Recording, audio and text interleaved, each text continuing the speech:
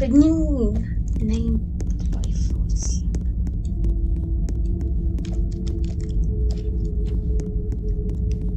He's like the fourth slug.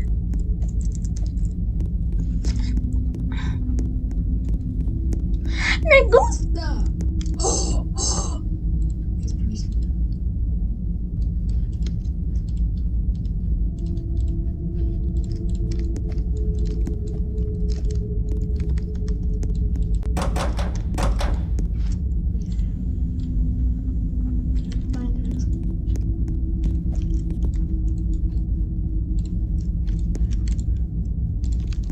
Style is just everywhere.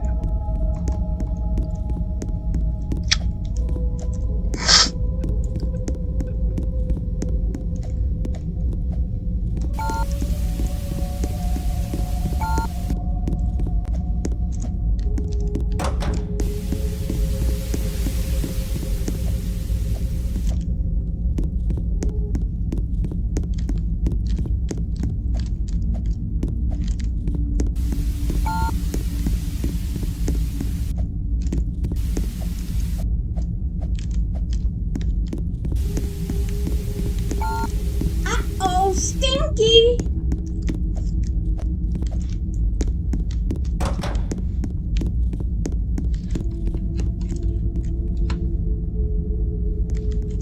This one of floors do not have anything there that is above 0. And let's say kill 35.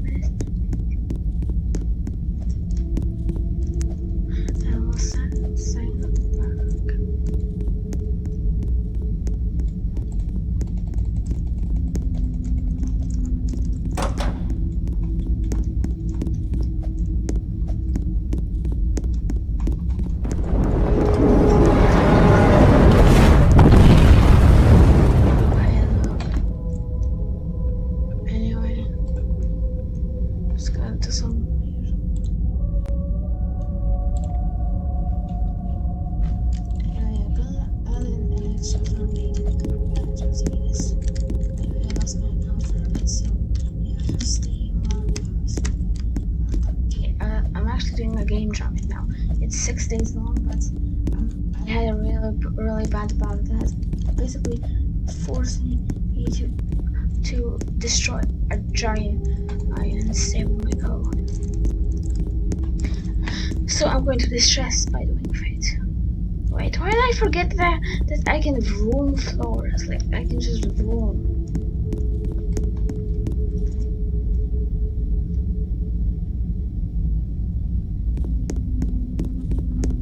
Help! There's a black figure chasing me.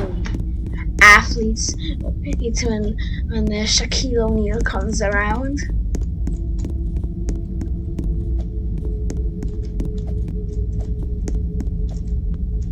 $19 Fortnite card. Who wants it?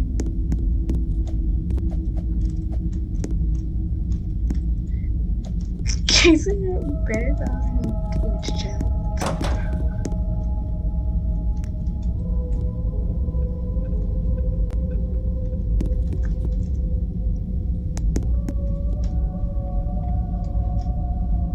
Yeah, good luck getting to floor 73,000, noob. You literally got an at floor 23.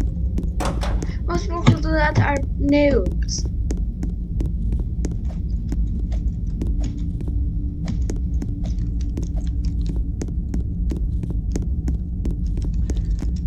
Actually, Julio told me a lot of stuff that happened, or just exists really. So like 72,462. Actually, no. The last floor is one higher than it's supposed to be, being 72,463. This floor exists, and it is the last one.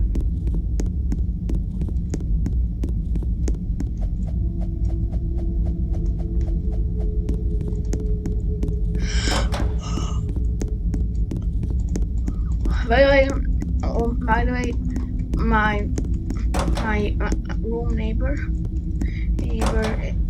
Where is actually this cell. Like, he has a room next to me. Well, okay, I have two rooms. One of them is at minus 2k, the other one is at 219. It's basically the first break I usually take.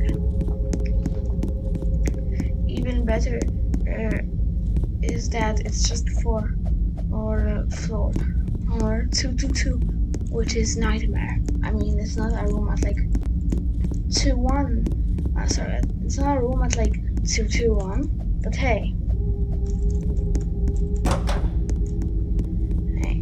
it's a room at 219. So we're already pretty close.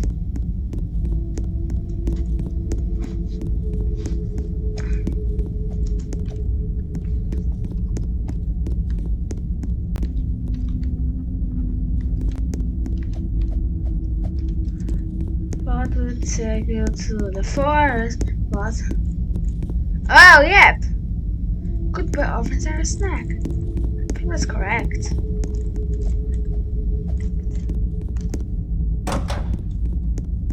Cool! He looks okay, actually. Not exactly cool. Sorry for lying. And he could use a few more months of work. By months of work, I mean like an artist with a few more months of experience. Yeah, sure. Totally gonna play your stupid difficulty chart, Abby, that goes from easy to effortless.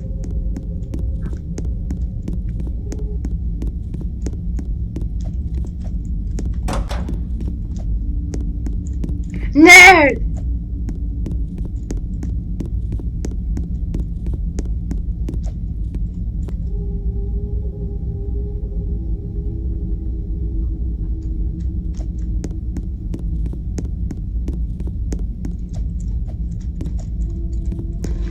Yeah, Julie was genuinely like such a cool dude. He went to negative 3624, which apparently is just another fate floor.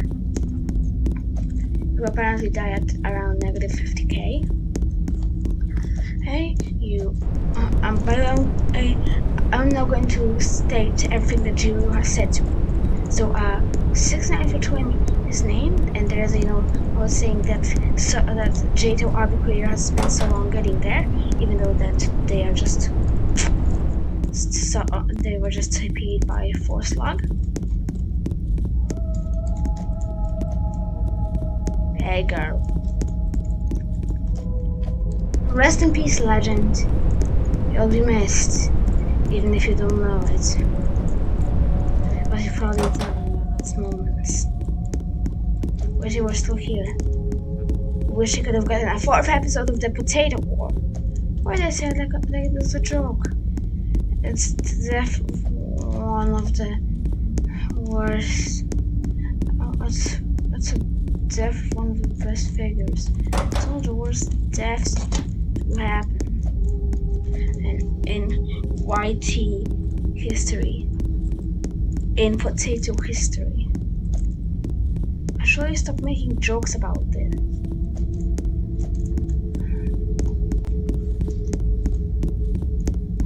What would take you to the forest? What would take you to the forest?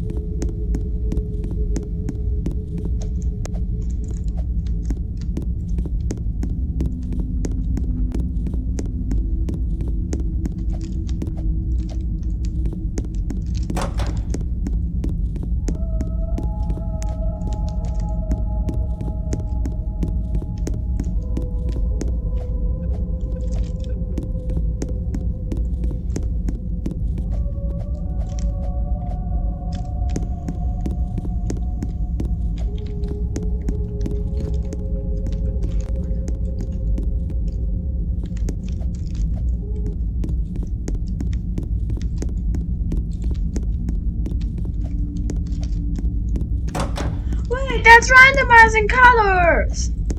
aka colors. Boop! Belly button.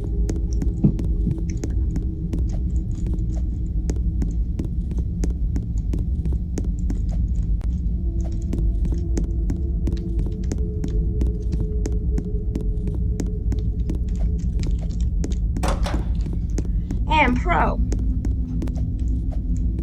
And fever.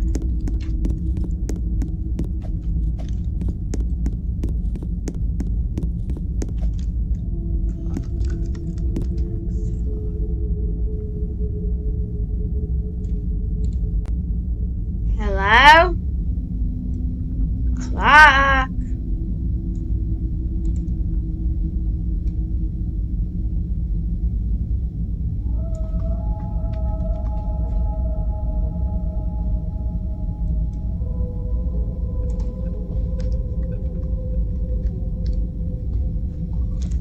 This is ironic, like so cursed.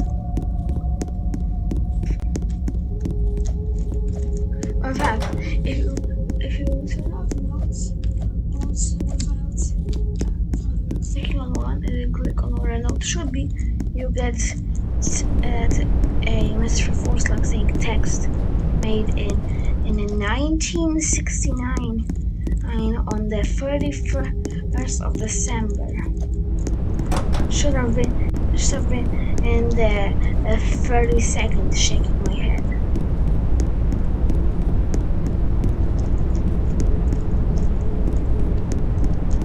By the way, on the second now that will be on a leap year will actually be above 10k. Last time it was around 8.6k. So yeah, this is quite rare. And because I missed out the 2024 leap year now, there's only one thing I can do. 2028 leap year, you're now coming never!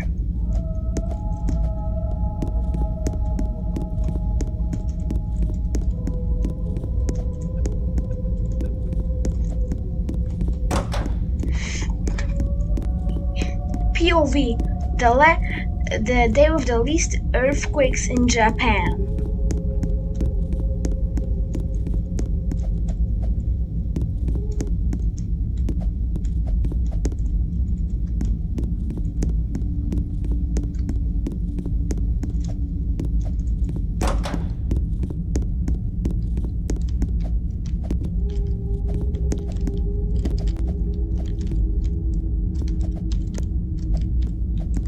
The fitness gram pacer test is a fitness gram pacer test is a fitness gram pacer test is a fitness gram pacer test is a fitness gram pacer test is a fitness gram pacer test is a fitness gram pacer test fitness gram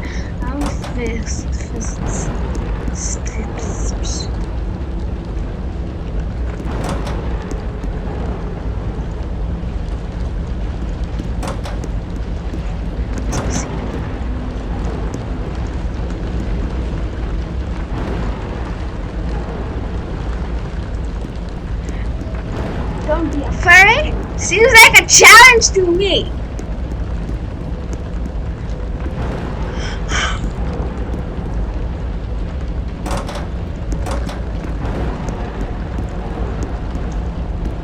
Is there a note on any nail floor?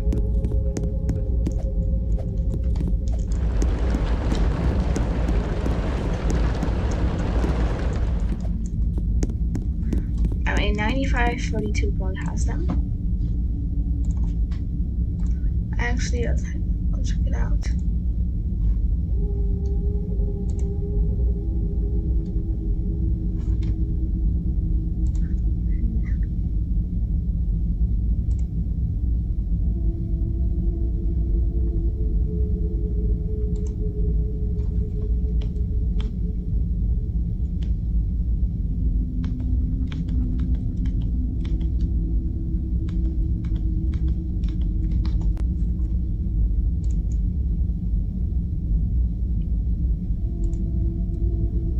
Oh wait, so now floors do have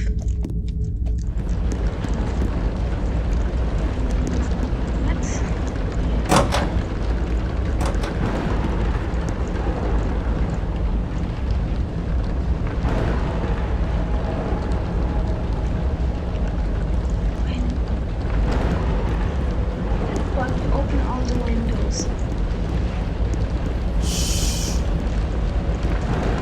Be quiet. He can hear you. He's going to find you. He's going to find your mama.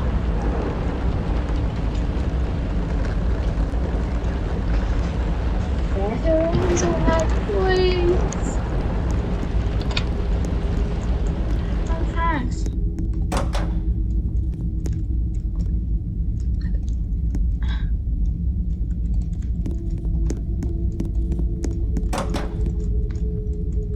Woof!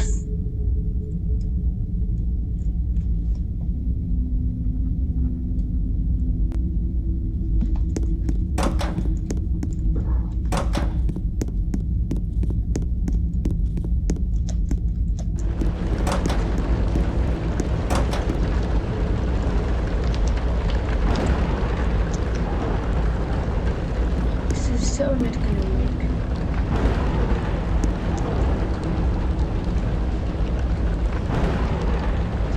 Imagine the shit power you would have if Force Lag had an animation where you briefly go appear on certain floors.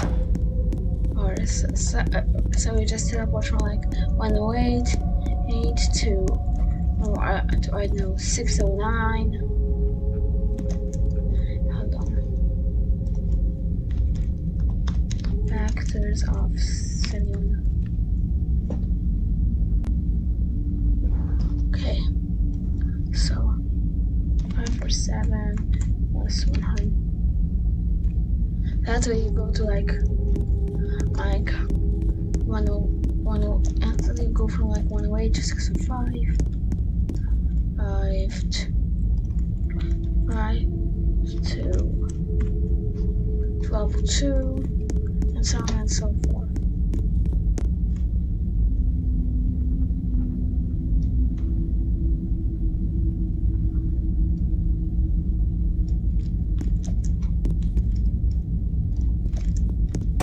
Tower of Wingdings.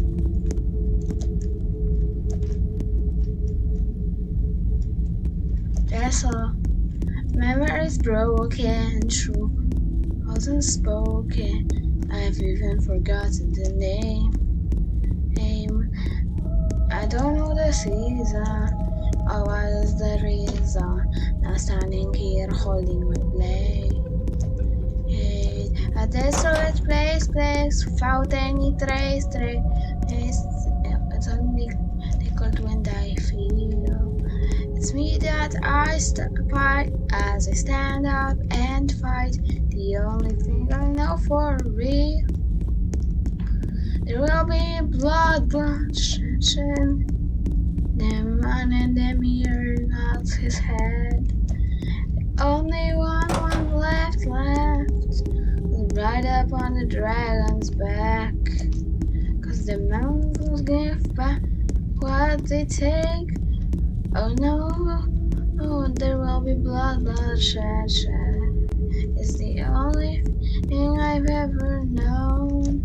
Losing my identity, wondering have I gone insane. Find the truth in front of me. Why must climb this mountain range? Looking down, whose deadly height and never realizing why.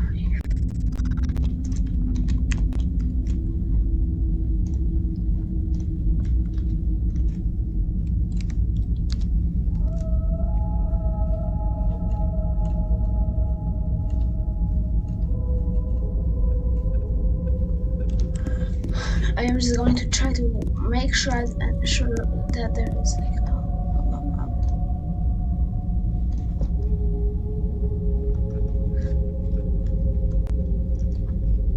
Once again, I must remove falling.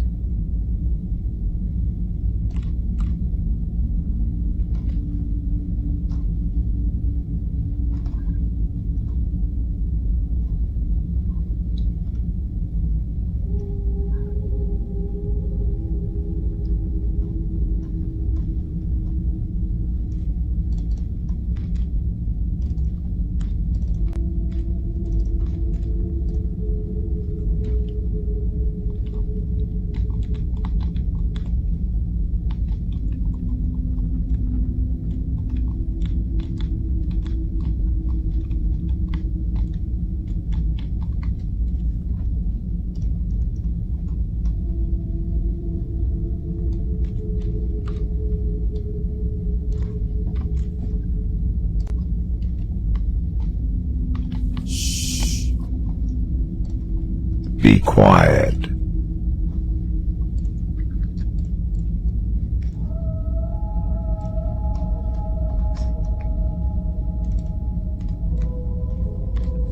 I'm going to try to implement diagonal movement.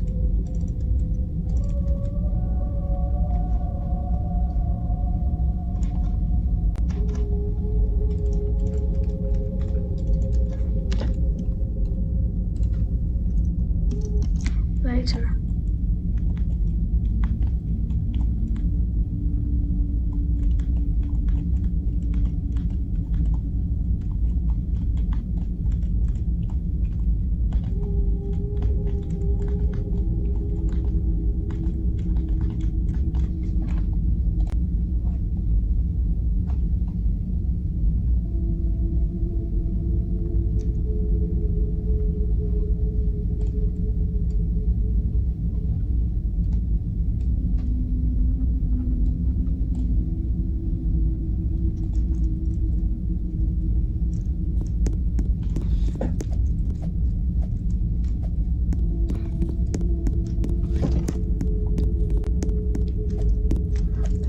I'm going to have to think about that later.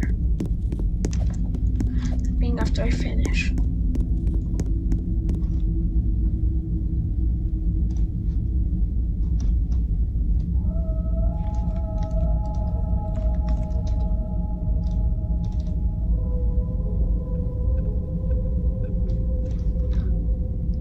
Actually, let me change all of these to 1/10.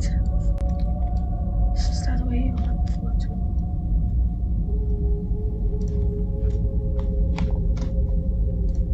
Because I'm so used to it.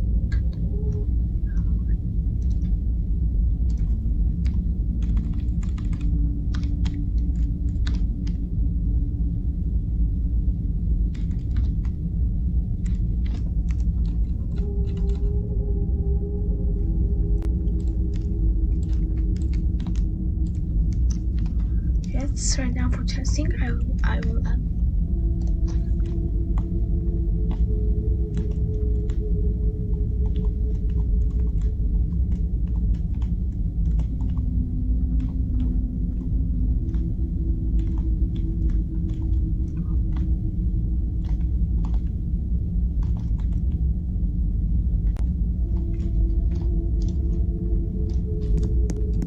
okay, that is where I'm going to keep it.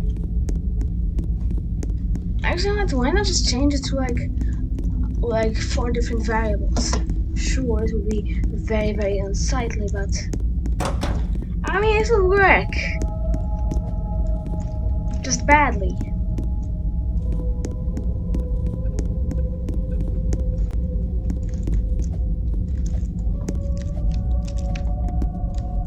Actually, wait, no, I can literally just reuse the alt code. But wait, no, I will need to figure out how to make sure that when we move that the we want to move and won't cause any problems, so that we can slide off of blocks without breaking anything. Because that's a plan I had before.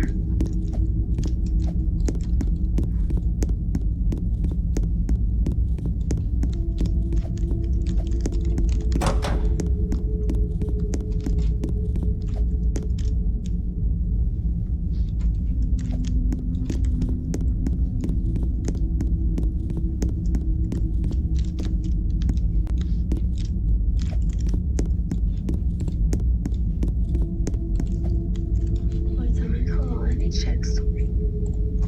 Oh.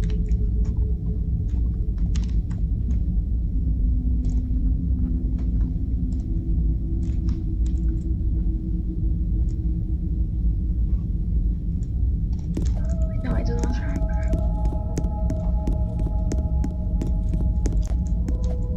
Actually, no, I'm going to have a completely different approach this time. I should also start watching YouTube right now. Shh. Be quiet.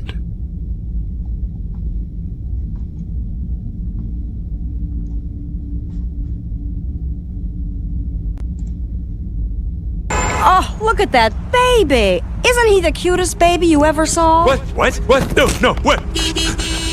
Ooh-wee. I wonder what I feel like complaining about today. People hating kids. Yeah, this should be fun.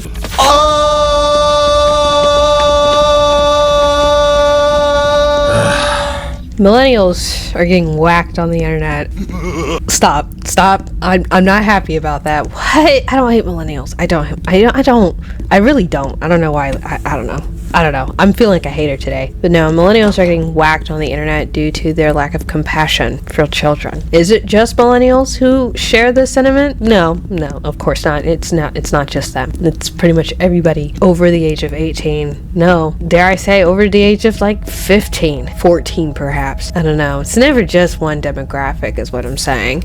I think that the reason why they're being scapegoated at the moment is because of social media. You see one viral video or tweet about somebody hating the existence of a child. Typically the person behind the tweet or the video is a millennial, so people are just generalizing them at the moment. But for the sake of this video and for the sake of the millennials who are gonna throw avocado toast at me or something, we're not gonna blame the millennials. This will be the last time I even mention millennials altogether, okay? Throw that word out of the vocabulary. We're not talking about them. Anyway, also I sound a little stuffy, a little nasally.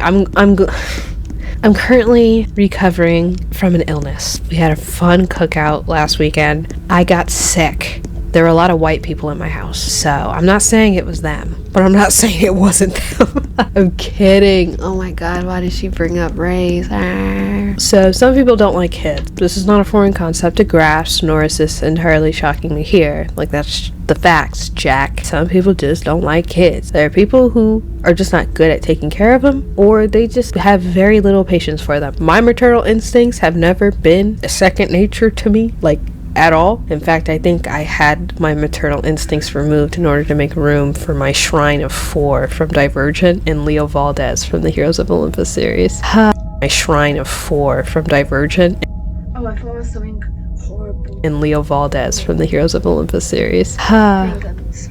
I love them. There's nothing inherently wrong with being child-free, and that's never really been the root of the issue here. The problem stems from people who take their disdain to the extreme. Saying that you hate kids and making jokes about hurting them is weird as hell, dude. I'm sorry. I hate to be the fun police here, but some of you guys are a little bit strange. I don't feel safe around people who view the most vulnerable people in our society as subhuman. It doesn't help that it's become a meme to constantly dunk on kids and bully them just for existing. That's just always put a bad taste in my mouth. Like, I would rather use sewer water as mouthwash because I think that would have a better taste in the mouth.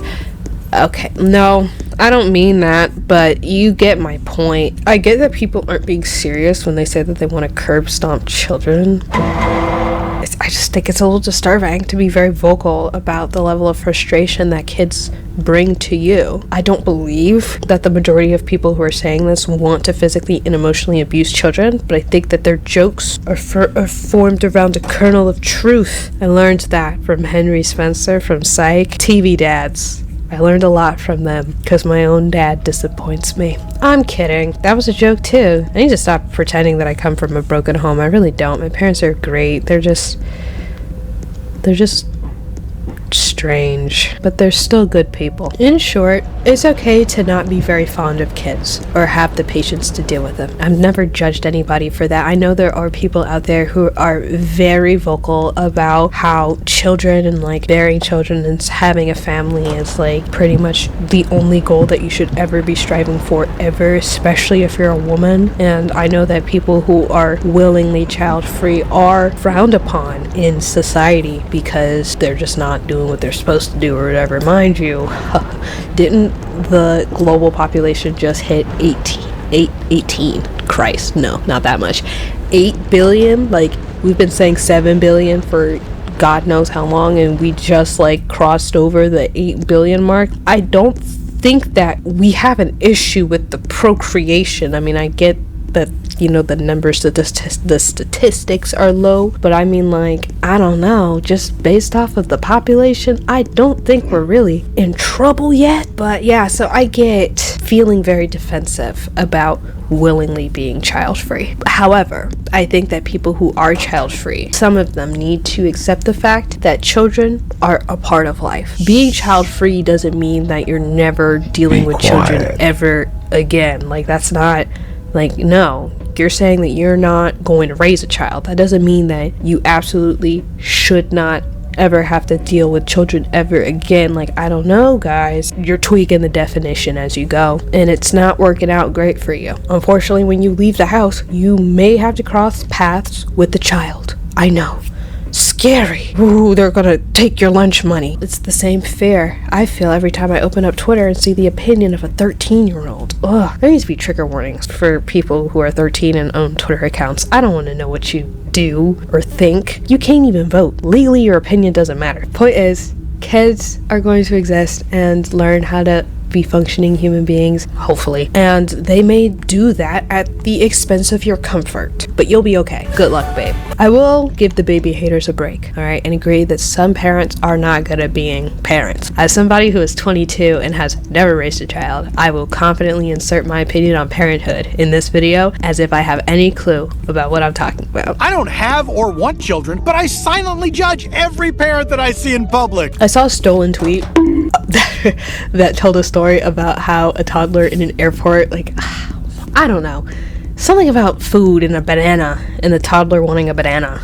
from the stranger, and the stranger was like, girl, what? I'm not about to give you this damn banana. And then the parent of that child was like, it's okay, the little child is allowed to eat bananas, you can give them some of your banana. I'm like, whose baby is this? I mean, obviously it's that person's baby, but I'm like, why would I give your baby my food? But it's not just that story, right? There's also a plethora of stories from people who have kids who intentionally mess with strangers in public, and the parents have little to no desire to discipline their child. Yeah, if a random kid decided to make me their latest victim and the parents did nothing to stop them, I'd find a way to bring a meteor down to Earth and into orbit and obliterate everybody in the vicinity, including myself. I'll take myself out. Yeah, I don't care. I have little incentive to not take you down with me. We can even hold hands when we go greet the devil together. It's a sacrifice I'm willing to make, happily. On the other hand, some people are over dramatic when it comes to the existence of children. Like, oh my god. Babies and toddlers cry sometimes. He is going to find you. I know. In fact, that's pretty much one of the few things that they're good at when they're at that age. So, you know, I think it's best to let them have that. They really have nothing else going for them. Yes, shrieking children can sound like a fork scraping a ceramic plate, but it's not going to kill you. They can also be loud at very inconvenient times, but again, that's not going to kill you. Alright, let's pivot the conversation a bit to the real reason why I gathered you here today. For starters, Juneteenth is coming up. And so I'm gonna say happy Juneteenth, because I'm not uploading a video on or before Juneteenth. Like, this is it. Happy Juneteenth. Also, I'm pretty sure I'm uploading this on Father's Day, so happy Father's Day. If you don't have a dad, I'll happily be your daddy for the day. Where's my present? Yeah, you didn't give me a present? I never really loved you anyway. Huh. But back to Juneteenth. Yeah, Juneteenth is coming up. If you don't know what Juneteenth is, then I don't know. Go watch a YouTube video about it or something. You're already on the website. You might as well do some research. But the other reason why I got you here today is because of the constant discussion of child-free places. Every couple of months, something about child-free zones or establishments manages to wiggle itself into the trend cycle, and it makes me want to do a somersault out of the window of a 16-story building. Same vibe. Be quiet. He can hear you. He is going to find you.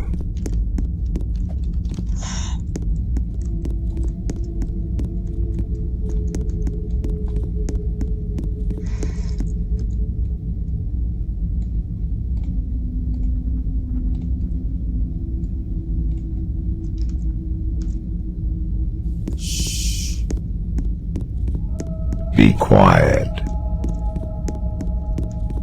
He can hear you. He is going to find you.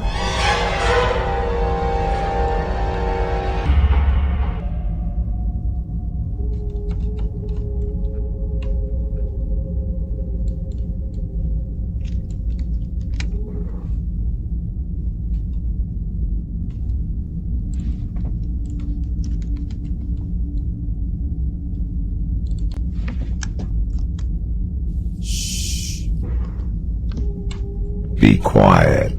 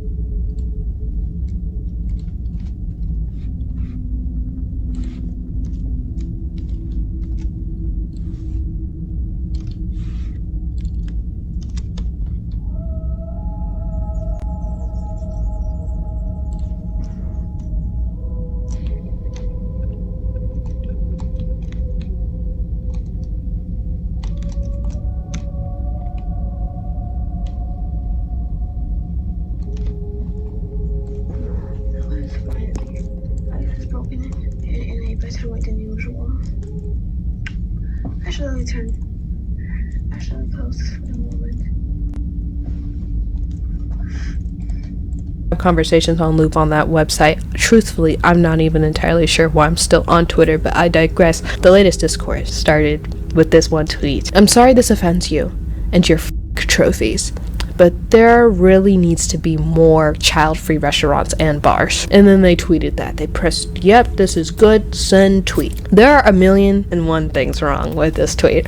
First of all, the wording is atrocious that I wish that Kelsey would hire a ghostwriter to voice their thoughts, because clearly they're not doing a good job on their own. Second of all, trophies? That's a new one. I wasn't gonna spell this out for you, but there are people who genuinely don't see how disgusting that phrase is, especially how disgusting it is to use that phrase in regards to children. I fear I have to sit down and give you a lesson. Welcome, Professor World is in the house again. Fuck trophies.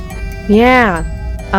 This is gonna be a short lesson because there's really not much I can say. Why you shouldn't call a child a trophy? Maybe it's because it's the most dehumanizing and degrading thing that you could ever say to somebody's child or children in general.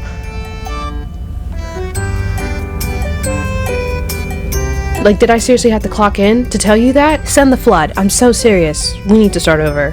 We lost the plot. That's it for today's class. Please go home. Your homework is to sit in a corner and think about what you've done, and think about just who you are as a person and what you have going on, and whether or not you are happy with the choices that you have made thus far in your life. Cool. Thanks. Again, the whole fuck trophies thing, not cool, dude. Oh, but it's a joke. Again, hire a ghostwriter, because if that was your attempt at a joke, then you're failing miserably. Stand-up is not in your future. Netflix is not hitting you up for a comedy special, babe. Third of all, child-free bars have to be the real punchline to this entire tweet, because bars, on a societal level, I think they are inherently child-free zones. Like, I don't know. I don't go to bars too terribly often, if ever, so perhaps I'm wrong, but I'm almost positive that a plethora of children are not running around with crayons stuck to their fingers at 2 a.m. at your local pub. I don't think they're really that big of an issue. In bars, at least. But then again, I haven't gone to every bar that has ever existed, so I'm sure there's bars out there who can happily prove me wrong. The only part of this tweet that I felt actually had some merit to it was the child-free restaurant portion. I don't see anything wrong with wanting child-free restaurants. I'm sure they exist out there. I know they exist. I've heard of like child-free resorts too. There's really nothing wrong with wanting more of those. There was also this other tweet from like a few months ago that was talking about a bar that was dog-friendly and child-free. The problem with this tweet, I think, is the person only took a picture of the sign, but they didn't explain or specify what the establishment was. So via the comments, we have to puzzle piece together that this was a bar. With that added context, I don't see anything wrong with this establishment. My support for this child-free movement is mainly based on my support for some entertainment spaces and relaxation spaces to be child-free. People go to places like the spa to relax, or they go to restaurants to enjoy a meal with friends and family, and wanting to be in those spaces without the disruption of children is valid and I think that's a reasonable thing to ask. If you're paying to relax and enjoy yourself, then wanting to enjoy that to the fullest isn't a completely unreasonable thing to ask for. Anyway, circling back on the child-free and dog-friendly bar tweet, a lot of people weren't too happy about that establishment existing. What? People are upset on Twitter, especially now that Elon took away the ability to look at people's likes. Who would have thunk it? People were saying that it's misogynistic to ban kids from somewhere because moms are usually the ones who have to take care of the kids, and so it's pretty much banning women from places.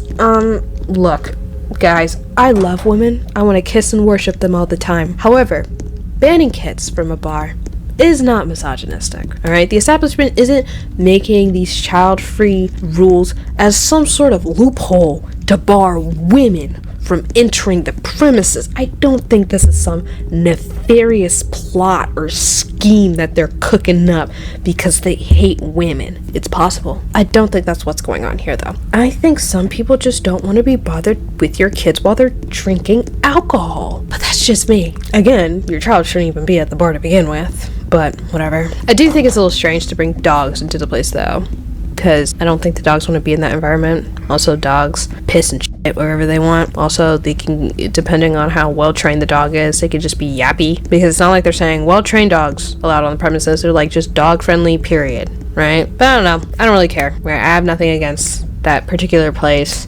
I don't have any desire to go there, so it's like, it's really not that big of a deal. Anyway, people who are throwing out the misogyny card like it's the mystery mouse tool are being a bit extreme. Yeah, like, sorry guys, I can't agree with you. I kind of see how we got there.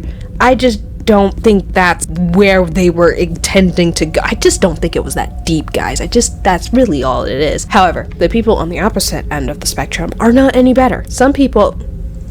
Sorry, I got a text from my mom. What's up, mama? What do you want for dinner? Girl, I don't know. Some people are now proposing the idea of child-free Walmarts and grocery stores. See, this is where you start to lose me.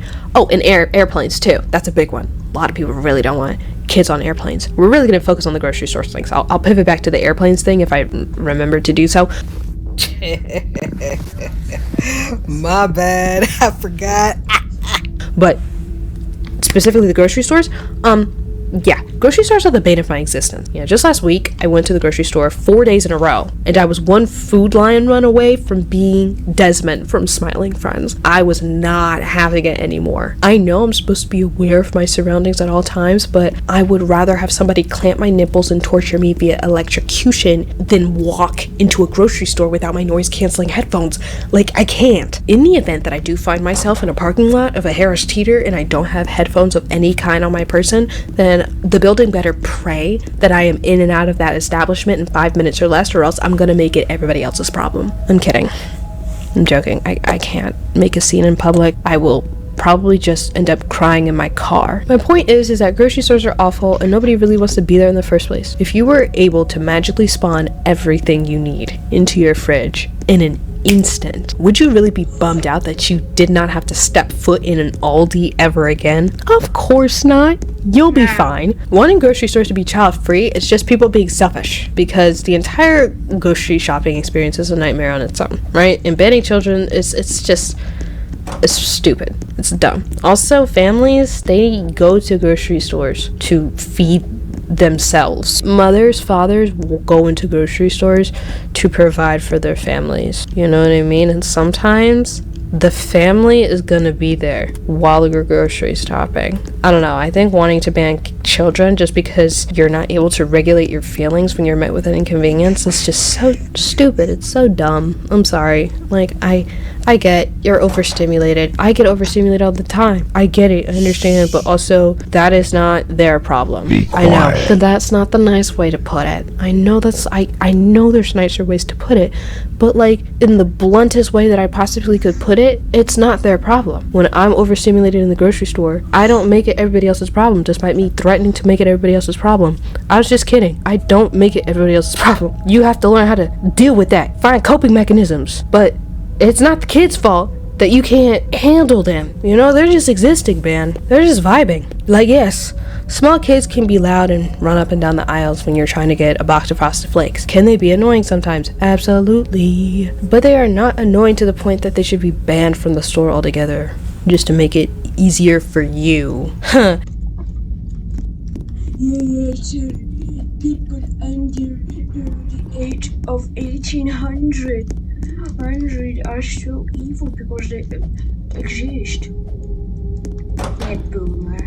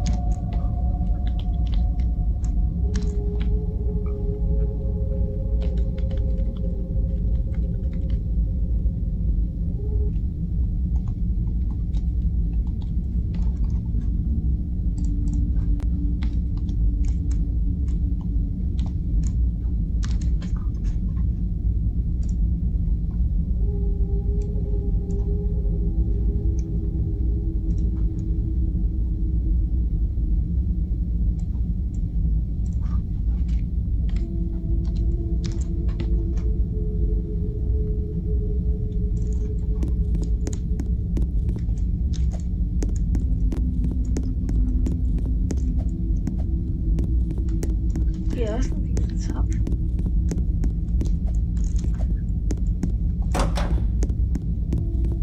By the way, I will shout the word death every time that I get to a time I die.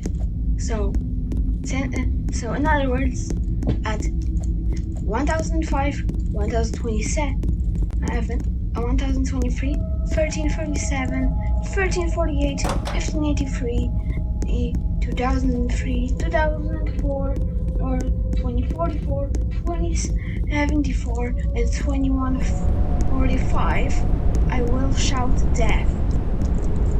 And at 2146, I will shout, personal best, oh my god, oh my god, oh my god, oh my god, oh my god, oh my god. Oh, that's hot, oh, that's hot, oh, that's hot, oh, that's hot, oh, that's hot, oh, that's hot.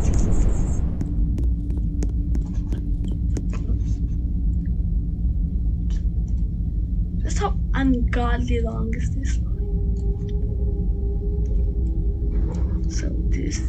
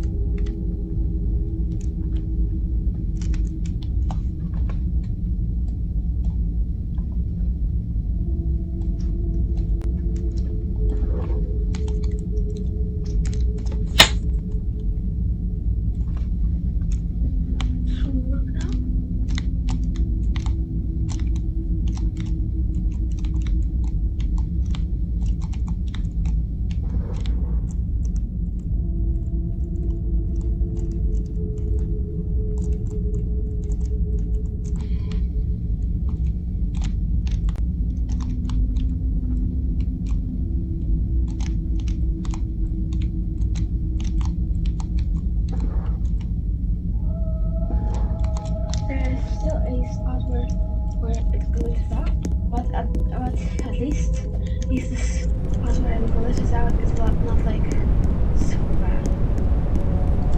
But this time it's not letting you walk for a while. It's just going to make you vibrate and then stop. Which is honestly preferable.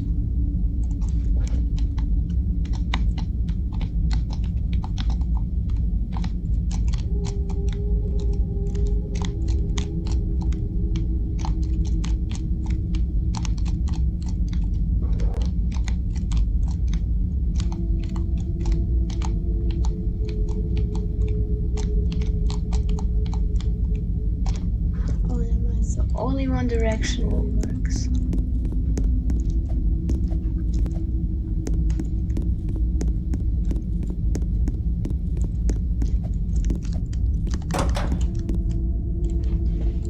Conceited much? You're not Flo Millie. Get out of here. When I'm out and about, truthfully, I rarely ever get annoyed at kids because it's usually the brain dead adults that piss me off the most. It's like, that's what's really funny about wanting to ban children from certain places. It's that I don't think it's really ever the kids that's annoying. The last 10 times I've been annoyed in public, I'm telling you, 9 out of those 10 instances, a kid is not involved in any shape or form. When I go to the grocery store, I know that there's going to be a middle-aged person with a big-ass cart that's going to be blocking an entire aisle and will not budge until they find what they're looking for, and they will not let you pass. They will not let you through. They don't care. Usually when I'm just kikiing in an aisle, I can sense when someone is lurking in the same aisle as me because my spidey senses start tingling and I immediately get pissed off because there's 1,000,000,001 aisles in this building and you're in the same aisle as me. Sorry, that's a petty thing, but it's like, you seriously have to be here at the same time as me. When I see somebody who is obviously trying to get by me in the aisle, you know what I do?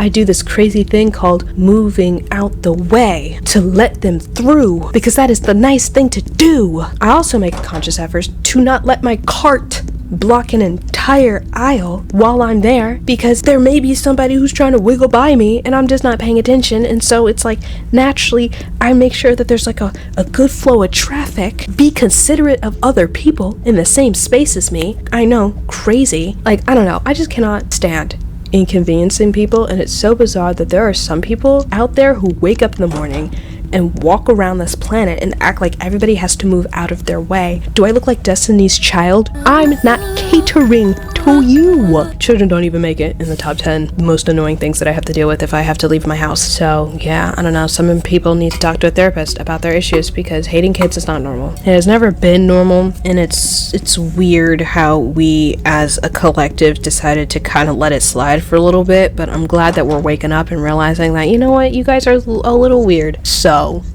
work on that and leave us alone. But yeah, if you hate children, you should feel shame and guilt and should have been in the Challenger explosion. No, I'm kidding. No, I'm kidding.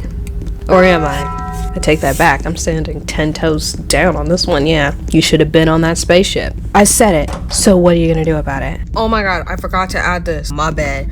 But I think part of the reason why I have an issue with, well, I mean, I don't have an issue with people wanting child-free spaces, but I mean, like, my issue with people wanting, like, child-free public spaces, you know, like, begging for child-free grocery stores and child-free places just for the sake of convenience or whatever.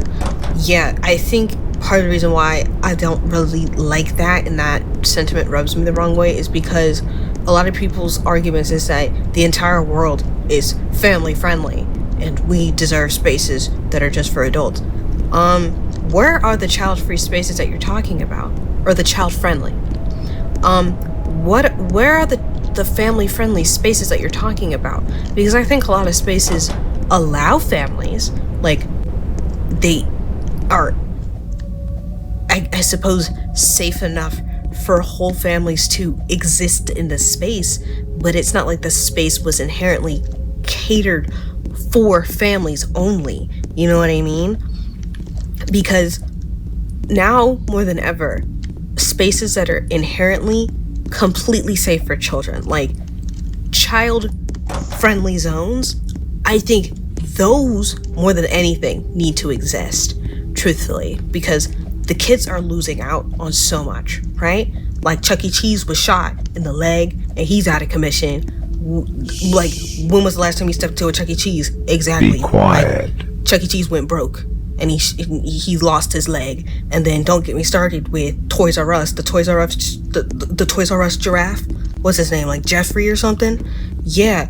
Homeboy was caught on Epstein's Island, and so he's out of commission too. Where are these child-friendly zones that you guys swear up and down exist on every single corner, every single block?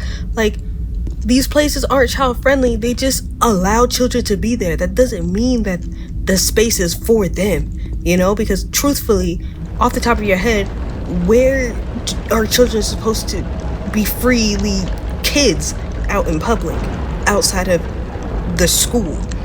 In like their house and maybe the playground, right? It's like they don't have that many places anymore, not as much as you think. And so I don't know, I just think like, yes, child-friendly zones, sure, you can advocate for that, but I think we should be advocating more for safe spaces for children. Anyway, that's the video. Thank you so much for watching the video. Sorry, this was just a bit whatever. Again, I'm recovering from an illness. I'm over here coughing up loogies. Thank you so much for watching the video. If you like the video, give it a like or subscribe or do whatever. I don't really care what you do. I don't even care if you live or die. I'm sorry. I'm sorry. Imagine on if the spelled out a bad word like the B word,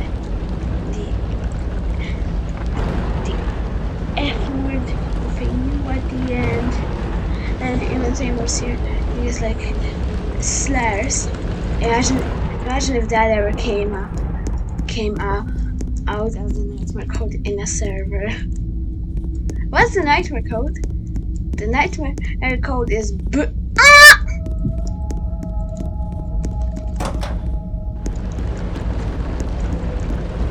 No, it isn't.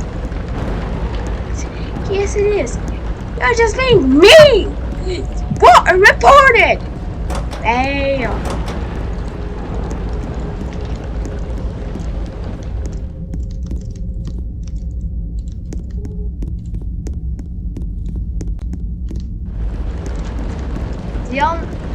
The only big thing here is my tummy after.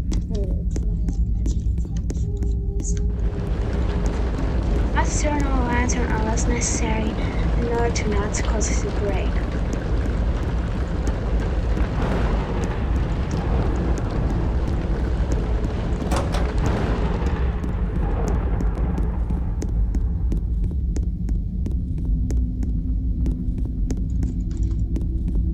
Yeah.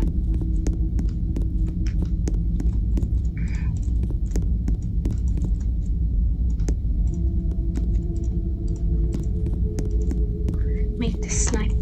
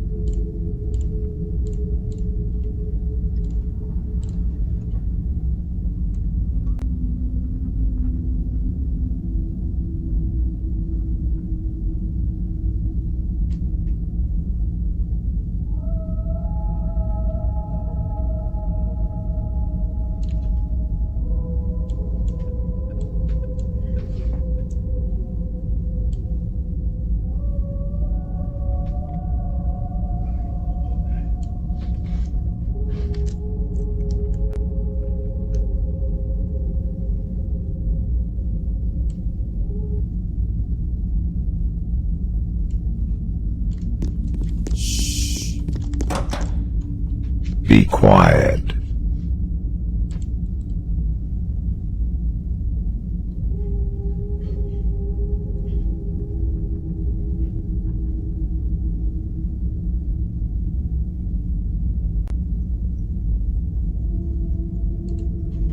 We are currently at an abandoned hospital with over 100 different rooms and 6 different buildings surrounding it. This is $100,000 in cash, and whichever one of you I touch last keeps it. 10, 9, 8, 7, 6, 5, 4. I'm going this way. 3, 2, God. 1. I want to get someone quick. Let's go. I think we got this, boys. We ain't getting out first. There's so many rooms. Going outside. They're not gonna get me. They're not gonna get me. I hear them over here. I'm on this ladder. I think this will work. I'm on the roof.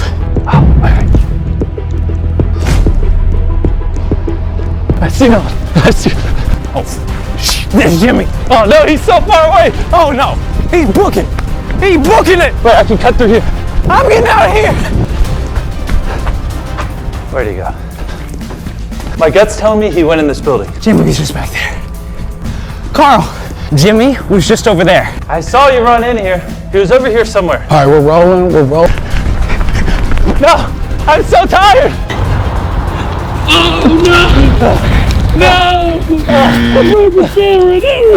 I ain't running 5 years. Is there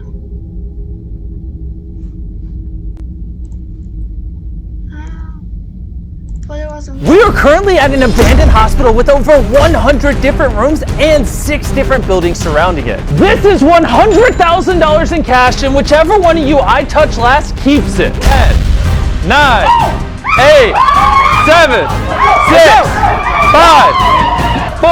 I'm going this way. 3, 2, God. 1. I want to get someone quick. Let's go. I think we got this, boys. We ain't getting out first. There's so many rooms. Going outside. They're not gonna get me. They're not gonna get me. I hear them over here. I'm on this ladder. I think this will work. I'm on the roof.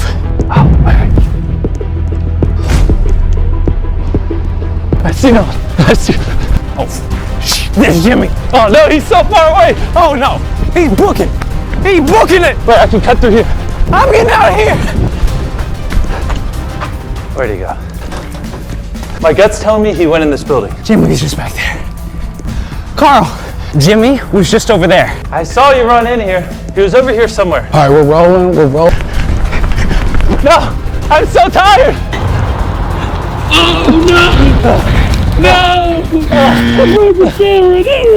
I ain't running 5 years, man. I gotta escort you to jail. I don't want to go to jail. We all do things we don't want to do.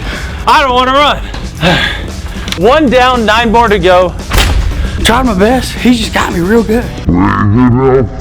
Attention, everybody! The first person out is Sam. He tripped and I tagged him. That's so sad. No way. Yo, they call somebody. The first person. Oh no, Sam. Sorry, Sam. 8 more people to go. Also, I'm tired, and Chris is gonna help me hunt you down. You're going down, Carl.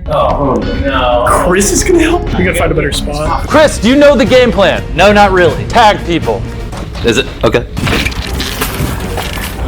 I'm under a trailer right now. I'm about to move like further back and let this thing just sit in here. All right, yeah. Here's the stairs to the roof, baby.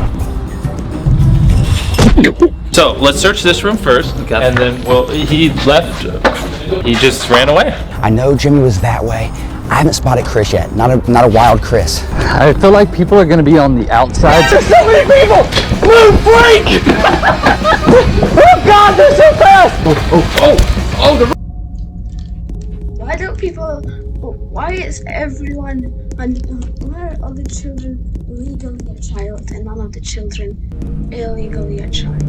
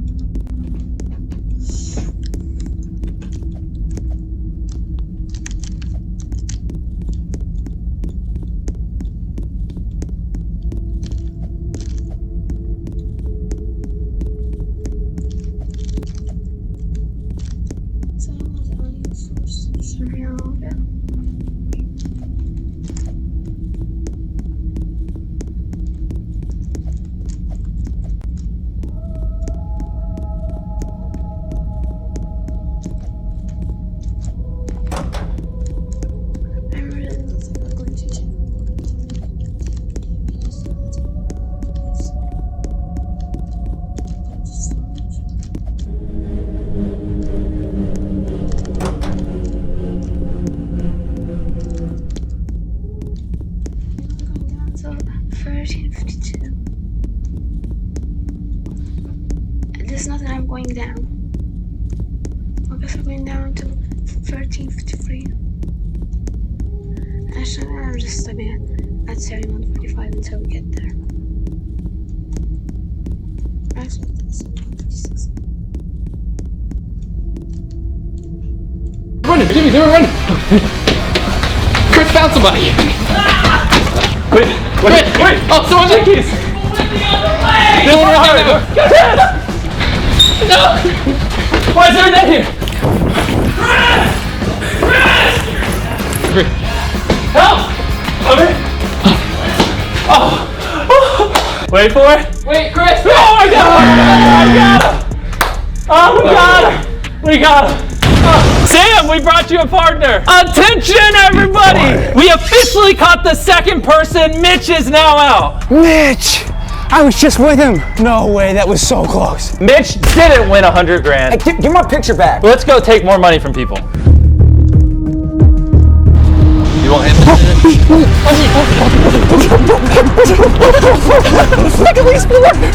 I'm coming through. Yeah, that way. Why is this locked? This door's locked.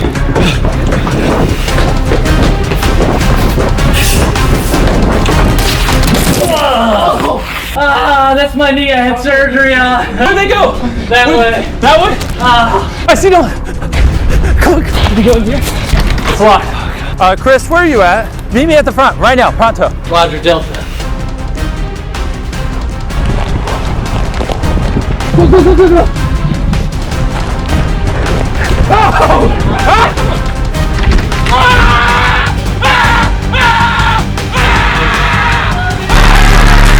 What's happening? Literally circled around the tree and I saw this yellow freaking shirt. Chandler's currently on the roof. He doesn't realize that I saw him laying down. I need you to go camp the stairs of the roof for Chandler. I'm gonna take him to jail, okay? Break. The stairs are that way. I knew that. Adam, we gotta be quick. Come over here. Adam has officially been caught. 3 down. There's 7 remaining. I'm coming for you. All right, gotta go get Chandler on the roof. I'm gonna go rogue and go up there and get Chandler.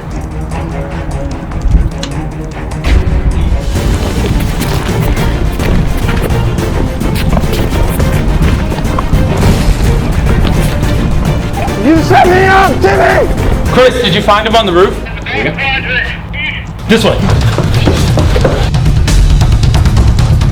According to my calculations, he should be around here. Fine. I'll admit it. My calculations were slightly off. This is hard. Gotcha! You Chris, go to that door! The front door! He's there! Jimmy, he's gone! Jimmy, he's leaving! You were so close. I was so close to dying. Do you hear my oxygen? Nolan got away. He's on the southeast 490. Roger that. I don't know what that means. I made it up. I don't know what that means at all. I thought I'd find him here. Nolan! How are you up there? I'm unstoppable! You go to quadrant 2, I'm going up. Go! Come on! Oh, God. Stay back or I'll do it. You're not gonna jump.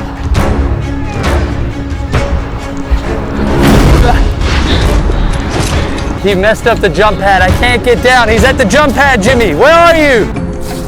Chris, can you hear me? Don't tell anybody. I'm hiding under the money. I'm under the money. And now I have Chandler. There's no chance they'll ever find us. We're gonna be final 2. You don't think somebody could get up on top of these, right? You think these will hold me?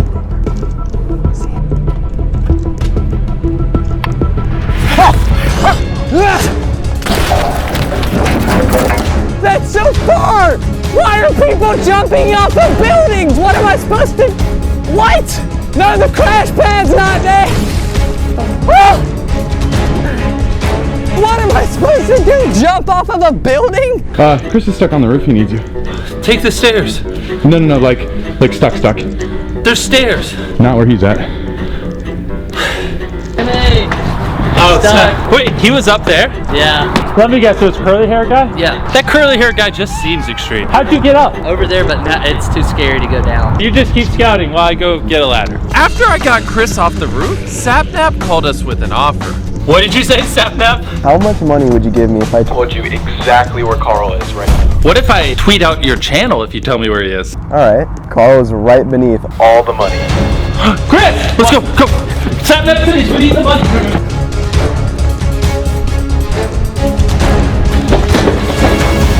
It smells like Carl. It does smell like Carl. You told me when I was on the other side of the hospital I couldn't get him. A deal's a deal. I told you where he was. Carl was a dead end, but then I spotted Rick on another rooftop. What is with this guy in roofs? Hey, Rick, don't move, stay there. I just want peace. We can work something out. Okay, what are we talking? I tag you, you lose 100 grand. No deal. This guy's sneaky, be careful. He juked you up. Ooh, that was so close. Literally looking right. Timmy, jump in! Finish up it! I got him, Jack! Oh, you good, man? Yeah, I'm good. Hear you.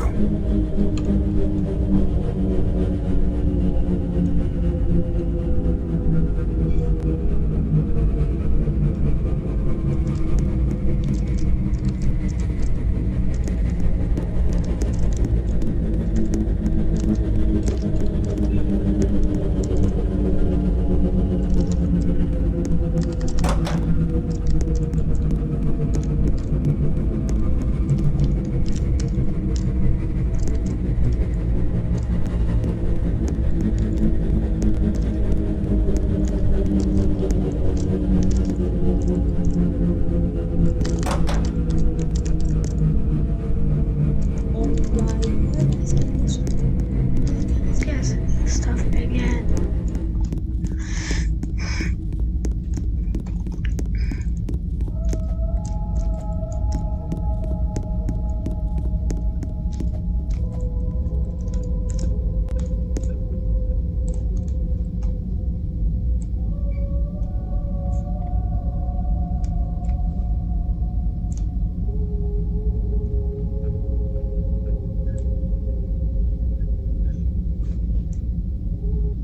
Okay, good.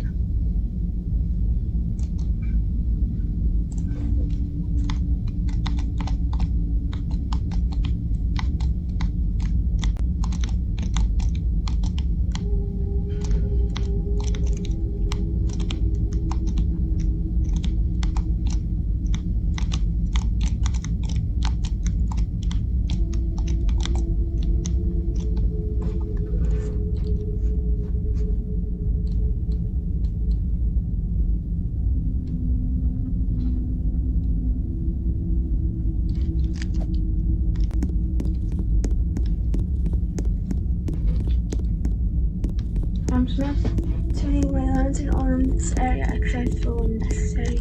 Very in general, actually.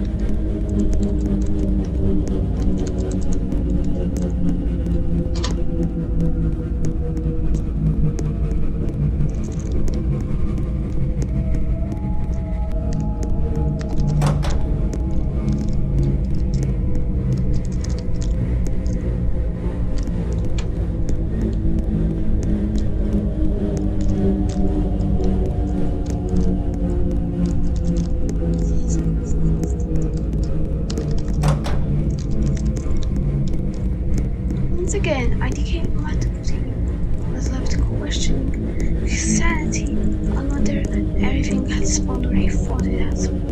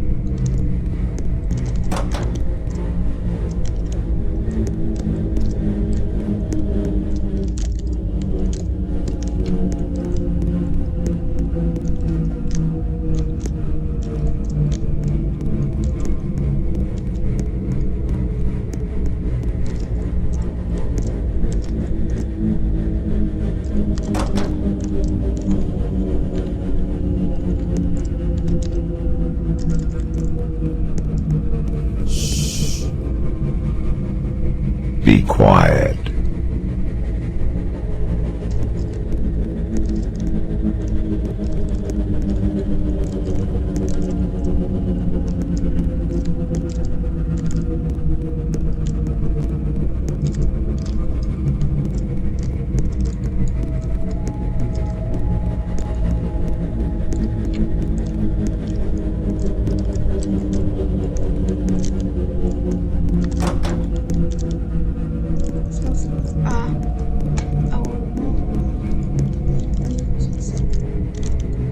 Let's go. Let's go zigzag looking for 271367. Whatever. Single 9. Down.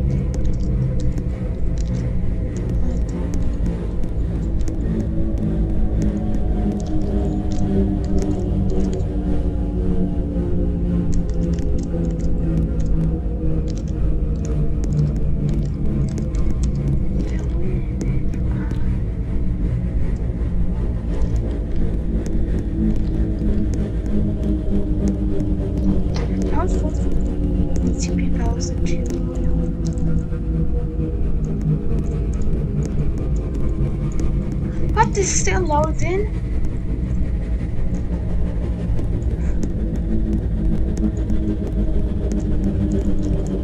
I know it's loaded. I'm just gonna do this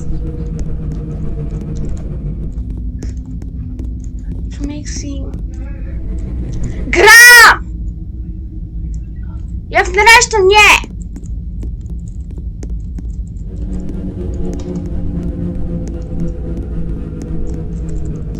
Wait, now it just looks like we're doing relevant.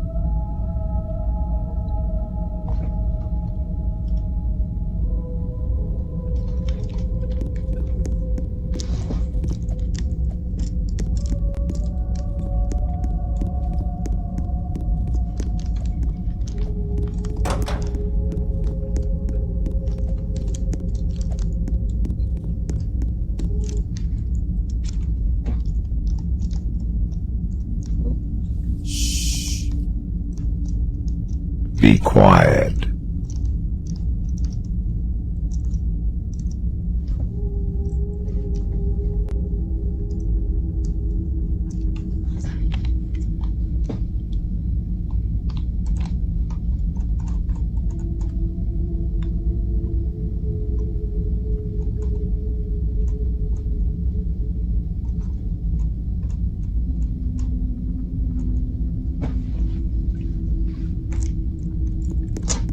I don't understand what's going on anymore.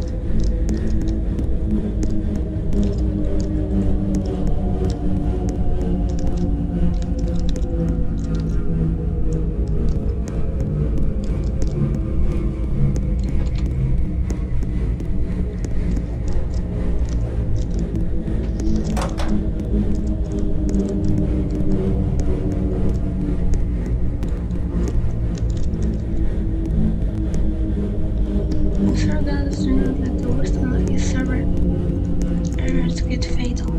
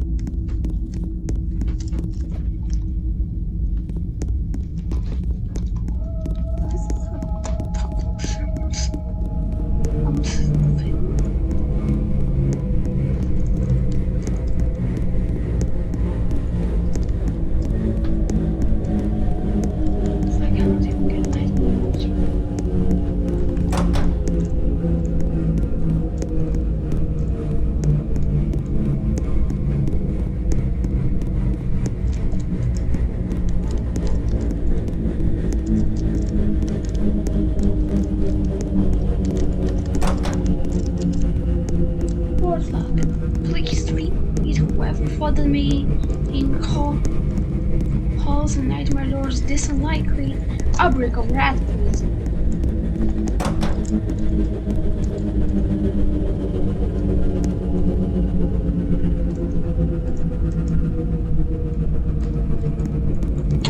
So don't carry it around.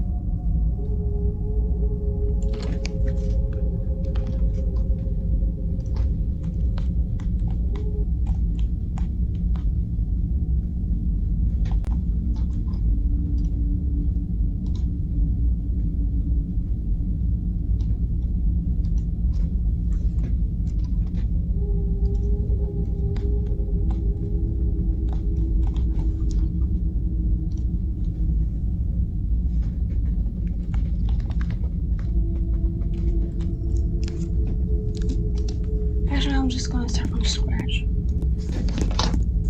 I can do it just tomorrow, or actually whenever I finish playing. How does it smell? How does it smell like? Be quiet. Chris, come on down. Can you get that ladder? All right, welcome your new inmate. Come on in. Come on in. Hey guys. Rick has been found. Also, I forgot to rip yours as well. I think I played a good game. I think I gave them all a run for their money. That's okay. You know how there's a cafeteria in the hospital? And I'm totally not gonna be here, so you can come get food. A few moments later.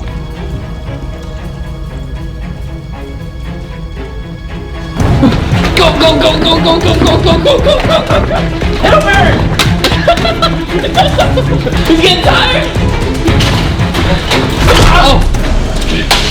I thought the good old walkie throw would work. But now I just don't have a walkie-talkie. My boys. Hey, can you get out? Oh, I see. Okay.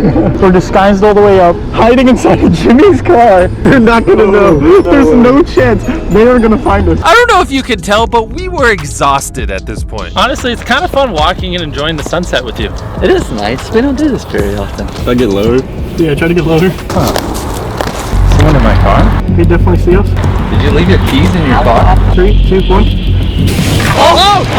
Jimmy, go! They just stole your car! Oh, they're getting out, they're getting out! They're getting out! Go, go, go, go! Yes, go! He's right there! Go, go, go! Go, go, get over here! Go! Dab me up over his body. Or just fall down. Here's your new prisoner! Now, before I put you in jail, yes, were you hiding under the money earlier when Sapnap dragged you out? I was directly under that.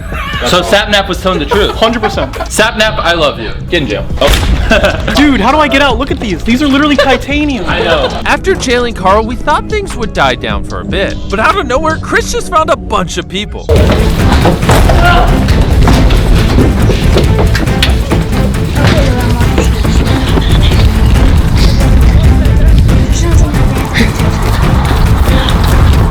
Jimmy, come to the front. I got Sapnap. Go, go, go, go! I got it. Sapnap managed to ditch Chris in the forest, so we had to switch up our plans. There's a ladder. Yet another race. Sure, I'll see him again sometime soon and do it again. Nolan is in the back parking lot. Oh, no. Oh, Nolan's in the back parking lot. Thanks, Dad, for giving me food. James, dziękuję do kamery. Oh no! Dad, you're in! I was lured like an animal into a trap! Gentlemen, welcome your new inmate. Nolan, you're no longer rolling. All right, you can enter. Nolan's not rolling. No! Nolan's not rolling. Nolan's not rolling. Jordan, Chandler, Sapnap, and Chris are the only 4 that remain. In the middle of the hospital is a briefcase full of $10,000. You can come get this, but if you do grab it, you have to carry it around. 10,000 in the middle, but somebody's gonna be waiting. I know somebody's gonna be waiting. I'm not falling for that. I've been here too long to know that's a trap. Carl, can I borrow you? Okay. Chris wiped out. Here's the clip. You didn't even see it. Carl is searching with me. He's filling in for Chris. Chris hurt his leg. We are constricting the zone to just the hospital. I'll give you guys like 5 minutes to come inside. Ready or not, here we come. Carl, we haven't worked together much. Yes. You can point that down. We're gonna find somebody right now. You know why? Because I see you! Maybe not. Because I see you! Oh, there's a bug. There's a bug. Oh, I want you to search that side. I'll search this side. Break on 3. Break on 3, break on 3, break on 3. Break on 3! Because I see you! Thank God I got rid of that nerd. Chandler, where are you? I'm in the hospital. Huh? Hey, this is Tyler. Make sure that you reply. Why is the sink running? Because I see you! Ah! No. Someone's under the stairs. They're right there. They're so close. Someone's definitely under these stairs. Because I see them! Carl. Hey. Where are you? Oh, come on out. I see you. Oh. It's the worst spot ever. Where was I supposed to go in this wretched place? Chandler, you're fast. quiet. You should just be running around. Oh, yeah. Oh, I saw other people hiding, so I thought that was the Oh, yeah? So where'd you see them hiding? definitely not where. Not in the cafeteria? No. Could you just sit down real quick? So, We're gonna... oh, this cafeteria is ginormous. Oh! They finally got me. There's no running. No! Dang! The two fastest people made it easy on us by hiding in confined spaces instead of running. We did in fact catch Chandler. Hey, wait. They got me. We caught Chris. They got me. Hop on in. Carl, I need you to go back in jail. I hate him. These last two people I'm gonna hunt all by myself. Jordan and Sapnap, I'd like you to know that I'm standing in front of the $100,000 in cash, and only one of you is getting it. Now your boy's all on his own. There goes the flashlight. If I was Sapnap, where would I hide? Not there. Interesting. Someone used in the bathroom? Yeah, it'd be kind of weird to catch someone in the bathroom.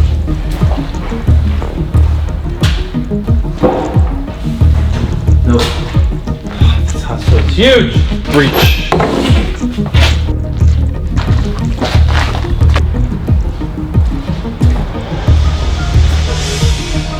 This hospital is ginormous, and there's only 2 people left. I bet you one of them's around here.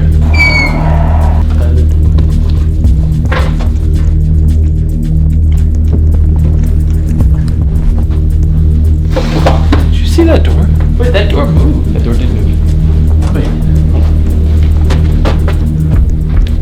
That door moved. Someone in here? I see you. It's a lie. I was hoping if they were back there, they would say something. I can't believe I got away from that. My plan worked beautifully. I heard someone. Dude, I heard someone. The door moving? I heard noise. Yo, we're on someone's tail. Who is it? Sapnap, am I on your tail? Or is it Jordan? Who am I around? Not feeling very talkative? Oh, stop it! You're gonna do it!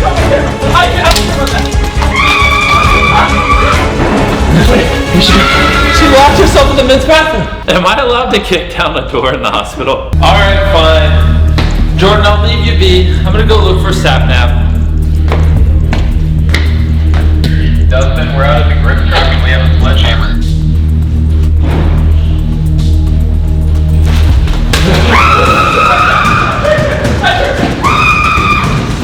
I got her! Jordan, I don't want you to walk home with nothing, so we're still gonna give you $10,000, even though you didn't win. You just won $10,000. Okay. Right. Sapnap, congratulations! I just found Jordan, which means you just won $100,000. Yes, thank you so much. Let's go. I found somebody, and they are Jordan.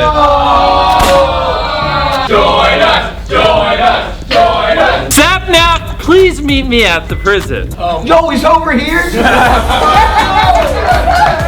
Congratulations, Sapnap. Do you want to call Dream and tell him you just won $100,000? Yeah, I'll call him. Hey, Dream, guess who won $100,000? What? And every single person that competed today gets $5,000. Cause why not? Thank you for watching. Subscribe. And like always, I'm giving away another $10,000 to someone that subscribes in the next 7 days. Tell your friends, your uncle, your grandma, your grandpa, anyone that if they subscribe, they could win $10,000.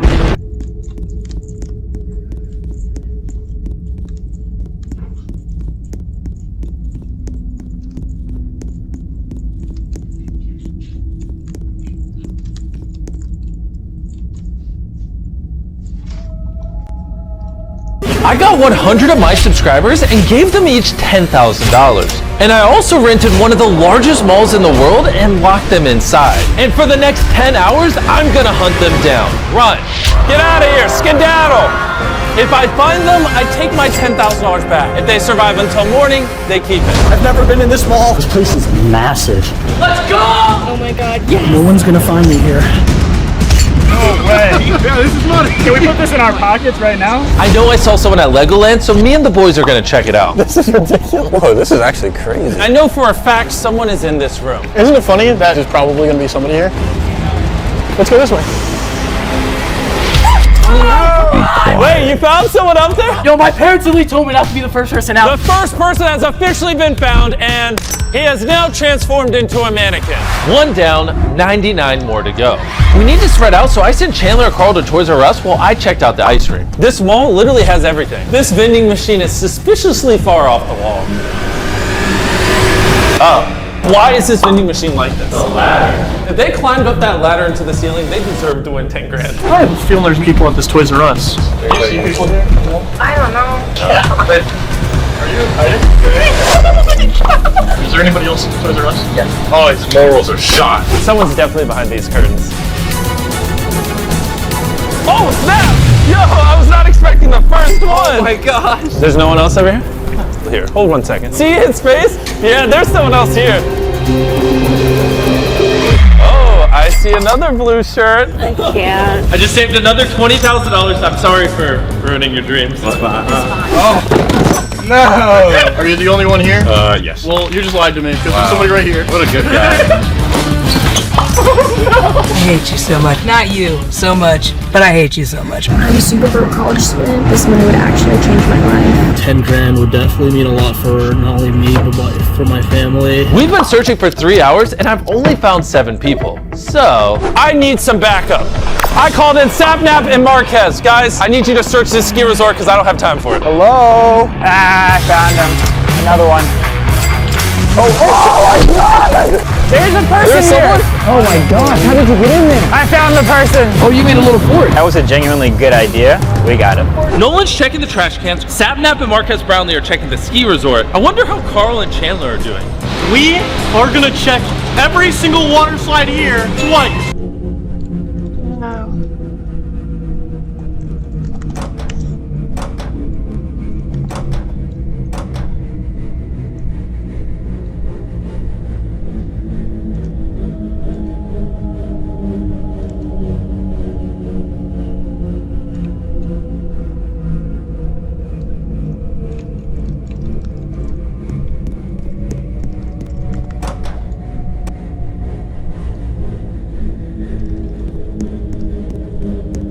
Not anymore.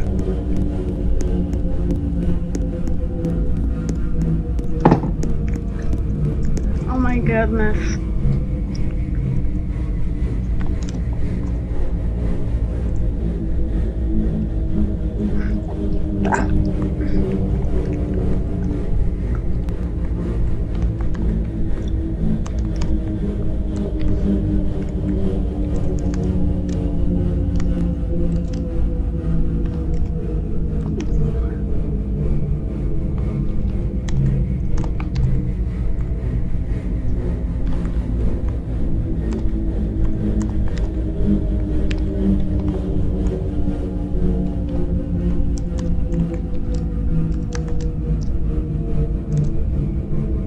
Oh, I think I've seen this one before, but I also don't remember what it was.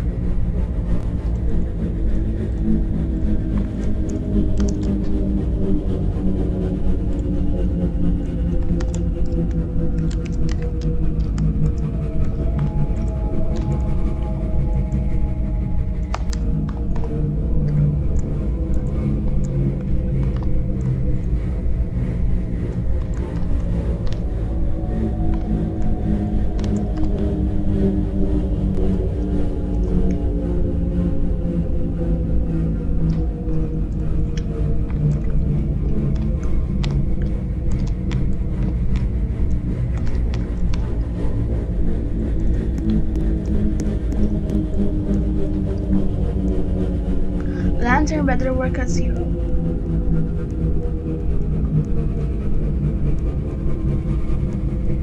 Especially after all the weird shenanigans that just happened.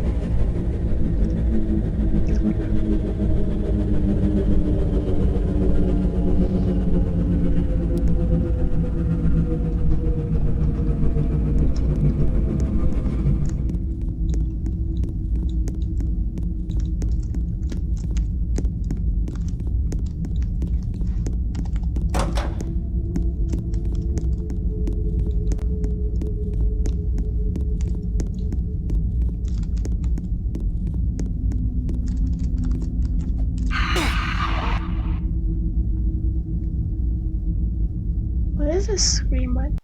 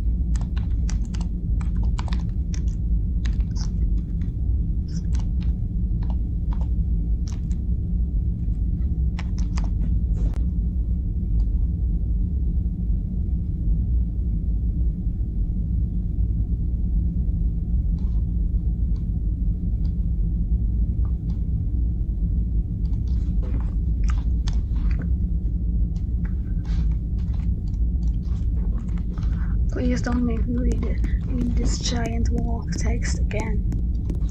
I'm not here to listen to someone's personal story. I'm here to get a badge. And if I know that nothing bad happens if I write something dumb, I'll probably do it.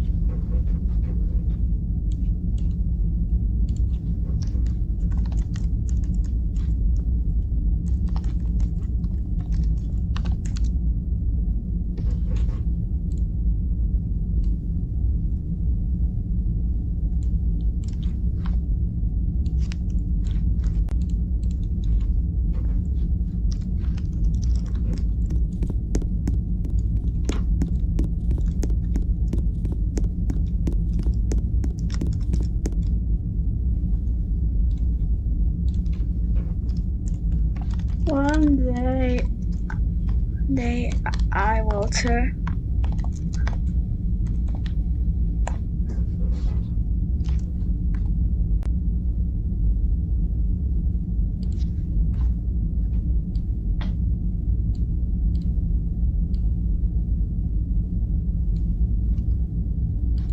EHF.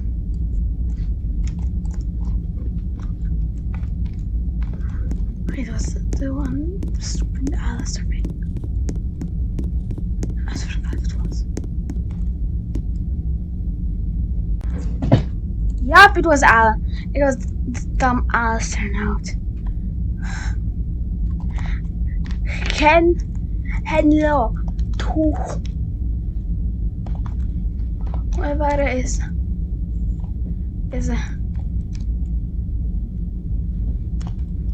reading this.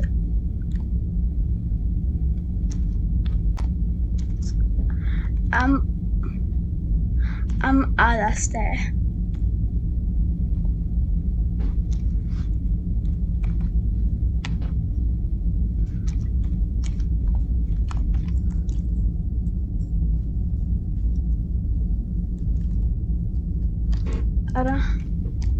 A random one.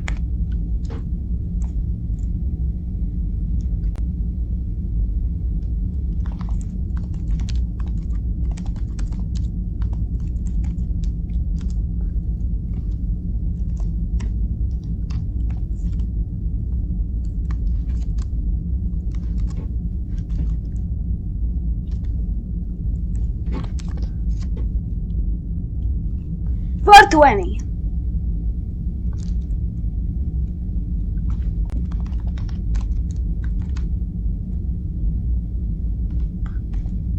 But no.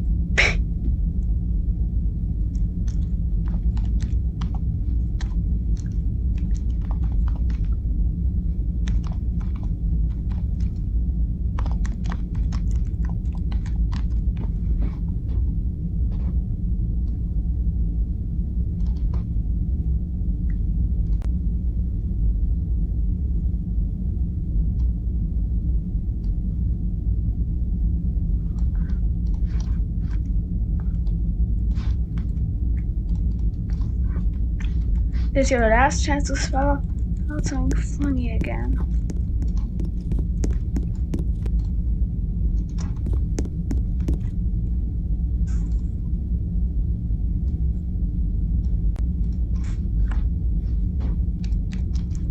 I know you came here.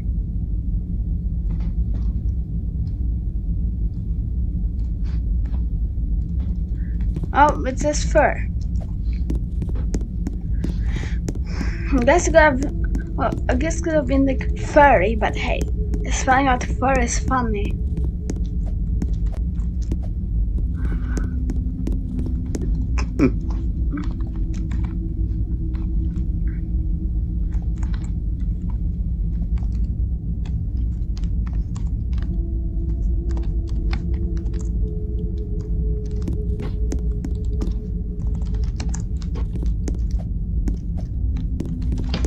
What did just randomly disappear?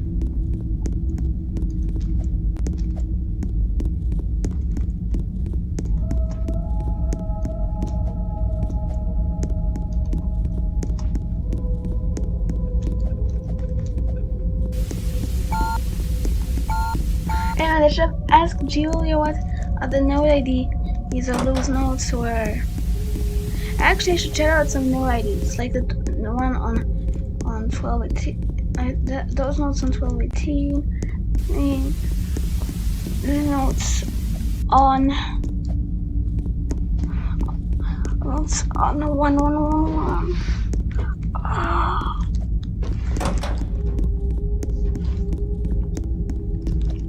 The force log nodes and slash nodes.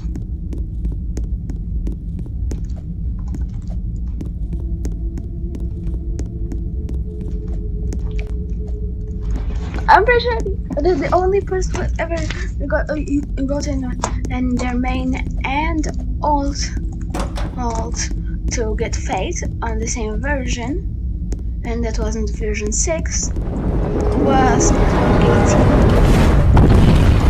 I mean, just ruthless. There was no such thing as waiting for others before taking everything. I mean, it makes sense that there were some alts on the way to where we are right now, because there was a time when there was no UDC, and the version 6, aka the final version, had already come out, so people had just assumed like, yeah, this is the final version, so I can get Fate as many times on as many accounts as I want.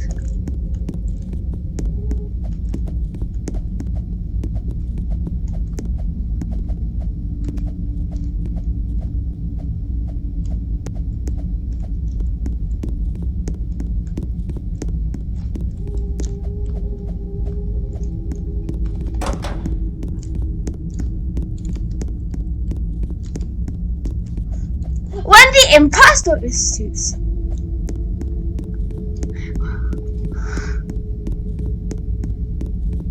when the doppelganger is portraying abnormal behavior while you are playing the game and you're playing the incredibly popular online mobile/computer game Among Us, developed and published by the free person in the game team in our Slav. You are randomly set to be a crewmate who just complete blah blah blah.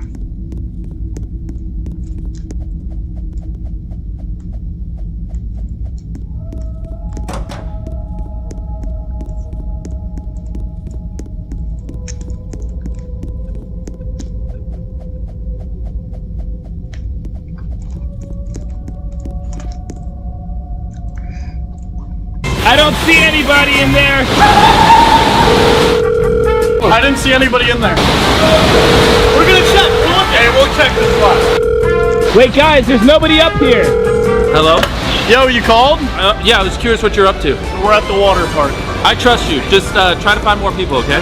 Should we check? They're not even allowed to be in there. But what if they're cheating? That's fair. No way. No way. Now we're allowed to go in the slot. Yeah! Get out of Toys R Us. Apparently they were coming into Toys R Us. I see you. What's your number?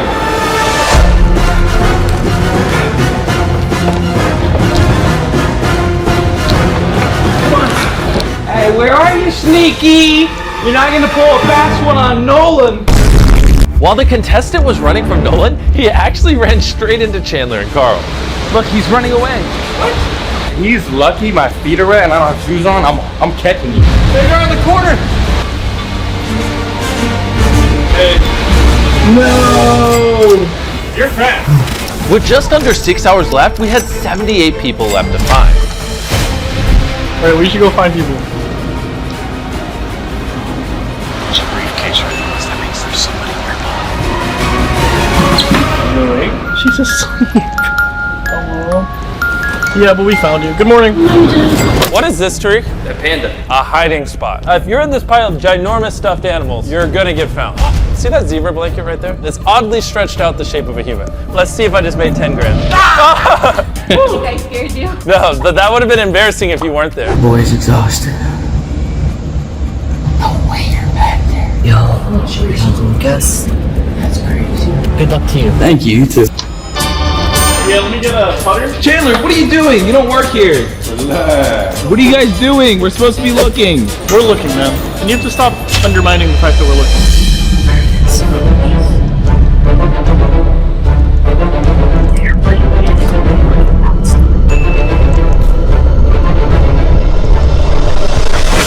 Howdy.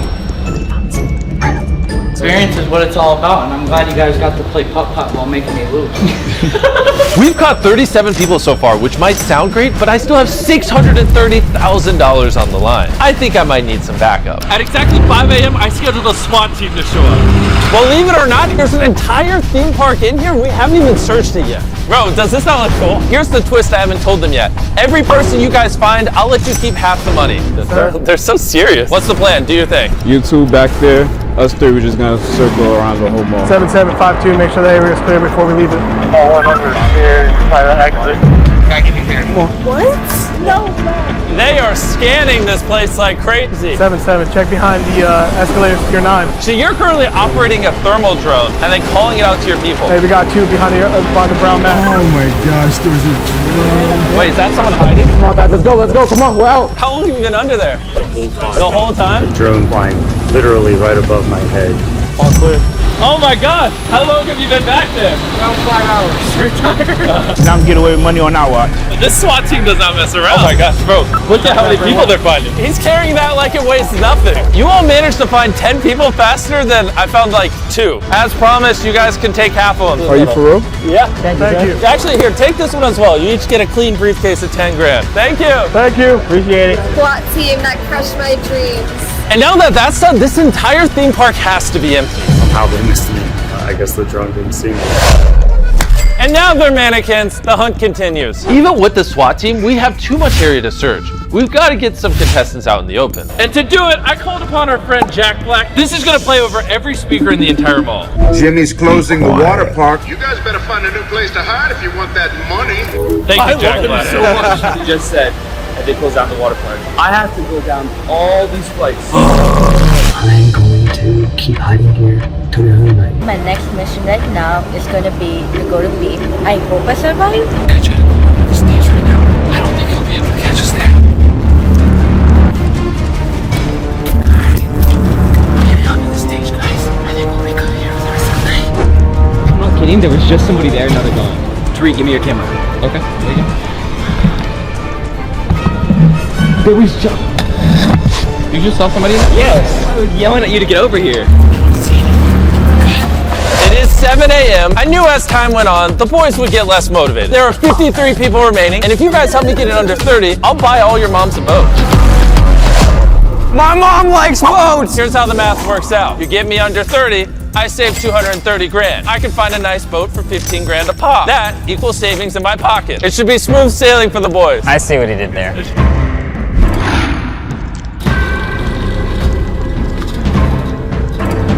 I believe I've sniffed out my prey. Are you kidding? I was positive. There's no way nobody's home. I see you. I was almost about to leave. You almost kept going. If it means anything, my mom's one step closer to winning a boat. Your mom. Turns out the boats were a good motivation because the boys started finding a ton of people. Oh no! We're down to just over 2 hours left. The contestants have to be getting tired. I'm beyond delirious, but I think I've totally outsmarted Jimmy. Alright, Nolan, what's going on? What are you doing, dude? I'm becoming an old man, and I'm gonna go become a janitor. Back in my day. I think I heard something in the candy store. I found my t-shirt. Have you seen anybody with a blue jumpsuit? I'm trying to think. I feel like you're lying to me, son. I would never. Jimmy said he already looked here, but Jimmy's not good at it, so. Oh no! Dude, immediately. Jimmy, you already looked here? Oh my gosh. Remember, if you and your mom... Tommy in it if you want to. Tommy ain't it.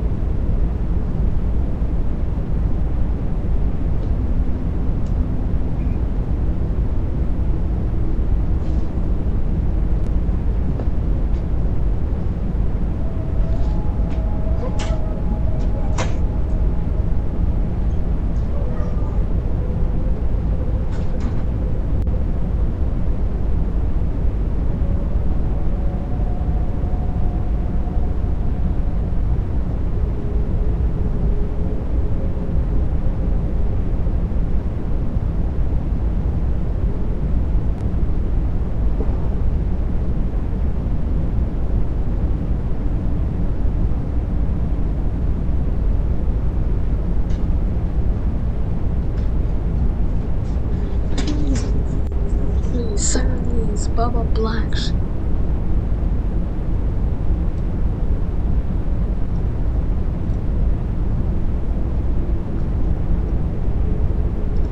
Impasta.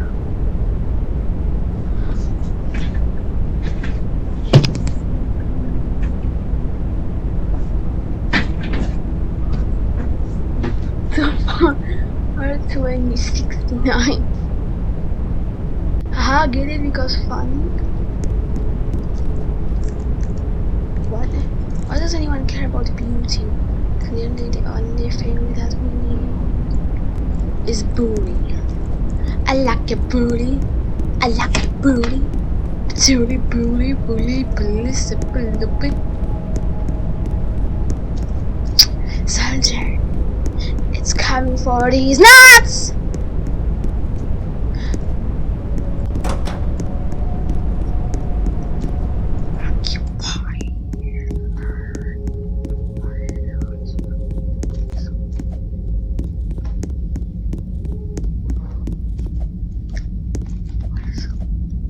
This is the international good one.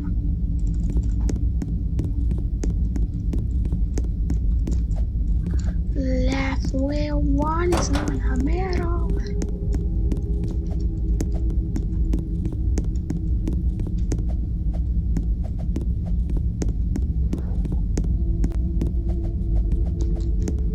Yeah.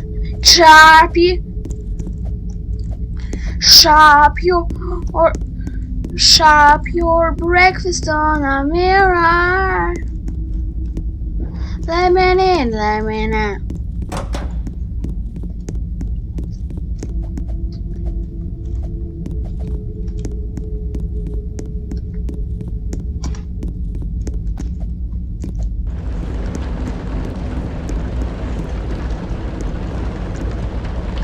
Here the young and restless dizzy.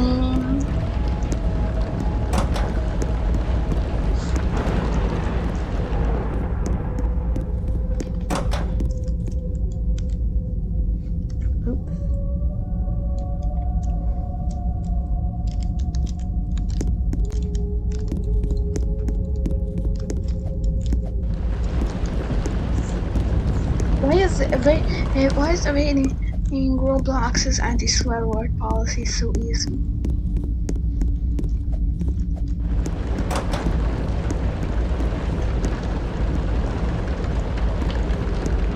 Here are people who just tell you to like, oh yeah, watch something. Like, I mean, sure, I'm kind of guilty of this myself, but My whole personality isn't just telling people to watch trash.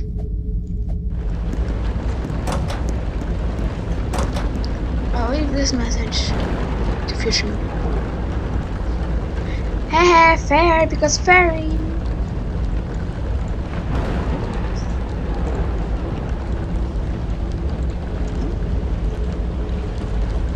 Scams.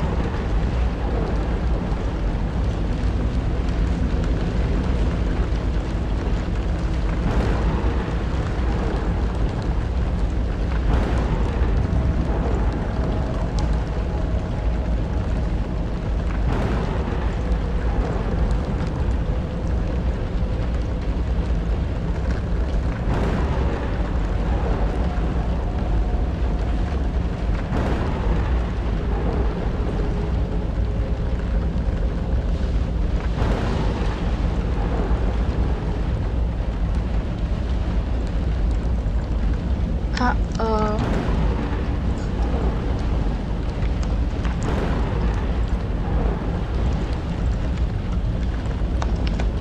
I think that the last letter is the one I'm selecting to go.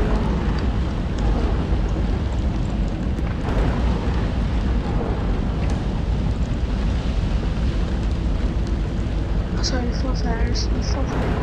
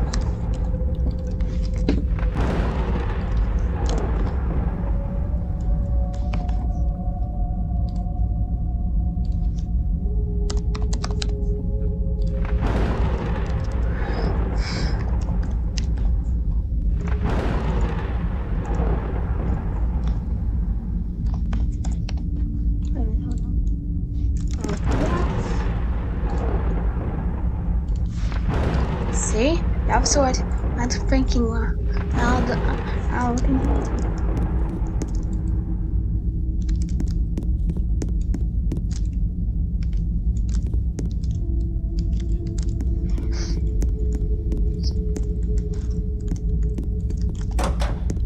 Cool.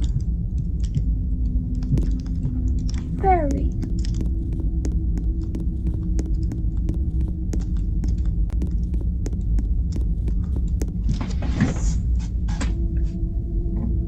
Alright, I'm sure to turn that on the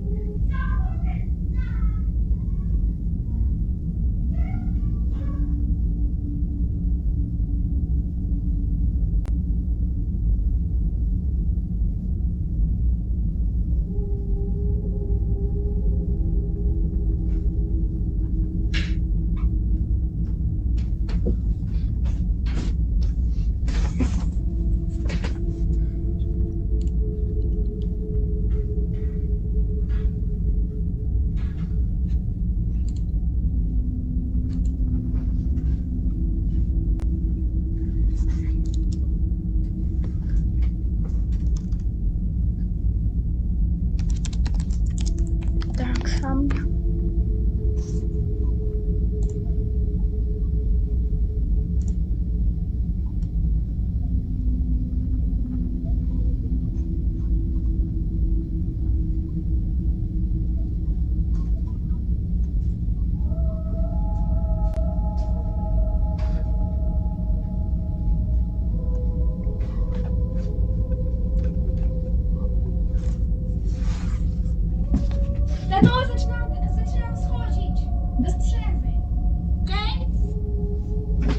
puszczam muzę!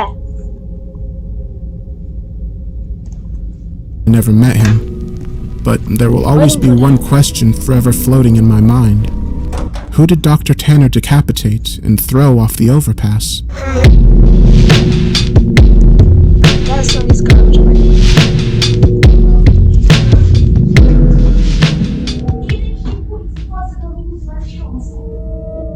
I've been a 911 dispatcher for about 3 years now. I don't know how my life eventually led me to work in this field, but somehow it happened. As you can probably imagine, it is not the best job to have. The pay is not great at all, and it is definitely not worth the emotional roller coaster that comes with it. I cannot tell you how many sleepless nights I've had due to what I hear on the other line. Most of my calls aren't too bad, mostly minor domestic disputes and armed robbery reports. But on rare occasions, I would get a disturbing call describing a murder scene or something along those lines. The calls with kids were also some of the worst, but one call sticks out, and it happened only a few weeks ago. First time doing this with an open I live in a decently Well, I small might actually town, so crime is not a big issue. So yeah. But I guess that is why whenever I get a call about a murder or grisly crime, it hits worse emotionally. All calls get to me, but not as much as the serious ones do. I'm not saying only some are serious and some aren't, but you get the point. A few nights ago, I got a call at about 11:30 p.m. I don't usually work overnight, but one of my coworkers was out sick, so I volunteered for a double shift, as my boss would pay me overtime if I did so. I'm just sitting at my desk, daydreaming about whatever, when I get the call. I brace myself and answer. And this is what was said. 911, what is your emergency? God, please help me! Please, stop her! I was caught completely off guard by the caller's panicked voice and immediately put on edge. I knew already this was not routine, and I immediately tried to calm him down so I could find out where he was and send police, fire, or EMTs to his location. Sir, calm down. I need you to tell me where you are. 62 Yorker Street. Please send somebody. I have an intruder and she's trying to kill me. Yorker Street was near the edge of town, so it would take police at least 10 minutes to get there. I had to get enough information out of the caller to inform the traveling officers about what they would be dealing with if things escalated. Police are on their way. Are you hurt? No, but she wants to hurt me. She's destroying everything in the house and she's screaming her head off. Through the phone, I could hear the muffled screams of a girl. It was now apparent that the intruder was inside the house. Is there anyone else in the house besides yourself and the intruder? No, I was alone before she broke in. Okay, I need you to listen to me carefully. Lock yourself inside a room and hide. Stay on the line with me. I'm already locked inside the bedroom and hiding under the bed. Okay, good. Tell me what happened. I don't know. I woke up and heard things rattling in the living room. I got up and investigated, and there was a girl standing there, fiddling with one of the cabinets. I tried to quietly return to my room and call for help, but as soon as I moved, she noticed me. When she saw me, she started screaming so loud and charged at me. I sprinted back to my room and slammed the door shut, then I locked it. Is she near your room? No, I don't think so. We both then hear a loud bang, and the man gives out a fearful cry. Oh God, she's pounding on the door! Through the door, I could hear the rhythmic thumps on wood. Now I knew the situation was becoming dire. Most intruders, if caught by the house's occupants, will usually try and flee. This intruder has not left after being seen. She was now trying to kill. Please tell the police to hurry! I think she's about to break down the door! They're on their way. They will be there soon. I prayed they would be. Can you describe the girl for me? Yeah, I can try to. Already I was panicking for the caller. I couldn't have imagined how frightening the whole situation would be, but the description the caller gave me was bone-chilling. She looks like a child. She's not an adult. That I know for sure. She looked to be at least 7 or 8 years old. She was wearing a small skirt, and there were dark spots on it. Her hair was dark, about shoulder length or so. Her neck was messed up. Her head was just hanging from her neck. Both her eyes, my God, her eyes were missing. There was no light. The sockets looked empty. I was becoming more and more horrified the more he described her. This was no longer your typical burglar. No little girl breaks into homes in the middle of the night with intent to kill. The little girl didn't even sound human, not by how the caller was describing her. 5 minutes had passed, and I prayed the police would get there soon. The man was crying at this point, and he was growing more and more panicked with every passing second. Do you know why this girl could have broken into your home? I don't know. He then stopped for a few seconds before continuing. She stopped banging on the door. I listened, and there was nothing. No noise other than the caller's panicked breaths. Okay, stay very quiet for me. Stay where you are. Okay. If it sounds like she's leaving your house, please tell me. Well, now that you mention it, this isn't my house. Wait, excuse me? This... He didn't even get to finish what he was going to say. As soon as he spoke, I heard a massive crash and the man yelled. I heard the ear-splitting screams of the man and the intruder. Then the line went dead. I sat at my desk, frozen and silent for a good few minutes. Then I broke down, and one of my fellow dispatchers, who had heard my conversation while sitting at his desk, immediately came over and comforted me. I told him what had just happened, and his face went white as snow. He was horrified. He must be thankful, however, that he didn't have to hear it firsthand. The police arrived a very short time later. I wanted to find out what was going on as soon as I could. Thankfully, I have a friend of mine on the force who told me what she and the other officers discovered. And this is what she told me when I talked to her the next day. The house had no forcible entry, no windows were broken, and the front and back door were locked and secure. She and the other officers on scene were dumbfounded as they couldn't figure out how the intruder got in. This either meant that the intruder was willingly let into the home, which the caller did not tell me, or that the intruder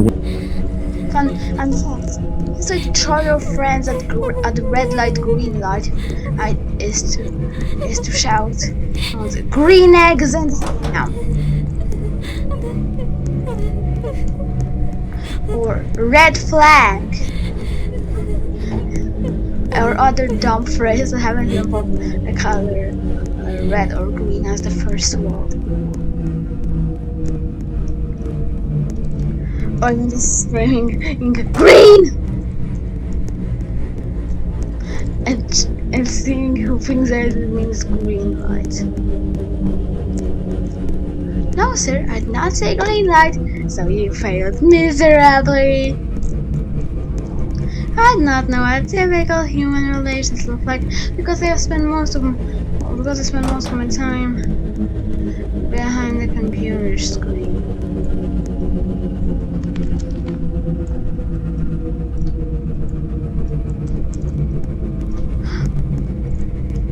Ooh, woo.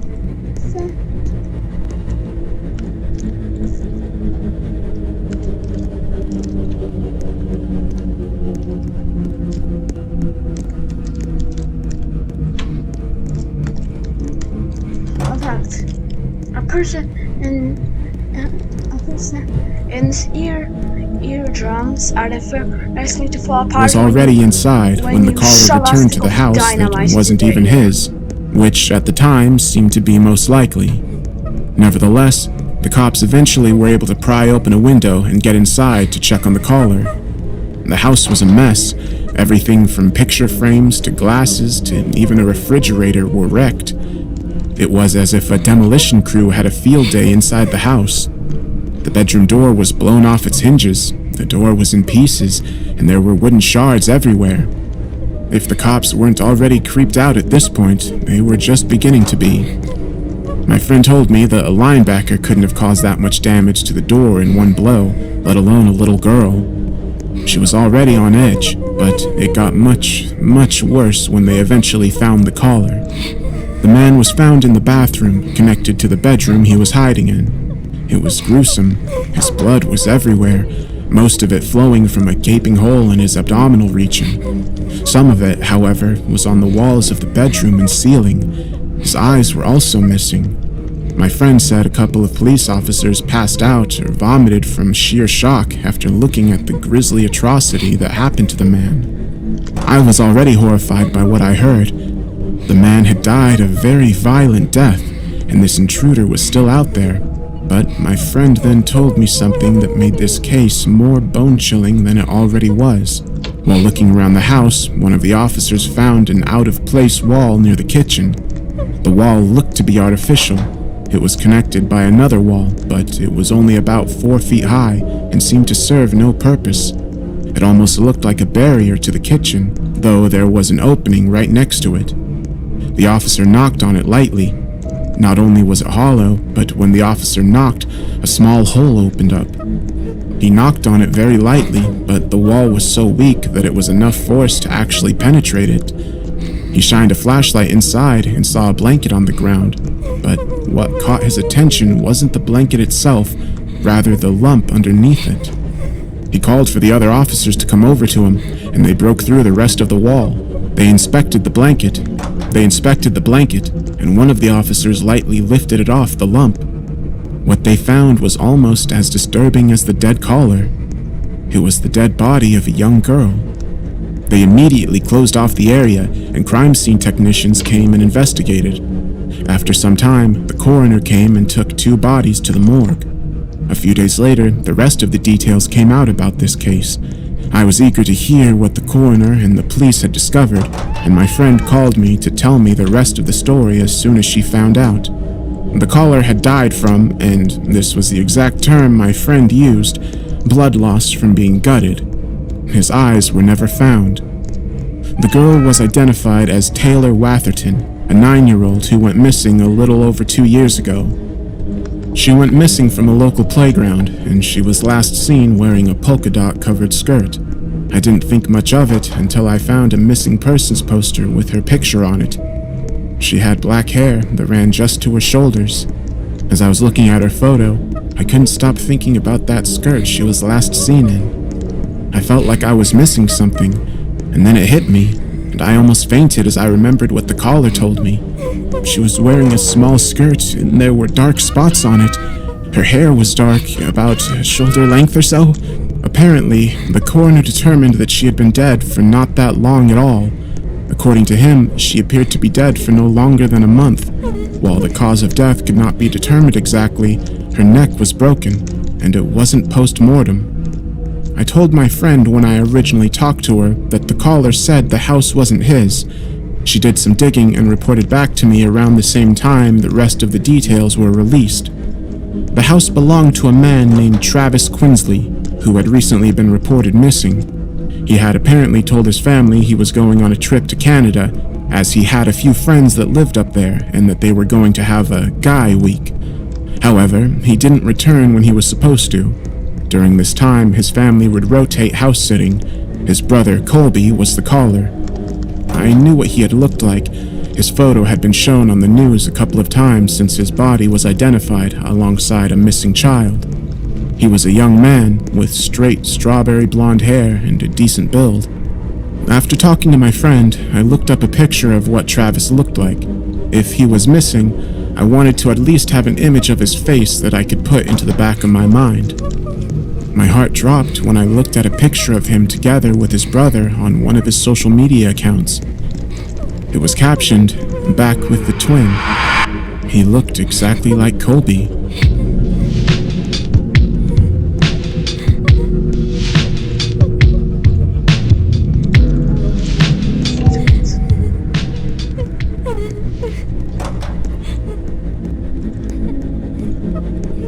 I'm not going to lie to you, nor will I attempt to justify my heinous actions. I am a mass murderer, a serial killer of the worst kind. Over a 20-year period, I've been directly or indirectly responsible for upwards of 300 murders. I don't kill for a cause or because I get some kind of perverse pleasure from it. Instead, I murder people for money, power, and status. I'll let you decide whether that's better or worse. The majority of my victims are officially recorded as missing, presumed dead. Their bodies have never been found, nor will they.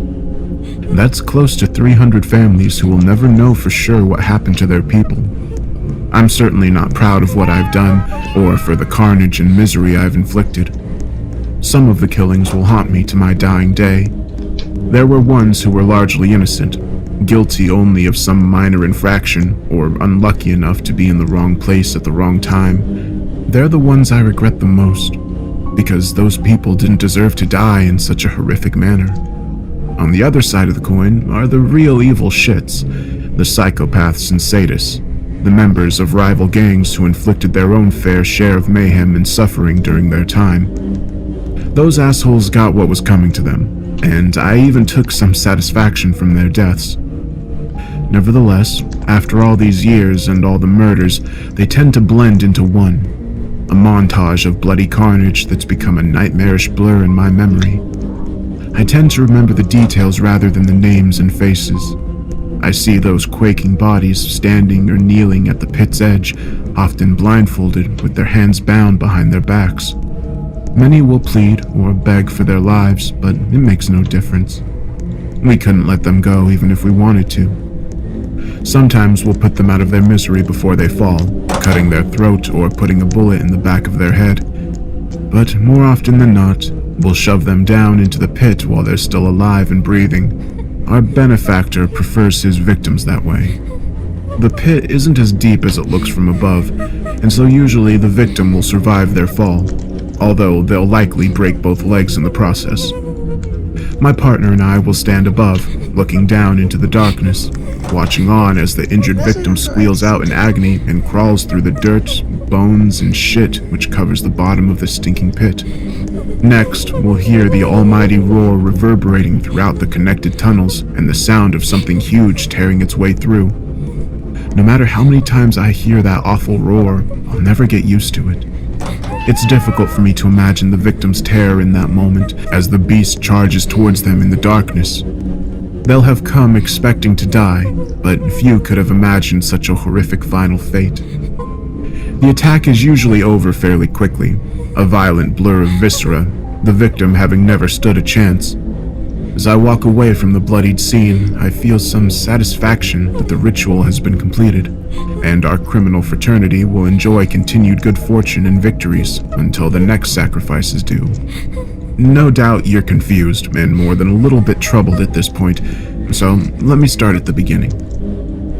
I grew up on the wrong side of the tracks, so to speak.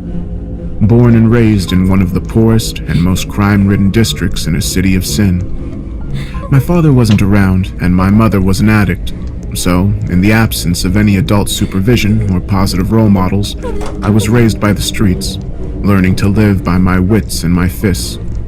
By my early teens, I'd built up a reputation as being a tough kid in the neighborhood, but I also had street smarts and was always able to make a quick buck. I operated as a cat burglar, breaking into homes and such, before I graduated to armed robbery. The cops never caught me, but my criminal exploits did gain the attention of the local mafia family. I made the potentially lethal mistake of robbing a liquor store that was paying protection to the mob.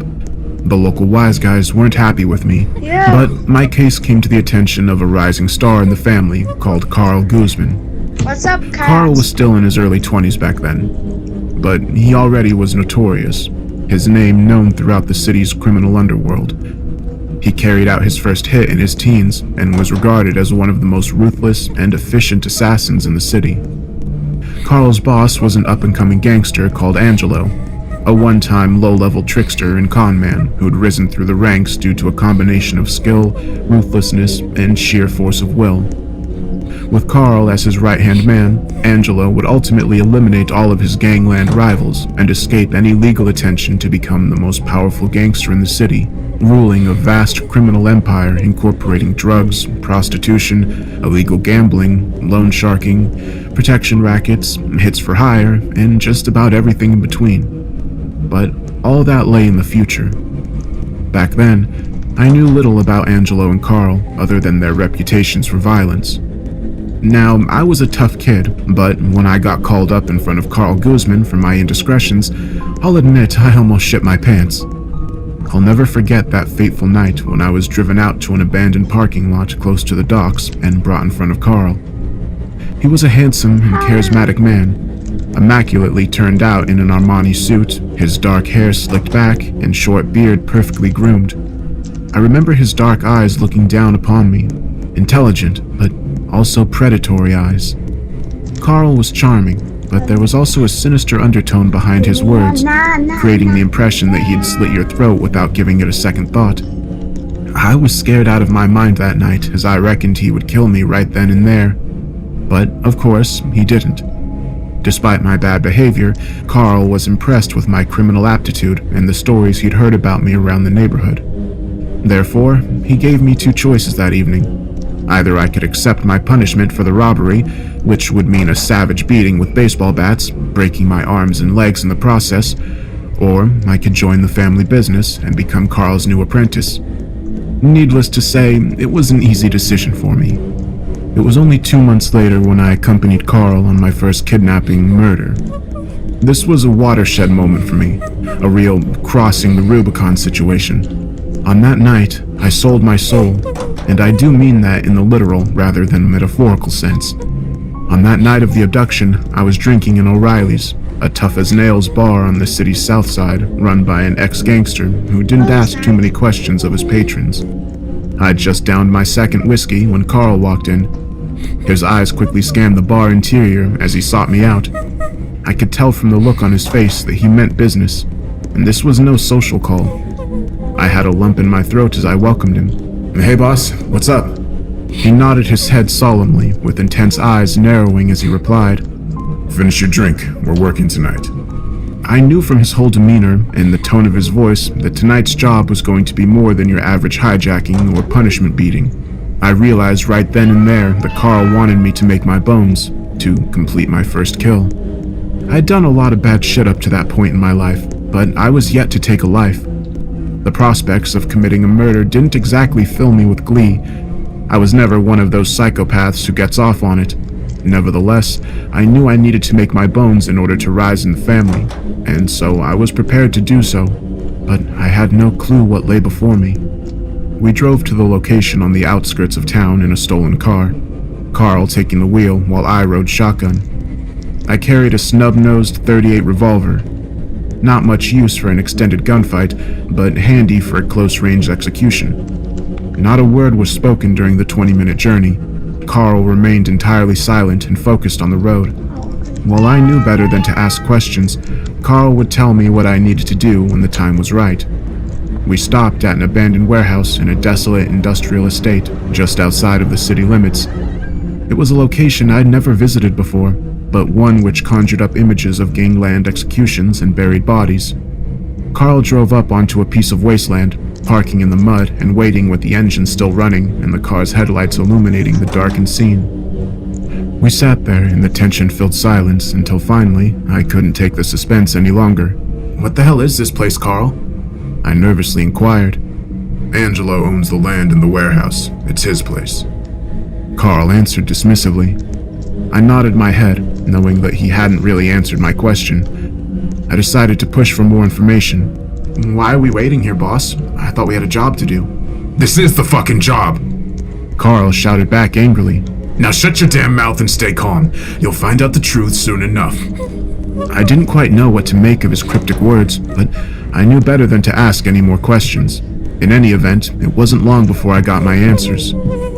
A few minutes later, a second vehicle came into view, slowly plowing through the muddy wasteland and pulling up to park about 20 yards from our car.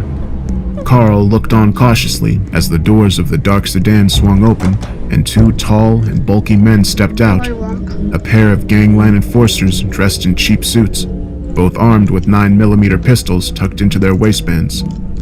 I didn't recognize the men, but Carl clearly did, as he opened the car door and stepped out, advancing across the dead ground as he went to meet the newcomers. One of the gangsters, a dark-skinned, bald-headed man, stepped forward and spoke. He apologized for being late, saying that there was traffic on the freeway. "You got the package?" Carl interjected abruptly. He confirmed that they were and pointed to the trunk. "Get him out." A moment later, I was watching the two gangsters manhandling their victim, dragging him out of the trunk before frog-marching him across the wasteland. Their prisoner was dressed in a soiled tracksuit, his hands tied in front of him with a black bag over his head, obscuring his vision. He was an average-sized man, but dwarfed by the pair of hefty enforcers who held him.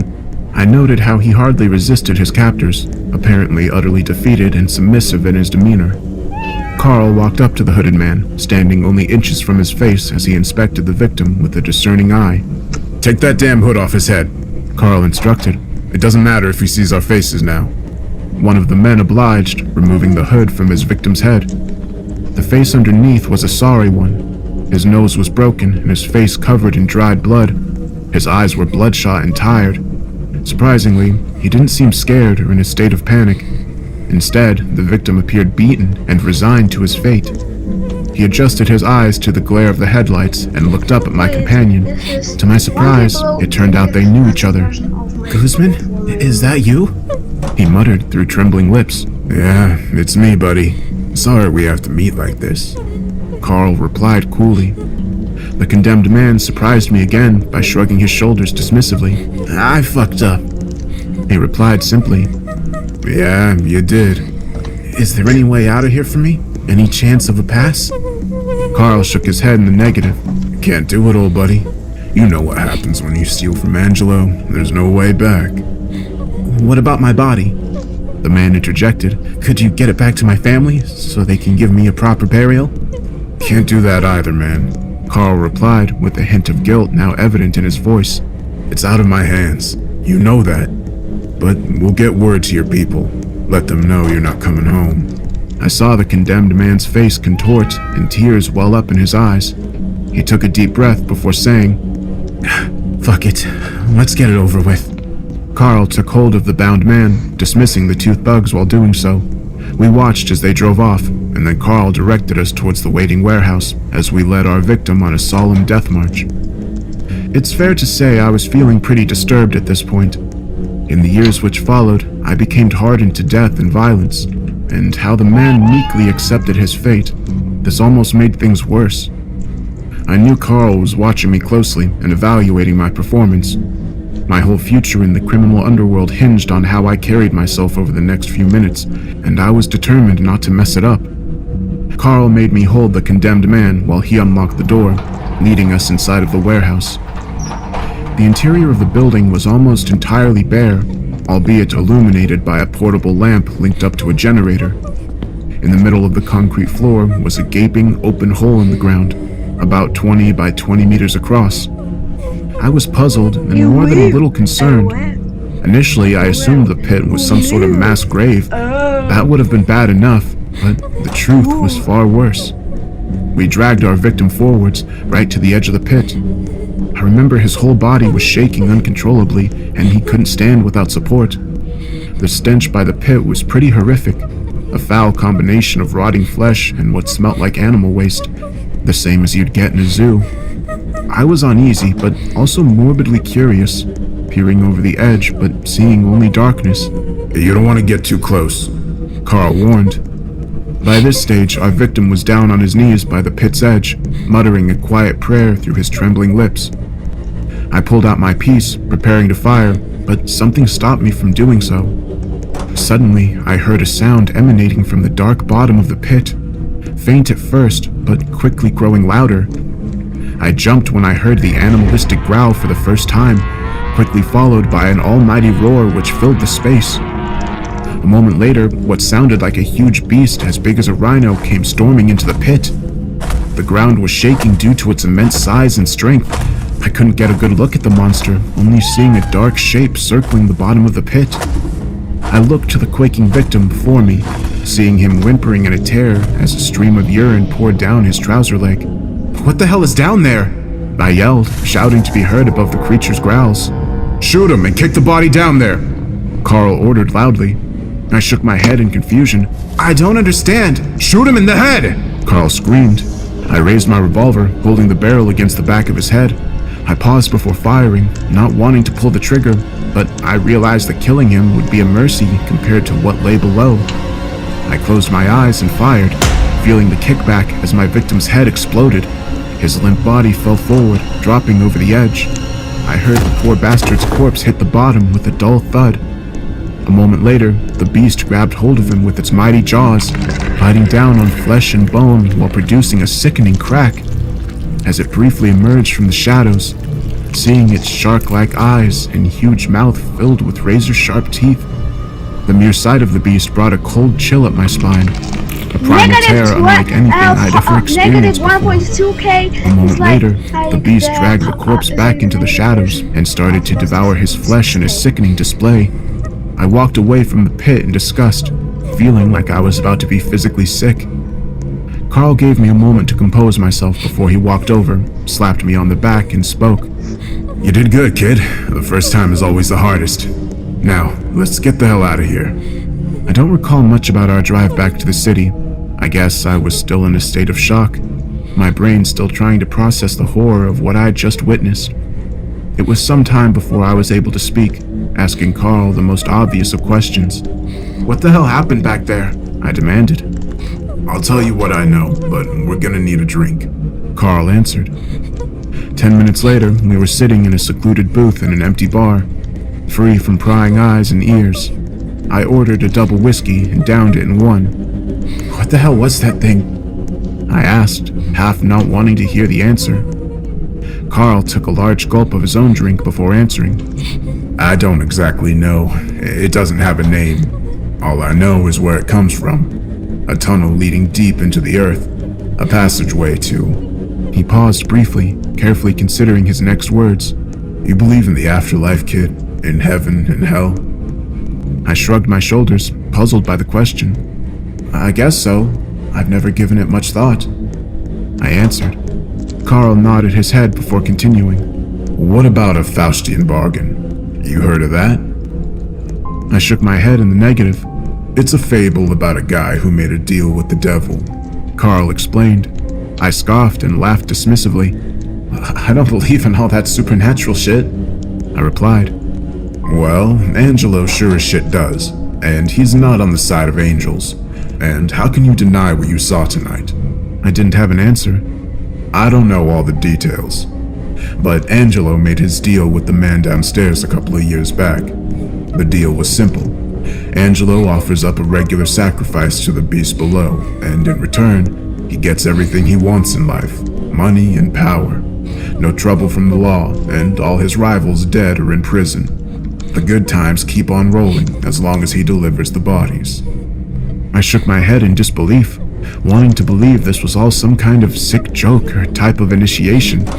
But there was no way to explain the beast I'd seen down there. My brain was racing 100 miles per hour as I tried to make sense of what I'd been told. I don't know, Carl. I've seen some shit in my days. Robbing and shooting people is one thing, but deals with the devil and human sacrifices? That's a whole different level. Carl nodded his head in understanding.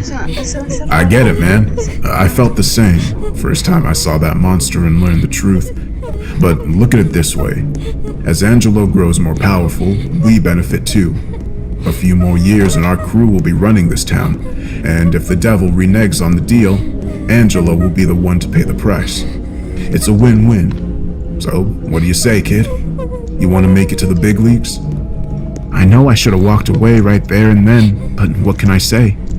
I'm not a good guy, and the promises of power and wealth were just too tempting. So I said yes, and my life changed forever. Carl was right, up to a point at least. It did get easier over time. We carried out a lot of sacrifices in those early days, and it was around that time when Angelo went to war with the biggest crime family in the city, and the streets ran red with blood. Our boss was ultimately victorious, no doubt due to the deal he'd made with the man downstairs, but it was a long and bloody gangland conflict, and our hit squad was kept very busy. I can't recall how many men we killed during that gang war. The faces and names tend to blur after a time. We weren't able to sacrifice all of our victims to the beast. Many we shot dead in the streets, but where possible, we kidnapped our rivals and brought them to the warehouse. This wasn't always an easy task. Some of the men we took were real tough bastards who fought fiercely, but almost without exception, our victims would shit themselves when they got to the pit and they heard the beast's terrifying roar. Now, these guys were nasty. Gangsters, drug dealers, pimps, and killers for hire. They were the worst of the worst, and I really didn't feel bad about serving them up as human sacrifices. Those bastards would have happily tortured and murdered us if the tables were turned. I'd shown mercy to my first victim, shooting him dead before letting his body fall into the pit. The beast preferred his meals breathing, so we pushed most of our victims down while they were still alive, hearing the crack of bones when they hit the bottom, and relishing their cries of terror as the beast devoured them. After a while, I feared I was enjoying my job too much, and so I had to remind myself of how horrifying this truly was. But those were good years for our crew. Angelo destroyed all of his enemies and took full control of all criminal enterprises throughout the city. The money was pouring in, and we became the most feared and respected men in the neighborhood. Soon, Angelo became untouchable, with city councilors, top police officials, and judges all in his pocket. Even the honest cops and prosecutors weren't able to build a case, and our boss never spent a day in jail. Yeah, those were the good days, and clearly the ritual sacrifices were working. But of course, it didn't last. The trouble was that we were too successful. When the gang war ended, Angelo no longer had any rivals left to eliminate. But of course, the devil and his beast were relentless, and they continued to demand fresh sacrifices. Before long, we began executing men and women for the most minor of infractions or insults. But the crooks were so terrified of Angelo and us that they didn't dare put a foot out of line, so we had to change tactics once again. That's when we started picking victims at random. They were people who no one would miss, the homeless and drug addicts mostly. We found it easier to dope our victims before throwing them into the pit. It made them more docile as we dragged them to their deaths, tossing those poor bastards over the edge and walking away as the beast ripped them to shreds. Carl and I rarely spoke on those nights, but neither of us were happy. I became sickened by my role in these senseless killings, a seemingly never-ending conveyor belt of death and suffering. I tried everything to dull my pain. Drink, drugs, sex, nothing worked. I just couldn't escape the immense guilt that I carried with me. Carl got bumped up about 6 months ago, taking on the role of Angelo's number 2. I didn't quite know how to feel about this change.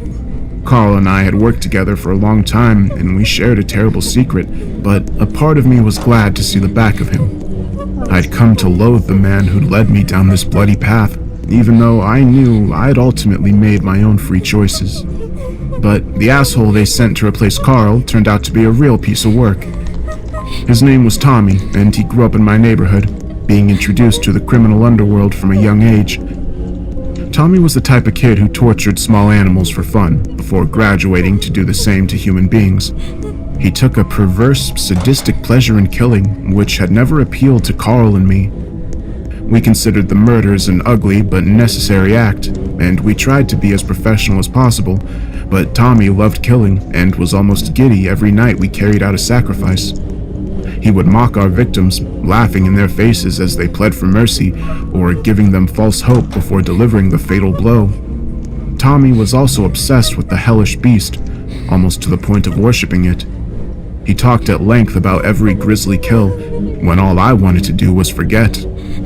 Working with a psychopath like Tommy made a horrific situation even worse. I knew I wouldn't be able to keep this up for much longer. Everyone has their breaking point, and I reached mine a week ago. The night of what will be my last murder sacrifice started out the same as my first, as I sat drinking in a dive bar, waiting for a call. Tommy rang me soon after midnight, saying Angelo wanted us to work tonight. I sighed deeply while downing my whiskey, wandering out onto the wind-swept street where Tommy picked me up in a dark sedan. I climbed into the passenger seat, noting the cruel smile on Tommy's lips and the suspicious twinkle in his eye. His body language immediately put me on guard. "Where's the job?" I asked wearily. "The asshole's in the trunk," Tommy replied while laughing sadistically. "All ready for his little trip to hell." I nodded my head grimly and asked no further questions during our drive out of town. I assumed the man trapped in the trunk was just another nameless victim grabbed off the streets. Little did I know what lay before me on that fateful night. We reached the warehouse shortly before 1 a.m. I got out of the car and shivered from the cold, looking up at the stars above as Tommy opened the trunk to reveal the hooded victim within. The man inside was bound with duct tape, his hands tied in front of him. He wore what looked like an expensive suit, except it was ripped, soiled, and covered in dried blood. At first, he looked like just a typical kidnap victim, but something didn't seem right. "Get the hell up, asshole!" The victim complied, shakily pulling himself out of the trunk and managing to stand on his own 2 feet. I didn't understand. What's going on here, Tommy? I whispered in my companion's ear. Why isn't he drugged?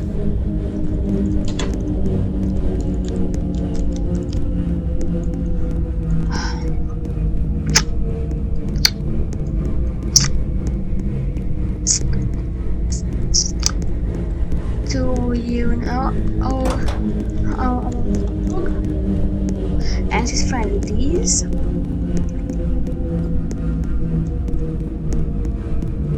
Well, more like its friend was. Also, it's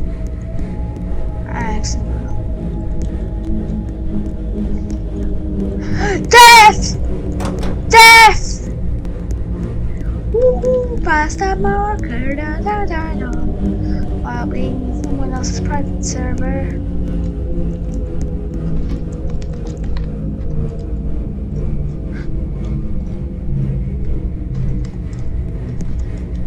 To S for prologue. Da da da da da da da. Too easy for the prologue me. Da da da da da da.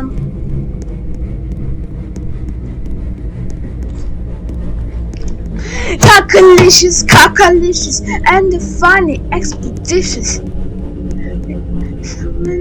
Some malicious, oblivious, dishes. Depth of fear. We usually doped our prisoners to make them docile and less able to resist. Tommy replied loudly, making sure that our victim overheard. And that would be too easy, man. Angelo wants this bastard to suffer. He's going to know it when the beast eats him alive. Ain't that right, buddy? He punched the hooded man around the back of his head, making him yelp in pain and shock. I didn't like this at all. Tommy was playing games, and I wouldn't let it slide. In an instant, I reached out and yanked the hood from our victim's head. I then recoiled in horror at what I saw. The bloodied and bruised face of my former mentor and brother in arms, Carl Guzman. I stood there, awestruck, looking my friend in the eye, seeing that expression of total defeat and resignation which I'd witnessed in many other condemned men over the years. He looked down, seemingly unable to meet my gaze. "Carl? What the fuck, man?" I exclaimed. "It's okay, old buddy. It's my time to go. This ain't on you, man." I shook my head in disbelief as Tommy pushed Carl forwards, towards the warehouse and his terrible fate. I ran after them, shouting questions in a state of frenzied panic. "Carl, I don't get it. How did this happen?" "I messed up, man," he replied solemnly. "Took a shot at the king and missed. Now I'm paying the price." I just couldn't understand. But why? Why the hell would you do that? Carl suddenly stopped walking, fighting against Tommy's grip to turn and face me. His eyes filled with a fiery intensity. "Because that son of a bitch needs to be stopped. That's why. Angelo and his damn deal. What we've done, it's evil. I should have stopped this years ago, but I was weak. Don't make the same mistake. That evil fucker needs to go." Tommy ended Carl's angry tirade by whacking him hard around the head and forcing him to continue his death mark. "Shut the fuck up, traitor!" the thug swore. I should have intervened to stop it, but I guess I was still in a state of shock, not truly believing what was occurring in front of me. But Tommy knew exactly what he was doing as he forced the helpless Carl inside the warehouse and frog-marched him toward the waiting pit. I followed behind in a daze, my mind racing as I desperately tried to come to terms with this unexpected turn and considered my next move. We entered the dreaded warehouse, Tommy and Carl marching ahead and me trailing behind. I saw the pit and heard the faint roar of the beast as it tore down the tunnel, greedily anticipating its coming meal. I lost control, grabbed Tommy by the shoulders and pulled him around while I placed the other hand on the butt of my pistol. "What the fuck are you doing?" Tommy spat angrily, his dark eyes full of fury. "We're not doing this!" I exclaimed with determination. I was sure it would come to blows, but Carl intervened. "It's okay, old buddy," he said calmly, speaking directly to me whilst maintaining eye contact. "It's my time. I have this coming." "But, Carl," I whimpered, already losing faith in my cause. "But nothing. It's over for me. There's no sense in you dying too." "Listen to your friend here." Tommy interjected, shooting me a twisted smile as he did so. I was paralyzed, unable to act or intervene as Carl marched towards his terrible fate. I didn't understand it. Carl knew what was down there better than anyone. How could he accept such an awful death so meekly? I looked on as Carl kneeled by the side of the pit, replicating the stance of our first victim all those years ago. Meanwhile, the beast came charging into the pit, its dark shadow circling in eager anticipation, whilst emitting a low animalistic growl. It'd been a long time since it'd been so excited about a sacrifice. It was almost as if it recognized its soon-to-be victim. I knew what the monster did to living bodies, so I was determined to not let Carl suffer such a fate. After all, he had been my friend once upon a time. I'll give you a clean death at least, I said grimly as I drew my pistol and held it to his head. I didn't know how my old friend would react, and so was astonished when he turned to speak with me. His eyes filled with a fiery intensity. Listen to me. This evil needs to end. You must finish what I started. Carl didn't get a chance to finish his frantic last words, because in that very moment, Tommy kicked him hard in the back, forcing his body over the edge. Adios, asshole! Send us a postcard from hell! Tommy laughed. I screamed while lurching forward, but it was already too late. I watched in horror as my friend fell into the darkness, his body hitting the bottom with a heavy thud. Carl was still conscious when he hit the ground. He tried to crawl to safety, but the beast was on him in a flash, trampling his helpless body under its huge hooves, cracking bones as if they were twigs. Carl screamed in agony as the beast made a second pass, this time grabbing its victims in its mighty jaws, throwing him across the pit like he was a rag doll. I lost it in that moment, doing something I'd never done before, aiming my pistol and firing down into the pit. I screamed in between shots. My gun was empty in just a few short seconds. It was dark and my aim was off, but still I must have hit the beast at least 3 or 4 times. But the monster didn't even slow down, the bullets bouncing off its hide like its skin was made of steel. I could only look on in abject horror as it continued to toy with Carl's helpless body, seemingly taking pleasure from his suffering. Finally, the horrifying ordeal came to an end, as the monster bit through Carl's torso, practically splitting him in two before dragging his shredded remains into the shadows, where it proceeded to devour his flesh. I stood by the edge of the open pit, perspiring heavily with tears in my eyes as I tried to come to terms with Carl's horrific death. Suddenly, my 6 senses spiked as I felt the hairs on the back of my neck stand on end. I turned around sharply and saw Tommy approaching from behind, his hand reaching for his gun and his eyes filled with a murderous intent. A second later, he surely would have pushed me down into the pit, but now Tommy was caught out like a deer in headlights. I stepped away from the edge and made my knuckles into fists, preparing to fight for my life. Tommy wasn't used to fighting people who defended themselves, so he hesitated. We glared at each other for a tension-filled minute before I eventually broke the silence. We're done here? I asked coldly. Yeah, Tommy replied after a lengthy pause.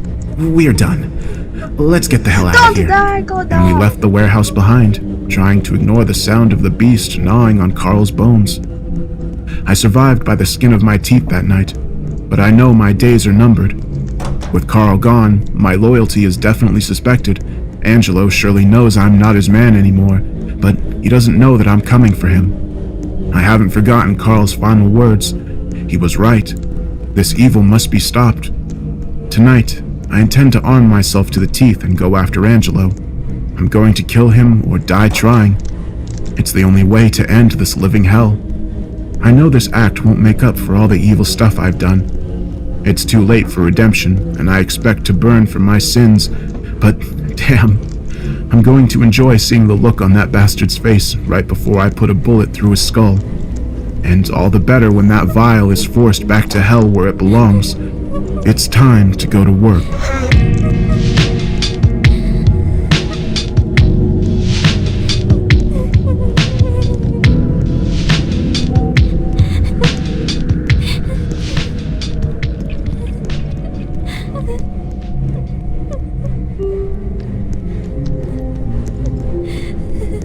Entry 1, March 19th, 20... Okay, so I'm not sure how legal it is to journal about this, but I'm on site at, I guess we can call it Central Lab 47B. If you think I'm referencing the other place, you're surprisingly mistaken. The parents have it the hardest. First, they have to figure it out. The powers, the visions, whatever it might be. If they're lucky, they're put in contact with us before it gets serious. If they're unlucky, they can lose everything. One girl, a real nasty job, I didn't even get to meet. By the time I turned up, the whole family had been crammed into the oven and the house had burned down. We had to peel them out of it, one by one, like giant fruit roll-ups. We think she was a pyro, but who knows? We weren't there. We tried to do some outreach, but it's hard with the government mandate stopping us from going public. Although it's not always how you might think. We're not like the Men in Black or anything. The truth is that when the supernatural turns up on your doorstep, you'll likely choose not to believe it. And if you do, then no one else will believe you. That's what I meant about the parents. They're isolated from friends, family, even each other. These kids aren't X-Men, levitating remotes and mowing the lawn with their minds. It's stressful, sometimes even terrifying to live with. It's not easy when your 6-year-old tells you the date and time of your death, or you give them a bad row and the following morning you wake up with an abscess the size of a tennis ball filling your mouth like a ball gag. And that stuff can happen even when the kid doesn't mean to. Their thoughts and emotions just leak out. And kids have some pretty messed up thoughts.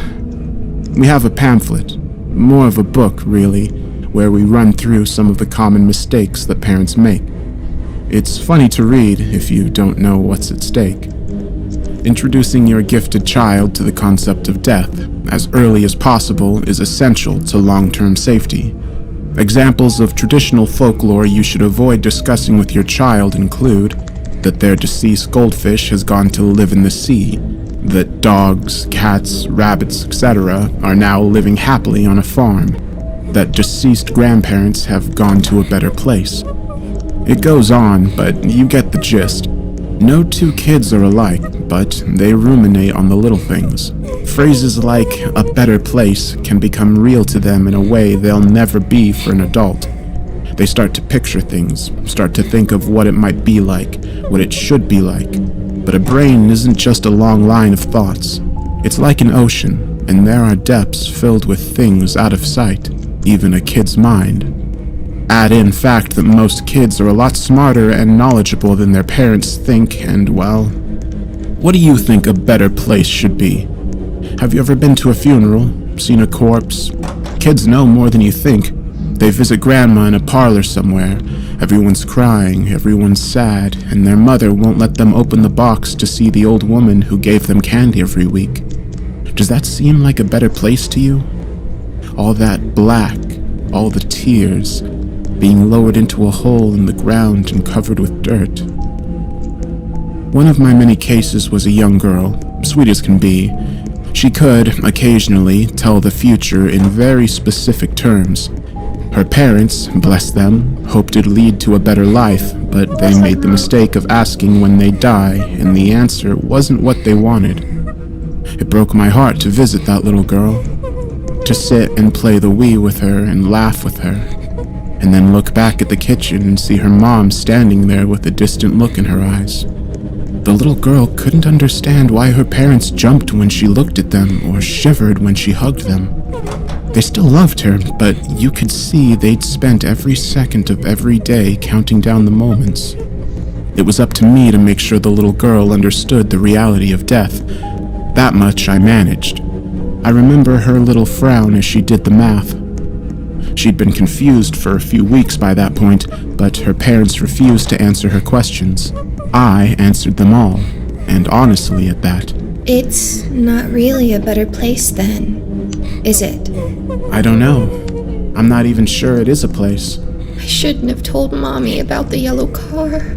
She whispered, her eyes tearing up as her little mind grasped such a big idea. Mommy shouldn't have asked, I replied a little too quickly, letting my emotions rise to the surface.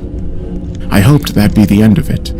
I figured with any luck the mother and father would learn to live with what they knew and not drive themselves mad thinking about how to avoid it. Most people, though, they get so blinded by the specifics they don't see the big picture. That woman could have locked herself up in a bank to avoid being run over by the taxi her daughter described, only to drop dead from a heart attack a day later. I tried explaining that to them. I tried explaining that worrying won't change a thing. At least, it's not supposed to. A few weeks later, I returned for another welfare check, and guess who answered the door? The little girl, looking hungry and ragged. In the kitchen, all the cupboard doors had been thrown open, and she'd clearly started hacking away at old tins of food with a knife. There were even empty packs of pasta where she'd been eating the stuff dry and uncooked. At first, I thought her parents had killed themselves and she'd been forced to survive on her own for a short while, but when I asked her, I got an answer that made my blood run cold. I sent them to a better place. You killed them? I asked, wondering exactly what these parents had asked of their own child. No, silly. An actual better place. I pictured the bestest place in the whole world, and I made them go there. What's the bestest place in the whole world? A beach! A beach that goes on forever and ever in all directions, and you can eat as much as you want because the grass grows fruit and candy, and there's no one to tell you what to do, so Daddy never has to go to work again, and Mommy never has to worry about being fat because no one will ever see her get bigger, and Daddy will love her no matter what because he said so, and... How did you send them there? I asked. She held up a piece of paper with blue crayon and beige lines scribbled all over the place. It was a kid's interpretation of a beach, an explosion of colors, poorly drawn shapes that composed the background. The foreground, however, was something completely different. There were two black and white photorealistic figures frozen in time, hands held to the sides of their heads as a silent scream escaped their lips. And the best thing about the better place? The little girl beamed with pride. You can never, ever, ever, ever die! No matter how far you fall, or how long you hold your breath, or even if you eat loads and loads of poison. Bless her. She looked so proud of what she had done. Every now and again, I pull that picture out and look at that girl's parents. They move so long as you're not looking directly at them. They push at the boundaries of the paper, sometimes even go around the other side. At first they screamed and screamed, and that was all I ever saw. But for the last few years, they just started lying next to each other, staring at what I guess might be the sky. I'm not sure. I'm not even sure time moves normally for them. There's something that looks like a tally in the sand. If it is, the count is bigger than anything possible, whether it's days or years. I'll burn it one day. I just need to feel confident it's the right thing to do. I still hold out hope that the girl will come back and pull them out, worse for wear, but ultimately alive. I lost contact with her when she turned 13, though. Most of these kids don't stick around into adolescence because they don't have to, and the system is rough at the best of times. I wish I knew where they went. I like to think the government rounds them up and finds them a place where they can help the world with their powers, but most of these kids aren't cut out to be fry cooks, let alone super soldiers. Whatever purpose they find in life, I'm not so sure it's for anyone else's benefit. Part of my job is minimizing the threat these kids pose to relatives and society at large. Easier said than done, of course. It's not just that there's all this power condensed into a half-formed brain, it's what they represent to the average person. In the movies, if some gravedigger spots the undead grandma hauling her ass out of the ground and shuffling towards the horizon, all you have to do is spray him with whiskey and hope no one believes him. That last part holds out, but not the first. Do you know what the average person does when faced with proof of the afterlife? What do you think happens when the average person happens to catch a glimpse of what's in Grandma's eyes, or, God forbid, they get a chance to exchange a few words with the formerly deceased? Kids who speak to the dead can be the worst, because it turns out, whatever's on the other side, it drives the average person fucking insane. And I don't just mean talking to yourself insane. It's more like slit the throats of your family and castrate yourself with a razor blade insane. You might think you've accepted the idea of nothingness, or the idea of heaven or hell, but the truth, I'm not so sure it can even fit inside one person's head. The glimpse I had was almost bad enough to net me 6 months in a mental health facility. It started when some poor boy had brought his grandfather back without even realizing it. He just thought about it long enough, hard enough, and it happened. Next thing was, I got a phone call from the parents who'd locked themselves in the bedroom. They needed help, and even though I was on probationary training, I didn't call up my supervisor. I just rushed out. Truth is, I didn't want to call my boss. I didn't want to be supervised. I'd been waiting for this opportunity ever since I read about it in training. I wanted to see someone who'd come back to life. I wanted to know what was on the other side. All the guys talked about it, about people coming back, but I hadn't really thought they were being serious. It certainly seemed like they weren't being honest with me. I made the mistake of treating it as a problem that could be solved for... On the run which I went to 2008, this floor was a super spider, which was weird to me at the time because I thought it was a forest. There's something that's long gone. X. I thought having an answer would do something, help me in some way. I managed to find Grandpa staring at the bathroom door, formaldehyde leaking out of his ass and dripping onto the floor. Those eyes looked at me with an unspeakable hatred, a venomous glare bad enough to make me stumble back, keeping far out of his reach, but it wasn't enough to stop me asking questions. They burst out of my mouth and I asked so many, so quickly. I don't even remember what they were. I figure most of them boiled down to something like, "What's on the other side?" When the old man spoke, his voice carried an epoch of suffering and weariness. I was looking at a soul that had been put through the ringer, twisted, washed, cleansed, battered, and abused. It wasn't the same soul that had left. That was for sure. USB, but one look in those eyes told you it wasn't lying either. Servitude. He answered, and it was like the ringing of a gong. I almost asked a follow-up question, but good God, something inside me choked and stopped the words. A part of my soul died hearing that word. I still lie awake at night thinking about it. Servitude. I don't even know what it means, but it has haunted me ever since. Now, it's just like that picture. Something I bury and try to forget about. And I don't want to think about it, and nor does your average Joe. If I let myself start asking questions like, who's doing the serving, my mind just doesn't stop. I spent 6 months going in circles, reading old case files, hoping to learn more. That word still calls out to me a few times a day, scattering my thoughts like rats before a torchlight. Minimizing the harm done by these kids can be hard when it's at risk of putting you in a rubber room. Like I said, the only thing on your side is that 99% of people don't want to face the truth of what's underneath all the mundane, boring shit we call daily life. That's why so many of these parents are so deeply unprepared. It takes a kind of twisted mind to imagine the world the way a kid does, and more importantly, to think of all the ways it can go wrong. Oh, yeah, right. Your goldfish has gone to live in the sea. The tooth fairy will take your old teeth. Santa punishes the naughty. Parents have been indoctrinated since childhood to think that these white lies are a fundamental building block of parenting. It's impossible to break as a habit, even parents who know better. Didn't Joe make his own Adyhb before? That's cool. Oh wait, yeah, right.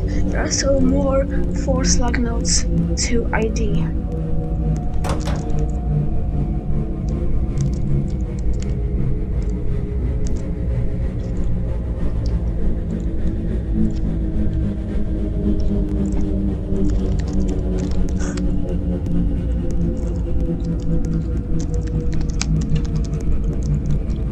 Give me a na.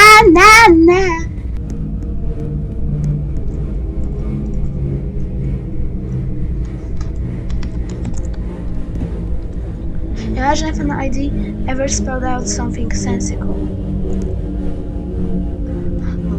So like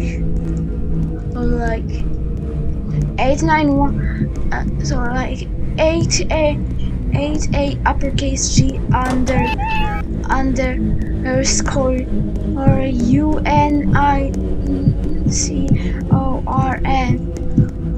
and it's J A K A uppercase G E in 7.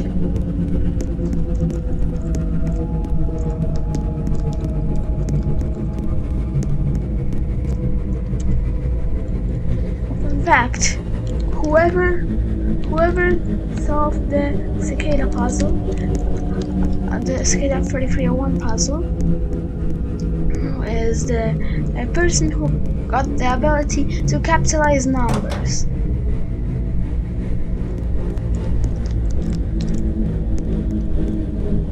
You want to capitalize numbers? Then help with solving Liber Primus.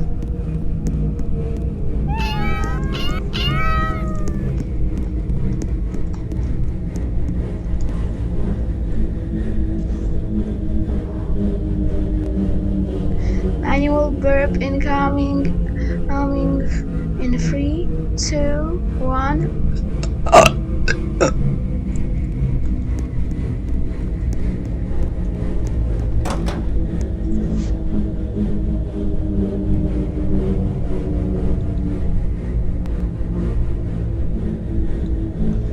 Next burp incoming at 3 hour and 22nd minute. No, it's 3 hour 20 minute mark. And I just want to prove that I can do this action on command. I'll try to time it as well as I can, but I just missed 8 and 10 and K on the timer. So I'm not trying to. Wait, death! There was death! I don't focus on everything at once, man. I don't think there's any more things to shout until 2003.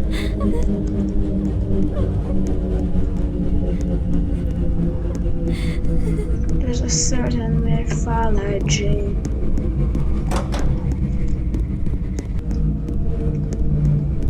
In 3, 2, 1.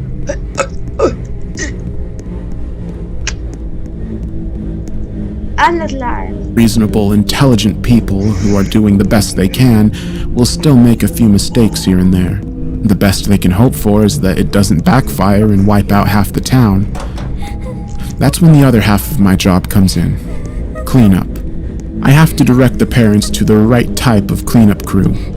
Most of the time, it's the guys with mops and buckets and a very strong stomach. Other times, it's a nasty man in a suit who knows how to stop the neighbor from posting photos to the internet. Once it was a bunch of guys in lead-lined hazmat suits. That was a tough one to figure out. We still don't really know what happened, but the Geiger counters they left behind still haven't stopped clicking. Talking about tooth fairies, in some parts of the world, they're very real. They weren't always real, you understand, until some of these kids came along. Do you know how scary the idea of a tooth fairy is to the average child?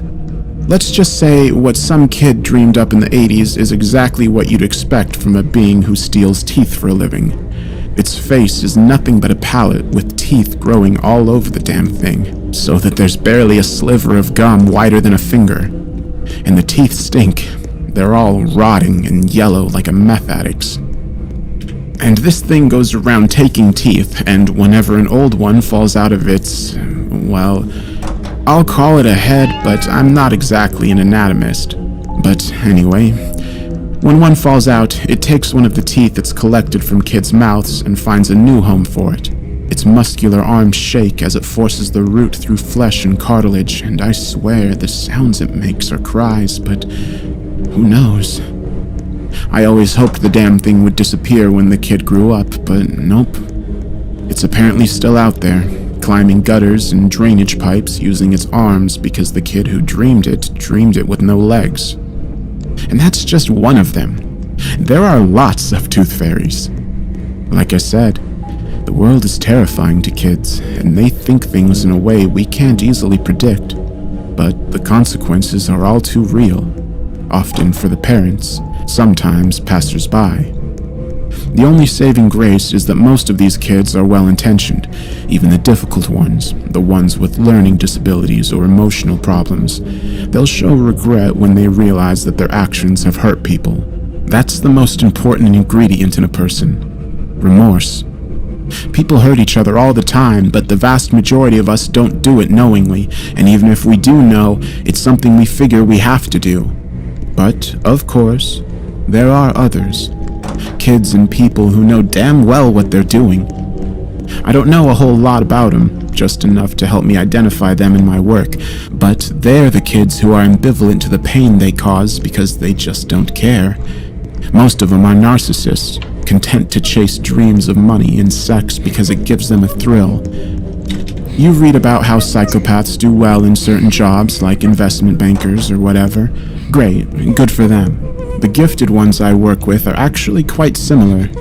They're not necessarily any worse than any other kids. They just tend not to be bothered when I explain to them that after what they did to their little brother, he won't be able to play any more Xbox with them. There's no guilt, no remorse. The really bad ones, though, they're not just indifferent. They get a kick out of it. It takes a lot of moving parts to come together so that you make a person who enjoys hurting others. I read once that most serial killers have lower IQs because the average psychopath knows damn well that the cost-benefit analysis of murder isn't in their favor. Murder is hard, and the payoff is usually quite small, and a smart psychopath knows that. Society imposes enough consequences to keep most people in line. But when they're gifted, those consequences just go right out the window, don't they?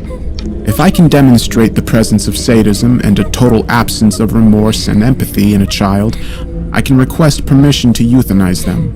Some of the first tests we do when finding one, brain scans, questionnaires, EEG, so on, are all about identifying psychopathy. I used to hate it. The kids would ask what we were looking for, or sometimes start bawling their eyes out during the hammer test, my least favorite test of them all, and it always broke my heart to imagine what was waiting for them if I made the wrong. I didn't forget that my note was there, so this was actually a fair test to see on if that a note place there would be something that I could find. It was. McChicken sucks, McChicken sucks, McChicken sucks, McChicken sucks.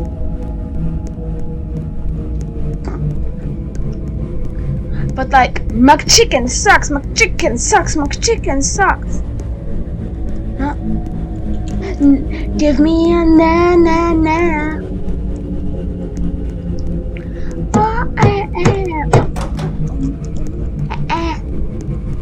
Imagine someone died like -1999 because they tried to write a note and failed. Was that the fate of 87? Was that the fat of 87? Was that not the fat E of 87? Wrong decision. I understood, logically, why we did it. I just hated knowing that I had that kind of power. Those kids didn't know what waited at the end of the road if they failed the tests. Not even their parents knew. I would have given anything to get the agency to drop those tests. And then I met Bradley. He had 16 teachers suffer kidney failure in a single year, and that's what flagged his hometown for further investigation. Looking at the injuries some of these teachers had suffered, I was convinced that we were dealing with a teenager who had latent ability. Understood. But if you're a second child trying to kill your teachers, only do 15 in a year. By the way, next number is very, very square. Is the squarest number that isn't a square. 16, 64, 49, all squares. And 4 and 9 are also squares. That kind of cruel spite is usually reserved for teenagers. But actually, Brady was just... Only other similar number is 8 is 80,000 plus that. But unfortunately, 8 is 9 not a square number, so a number is only 60% square digit instead of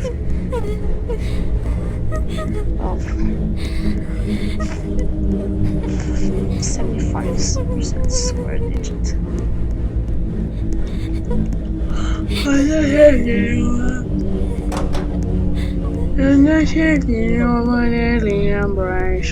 I want to find. Just 7. I first saw him lying on his living room floor, reading a university-level textbook on anatomy. He was something of a prodigy, although he himself admitted he wasn't that smart until he started taking bites of other people's minds. The funny thing was, his father was the spitting image of Bradley, his mother too. But you expect that kind of thing, don't you? What you don't expect to see is that the other kids in Bradley's class look a little like him. The parents all over the place had been crying havoc to local scientists who simply don't have any answers. They got these photos of their kids just a few years before Bradley moved in, and they look different. They have different facial structures, different hair color, different eye color. It's subtle at first, but as time goes on, you see these kids change more and more, and it's undeniable who they're changing Rainbow into. 666. And then the complaints stop because, of course, the parents start to look a little more and more like Bradley too. I'm just borrowing bites of them, he told me. Most people don't think enough. There's all this spare room in their heads, so I just help them find a good use for it. He infected their minds, and without really knowing why, he made them a little bit more like him. It was a side effect, of course, but a shocking one. We had to call a lot of people to bring things back to normal, and even then, Bradley wouldn't just let us kill his main source of computing power. We had to negotiate, and what he wanted was, well, he liked vivisection, and he really liked living subjects. He also liked our tools, he said. Some things he couldn't learn from just pilfering the average person's brain, but in our lab, he was kind of like a kid in a candy store. We didn't really think that part through, if I'm honest. Putting him in a room with our scientists was guaranteed to end badly, but Bradley was so powerful. Without ever really noticing, we pivoted from trying to contain him and started trying to just appease him. He was unlike any kid we'd come across. There was nothing stopping him from tying your colon into a knot just to see what would happen. He got a kick out of it, out of seeing people suffer because of his own actions. We don't let scientists out in the field now, just in case another telepath picks up on some useful tips. A burst pancreas here, a brain bleed there, turning your blood into something the consistency of pudding.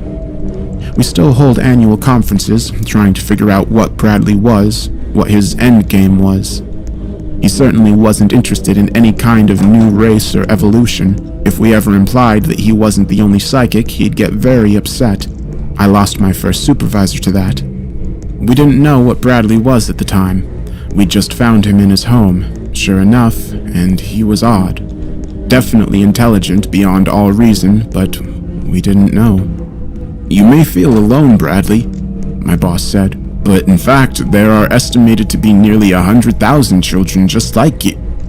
There's no one like me, the little boy replied, his eyes fixed on my boss like daggers. Next thing I know, my boss is shaking, convulsing. Blood is foaming out his mouth, his nose, his ears. When they finally got around to doing an autopsy on the old man, they say that there was barely anything left inside his skull. It had been ejected with force out of any available orifice from the neck above. Well,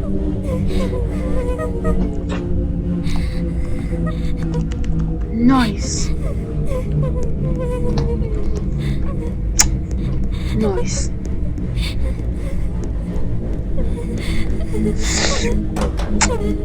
Nice. I'm training for 2069, where I'm going to have to say noise. Noise and do no.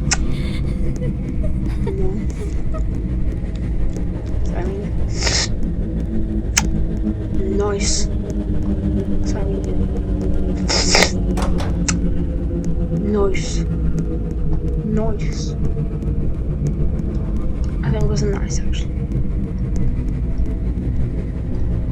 What little of his brain remained was pooled at the base of his skull like the final dregs of a milkshake at the bottom of a cup. In the end, it was Bradley's ego that brought him down. After 2 years of watching him massacre his way through a small town and then our labs, all while wondering when he'd finally set his sights on some bigger prey, I decided I couldn't just let him carry on. The thing about kids is even ones like Bradley, even the smartest, cleverest, and most knowledgeable ones don't really have any experience. Throw in an ego the size of a planet and they often lack that essential humanity beaten into most of us by adulthood. In the end, it was a little white lie that saved me. Saved us all, really. No one's spoken to what's on the other side. I told him. We have never had any gifted person be able to reach out and see what happens after death. He came out of his room the next day and just... I don't know. I didn't feel sorry for him, but damn. I came close. He had a little desk in the middle of our lab's main floor, where he'd watch the scientists and read their minds like most kids flip through TV channels, and he walked right up to it and sat down. He looked so beaten, so utterly wiped out. He asked me for crayons, so I gave them to him, and he spent a few... On a count in one floor.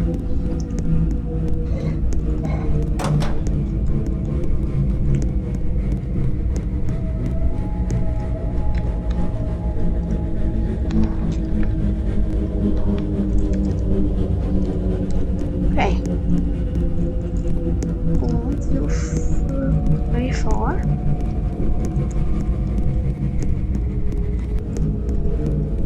5, 6, 7, 8, 9, 10, 11, 12, 13, 14, 15, 16, 17, 18, 19, 20, 21, 22, 23, 24, 25, 26, 27. My answer is 27. Or 3 to the 3 to the 3 to the 3 to the 3. few minutes scribbling something. A little house with some trees, and the next thing I know, he was gone. He just popped out of thin air like he was deleted from one of life's animation frames. He wasn't dead. He just put himself into the drawing. They talk about him like I trapped him, like I beat him. But truth is, I think Bradley could leave the drawing whenever he wants to. You can see him in the house. He's painting in there, I think. It's all he ever does. Sooner or later, the page will be lost, destroyed, maybe even intentionally. There's no such thing as infinity when it comes to human life, but I remember the look in that dead old man's eyes, and I remember how it made me feel. Servitude. Bradley must have seen right through into whatever afterlife there is, and he did so with such clarity it put all other kids to shame. Now I think he's hiding.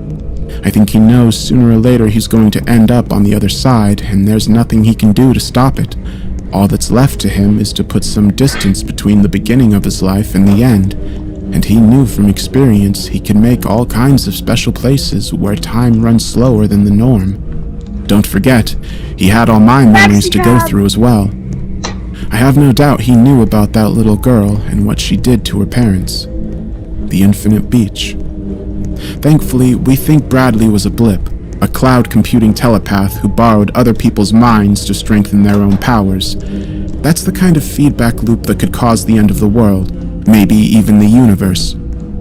We're glad he called it quits, although it unsettles me to think of the reason. Someone asked me once what I think these kids are. I'm not sure, but I'm tempted to call them a bug, an error. Whatever they are, they've tapped into something underneath the banal reality most of us fixate on. The one filled with recyclable cups and microwave TV dinners. You hear that and you think it must be a thing of wonder to have that kind of knowledge. I just think of Bradley, a literal god amongst humans who took one hard look and fled with his tail between his legs. If I ever glimpse his face in that picture, looking out the window, all I can think is that he looks so goddamn scared.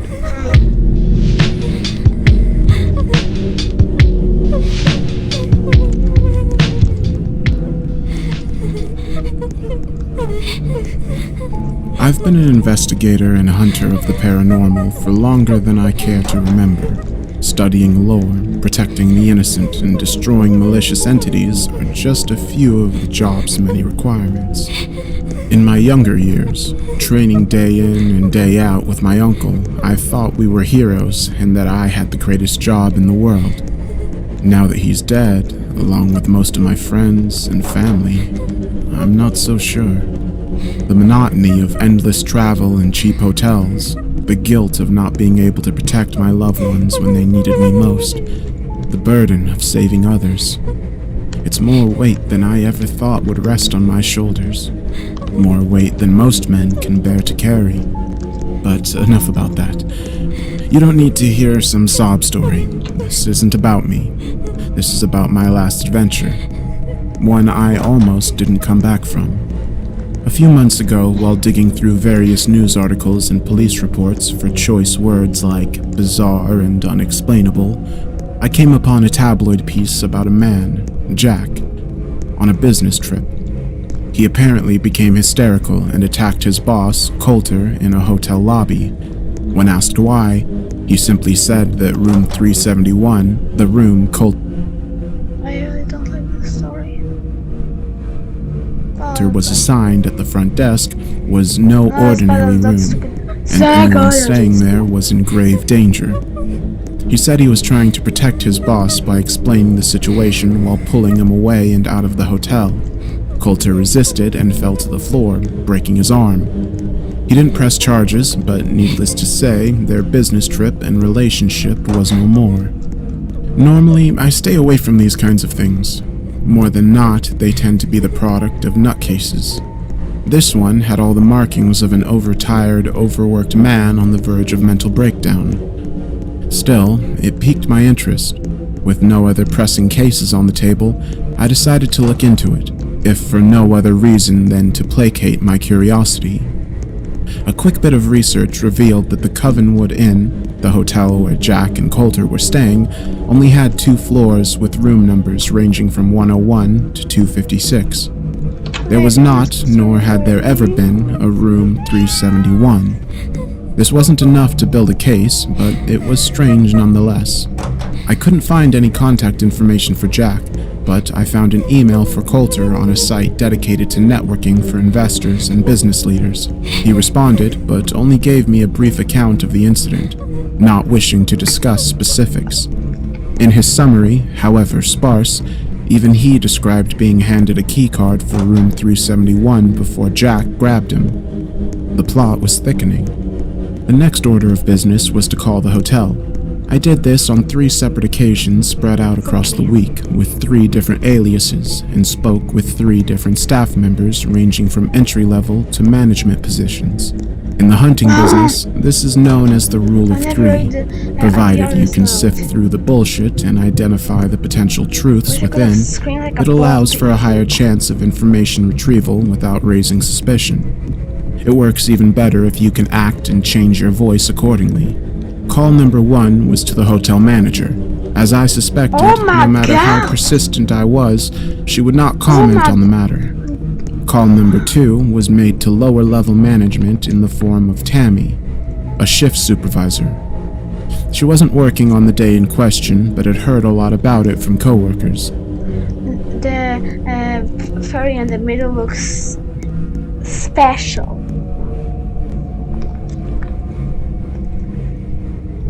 It's just a special boy. Going to 1800 without turning this off. Is it ostrich time? No, it's not ostrich time.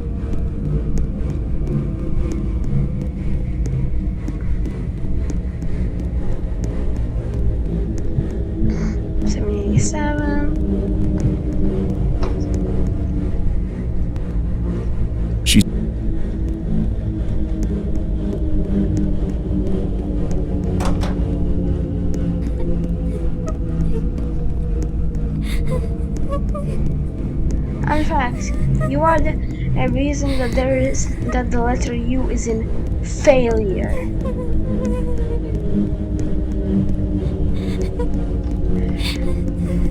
You are also the reason why why there is no U in the letter. Sorry. Here was the reason why there is no U in the word winning. Or winner, really.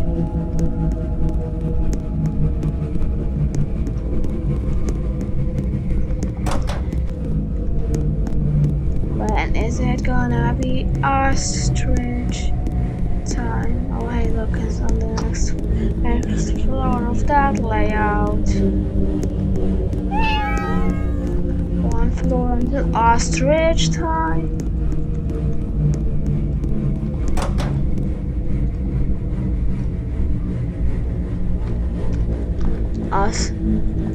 Ostrich number.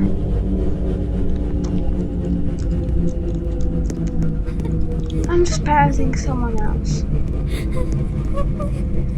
Oh, whoa. He said Jack was a lunatic, kept screaming about a list of rules in his hotel room. I wanted to pry for more, but we were disconnected. I'm fairly certain I heard the manager come over and scold Tammy before the line went dead. Call number 3 was to the front desk. For this one, I decided on a backhanded approach.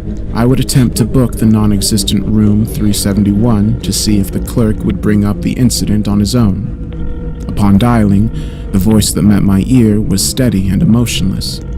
Thank you for calling the Covenwood Inn. How may we be of service? Is it possible to book a specific room? Of course, sir. Which room would you like to stay in? Room 371. One moment. There was a brief pause and the faint sound of tapping at a keyboard. Room 371 is available tonight and every night going forward. Would you like to book your stay? Impossible. Did I call the right place? Was my information wrong? So you're saying room 371, that's 371, is available? Yes, sir. Tonight and every night. And this is the Covenwood Inn in Massachusetts? Indeed it is. And your hotel only has 2 floors with room numbers 101 to 256, right? Correct, sir. How then is there a room 371? There was another pause, this one considerably longer than the previous. Thank you for calling the Covenwood Inn, where we always hope you enjoy your stay. Goodbye. Well, I'll be damned. Despite my doubts, it looked like I had found my case. I just needed to do a little more research before going out on a full-fledged hunt. Most entities travel.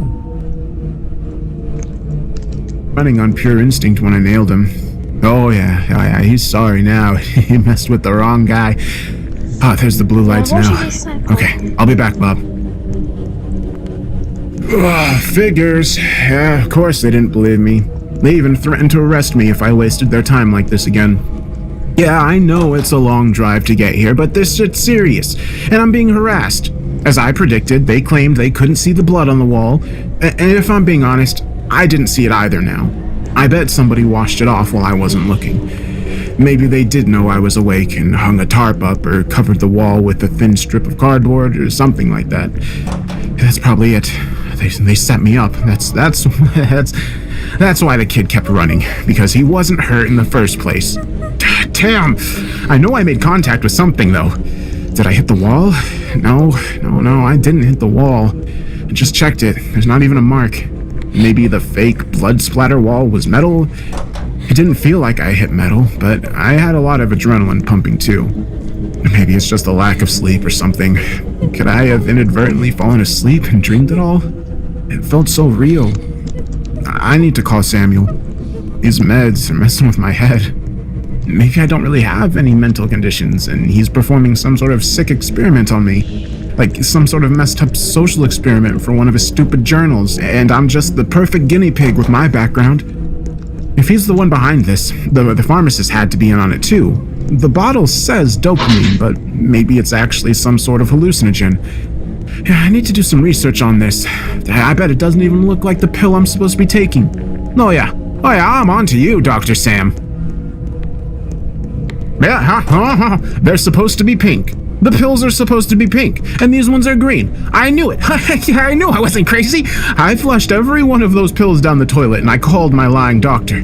Of course, he claimed that I'm having some sort of episode or reaction to the pills. He even said he's calling someone else in, but I'll be damned if I trust a word he says now.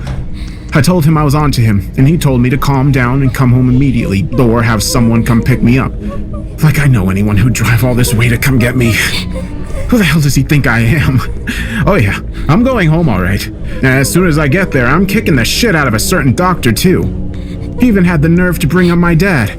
The last thing I asked him for was a therapy session over the phone. I know damn well it's not my fault he's dead. The bastard attacked me and I defended myself. He was the first in a long line of folks who thought they could push me around and get away with it. It's his own fault, really. He's the one who taught me how to use the gun in the first place. He showed me so I could protect myself if anyone ever tried to hurt me. What the hell did he expect when he was the one that tried to hurt me? I was still a kid when he tried pushing me around, and I'm a grown-ass man now. What does my doctor expect to happen now? We are watching. He's just trying to save his own ass. I tell you, Bob, you better never try pushing me around, or you'll get yours too. I'm sorry, Bob. I got myself worked up and I didn't mean to take it out on you. I let that guy get to me, and it's probably my own fault for trusting him in the first place.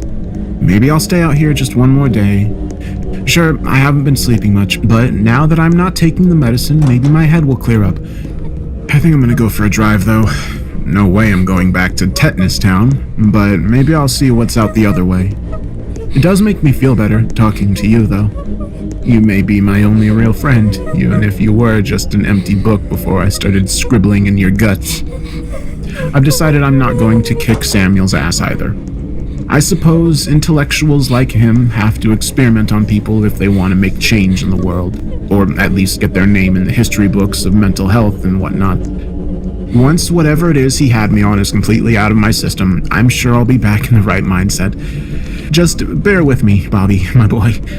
The world seems quieter again, and I think I'm starting to feel like me again. Or at least getting there. I'll be back later. Don't wait up.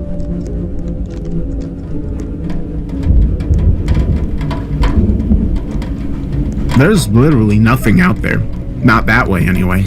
I drove for like 2 hours and didn't see so much as a single gas station. Luckily, my little Honda is economical, but I may have to visit that.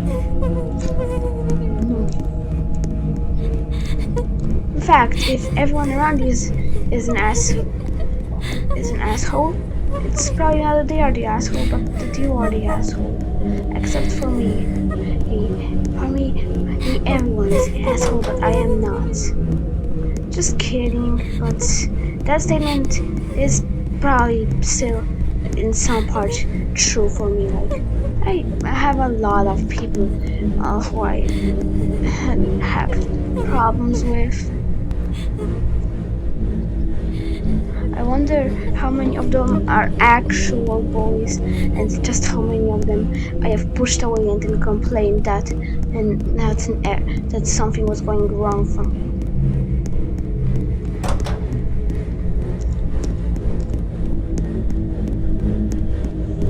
Probably a lot more than I can think of, honestly. Feels like my entire world is just crumbling around me. I'm not in the best mental state right now. Everything is breaking for me. My games, my thoughts. I'm confused.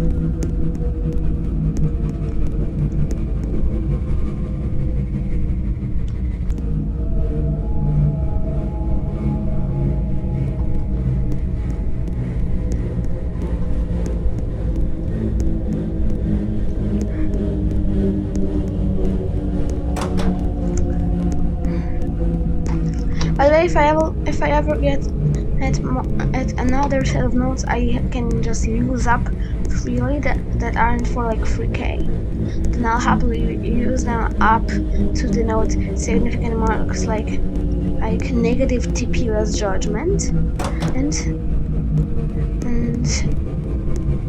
negative 2222, negative 3K, negative 3333, negative 1234.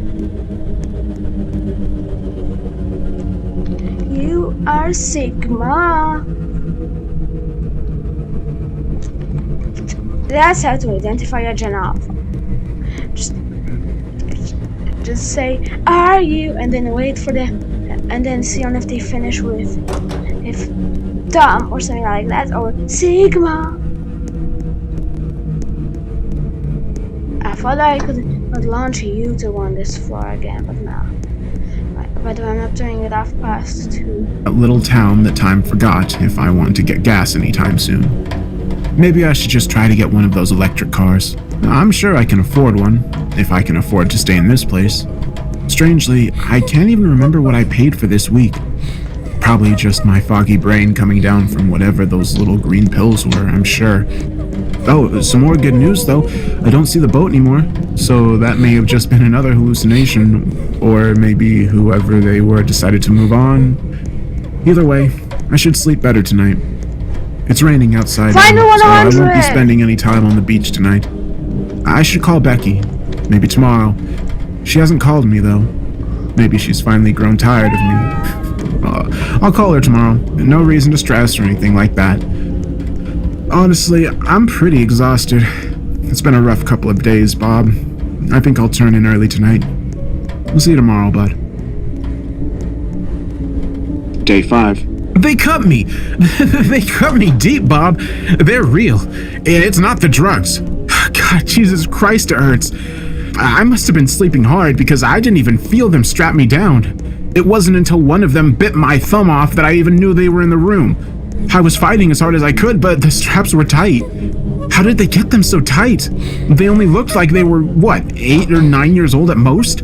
How could the little bastard's jaw be so strong? There were 3 of them in the room, and I heard more of them laughing outside the door.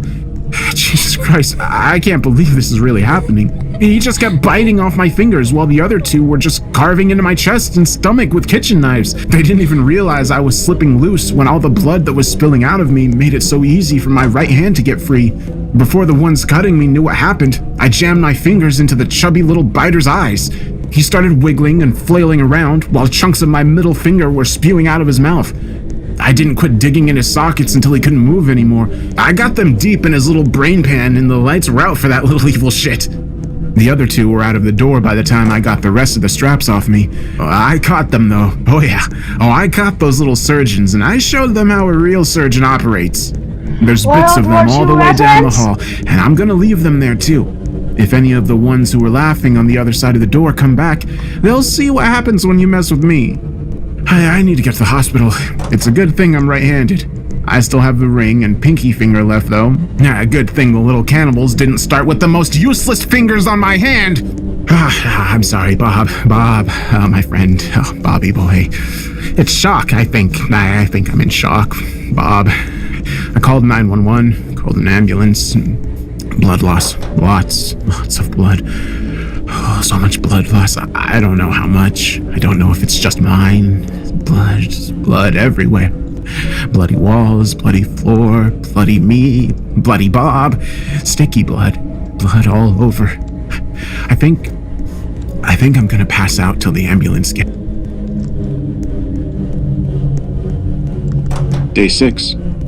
It all felt so real. I know it was real, wasn't it? I woke up and it was morning again. I think it was morning. It was light, but it was light when I passed out too. I looked at the calendar and it's the 12th now. That means it's the 6th day, right? Yesterday would have been the 5th, so what happened? There's no blood, there's no bodies or the bits of them I left scattered through the hall. My left hand is fully fingered. It just had to have been a dream, but I know it wasn't. Dreams don't hurt. Not really. That's the way it works, right? I need to get away from here. Maybe it's this place, you know? Maybe there's something in the air or the water or something. Whatever turned that town into Chernobyl's little brother, you know? Maybe it was a spill or something toxic in the water supply. But it's powerful stuff. Poland exists. I'm packing Germany. my stuff and getting the hell out of here right now. First thing I'm doing when I get back is finding a new psychiatrist. Even if I didn't need one before, I sure as hell need one now. I'm gonna stash you in my luggage until I get back home, Bob. I'll talk to you soon. It's gone, Bob. The town isn't there anymore. Well, not all of it anyway. A lot of the buildings have crumbled, as if it's been deserted for centuries. There's not the slightest sign of any life around. I thought I could have driven in the wrong direction at first, but there was nothing out that way yesterday. I know it was the same town.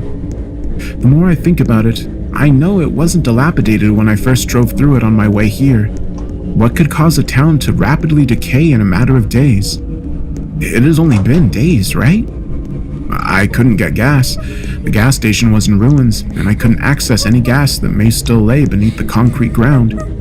I had to turn around and come back to this godforsaken beach house. I didn't think I would make it. The car was sputtering something awful those last few miles of running on fumes. I can't go anywhere now. I tried to call Becky. She didn't answer. I even tried to call the doc, but it kept ringing there too. 49 This is all his fault, Bob. First, the recommendations to even take this damn trip, and then there was the hallucinogens. I think this was all a trap. All part of his sick experiment. I bet he's watching me now. The house still has power and cable and internet, but the closest town apparently closed its doors, 100 years ago? If I ever get out of here, I'll put good old Dr. Sam through a few experiments of my own. What am I gonna do, Bob? I hear something outside. I hope it's just the waves playing tricks again. I've got to check it out. Jesus Christ, it was a kid. Bob, it was a kid. Not one of the ones from before. He wasn't scary and demented, but he was hurt. Christ, he was crawling out in the woods, like dragging himself across the ground. I was scared, you know. I thought it was one of the little demon seed bastards again. I ran to him with my trusty fire poker held high. I was ready to just swing it into his skull, but he just flipped his body over and looked up at me. His feet. Jesus, someone had cut his feet off. I dropped the poker and got down on all fours. He was crying and wailing in pain. I tried to pick him up, but he screamed when I attempted to wrap my arms around his little body. His shirt was covered in blood. I didn't notice at first because of his feet. I lifted his shirt up and had to fight to stop myself from puking all over the poor kid. His body was all cut up. His intestines were hanging out, and his chest had been spread open. I tried to help him. I swear to Christ I did, but I actually saw his heart make its final beats. I watched it stop. Who would do something like that? I brought him inside. I didn't know what else to do. I couldn't leave him out there. I know him, Bob. I know his face. I can't remember where I know him from, though. I tried to call the police, but nothing. I can't stay here. I have to get away from this place. He's gone. I took a shower to try to calm down and clean the blood off. I came back downstairs. Nobody was there. Like no body. No blood from where I carried him in. It was dripping everywhere when I brought him in. I still see it on my hands, though. I see it dripping on the floor from my fingertips, but the drops don't stay on the ground. It's almost like it sinks right through without leaving a mark. I see it covering my fingertips and dripping down my pencil while I write this, but it doesn't stain your pages. I went outside, and even the blood trails from the kid's ankle stumps were gone from the tree line. I'm losing it, Bob. I'm never getting out of here. I know that now. Day 7. I'm not getting out of bed today. No use. No reason. I think I'll just stay here for now. Day 8. I'm going numb, Bob. Emotions are drained. Mind is slipping.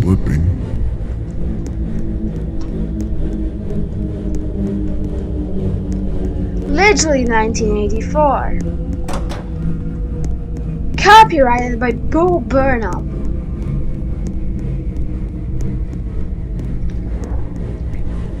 I found a funny joke for this floor. Was that the Pride of 87?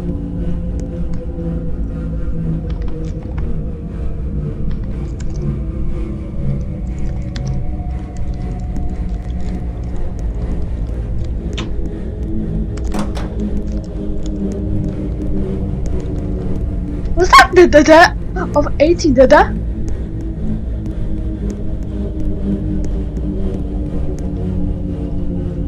All 6 of them came in this time. The boy from the woods was there. He was the last one who came through my door. They already had me tied down before he walked in. He still didn't look evil or sinister. He just watched. He just stood there with his arms crossed and looked on while they cut me apart. His expression seemed no different than if he was watching Curious George. The masks were gone now, just cute little kid faces smiling down at me like they were playing a board game or drawing funny little pictures. They didn't look hateful or angry or anything, you know? Just looked like children having fun. The same chubby kid bit my fingers and toes off. He looked no more harmless than if he'd just engulfed a whole jar of strawberry jam, and it smeared all over his face.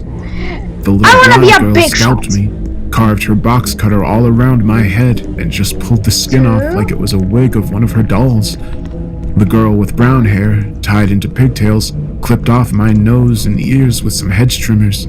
She tossed them to the fat kid like she was rewarding her puppy. The two other boys, a shaggy-haired blonde kid and one with a buzz cut, just cut my shirt off with some scissors and splayed it open. They smiled at me. It was a genuine sort of smile, you know? It was friendly, in a strange sort of way. When they turned their heads back at each other, they dug their fingernails into my skin. It was like one of those zombie movies where the undead ram their fingers into the victim's stomach and just pull it open like a trash bag. The kids grabbed at my intestines and organs and pulled them out one by one. They tossed them over their shoulders, and they landed on the floor with a splat. All of this was going on at once, Bob. I was scalped, had my nose and ears severed, my fingers and toes chewed off, and my insides pulled apart within minutes.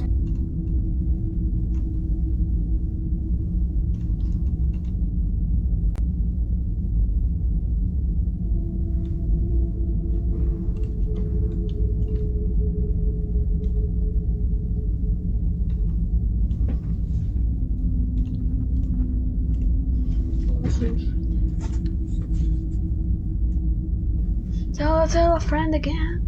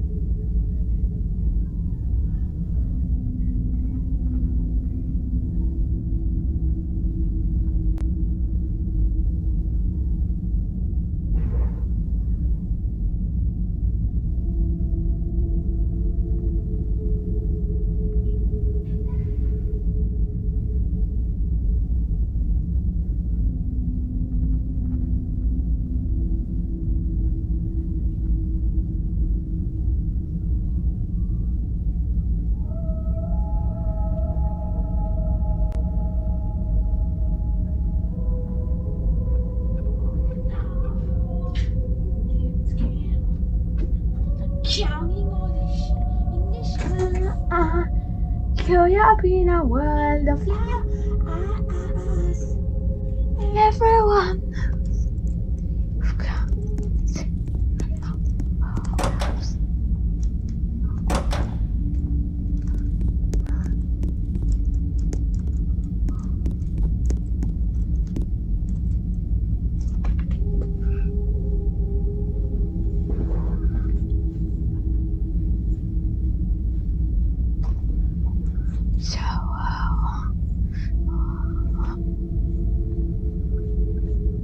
Hope you enjoyed Patrick drooling. Yep.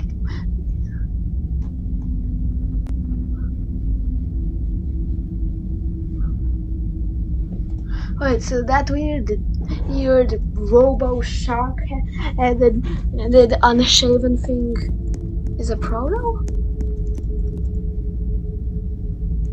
Cool.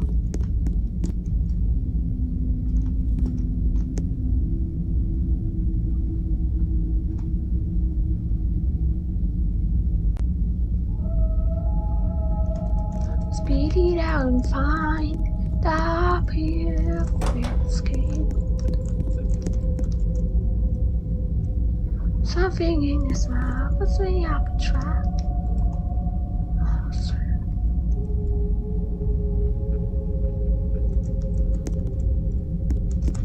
Imagine if I make it there but lose on the coin flip.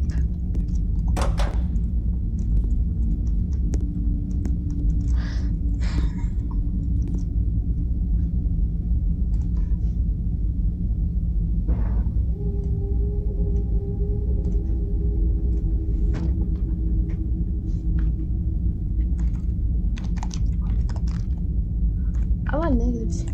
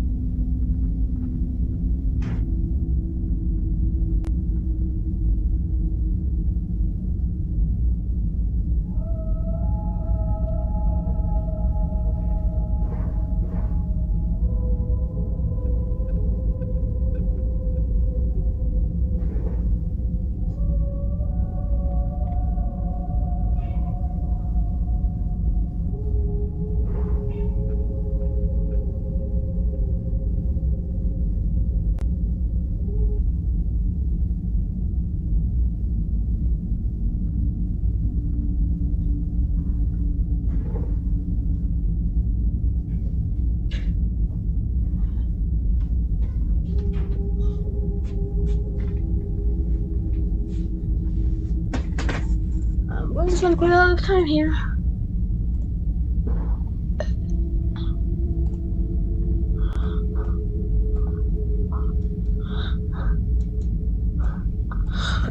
I can't even describe the pain. I had no idea such pain could even exist. Actually, I'm going to sit here until 5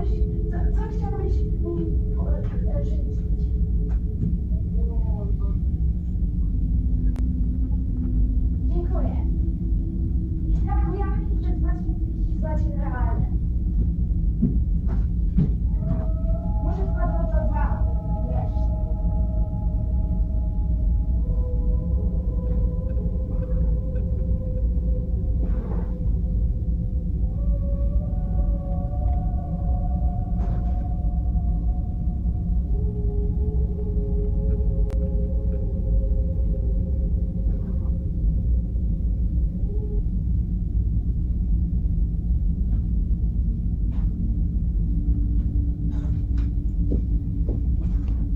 I don't want to run yet. Whenever I just feel like it.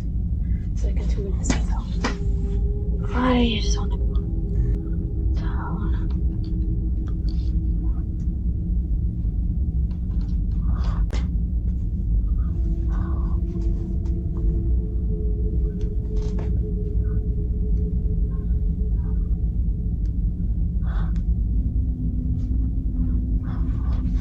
Going in 2 minutes. If I want.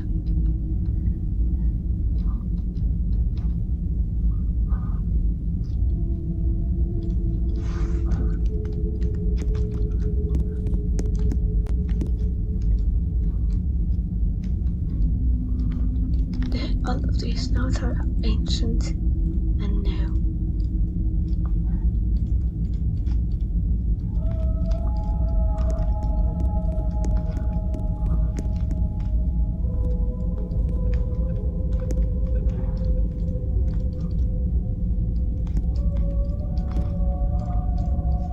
How dare you enter Ali's class of fate?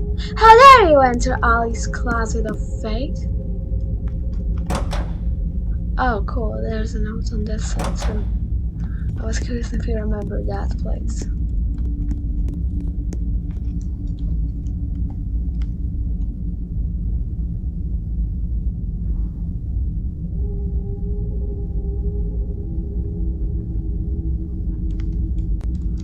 Man, bro, Sarge, you are madman.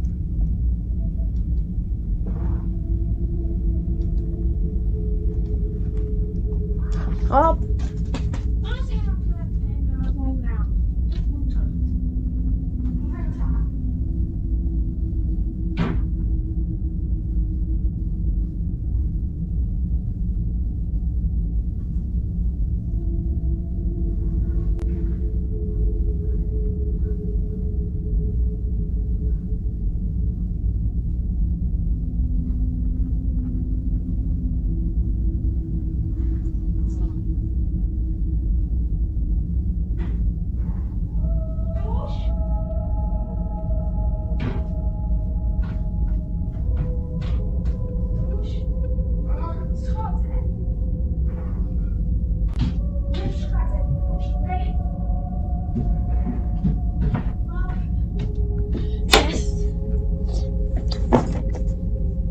Going down.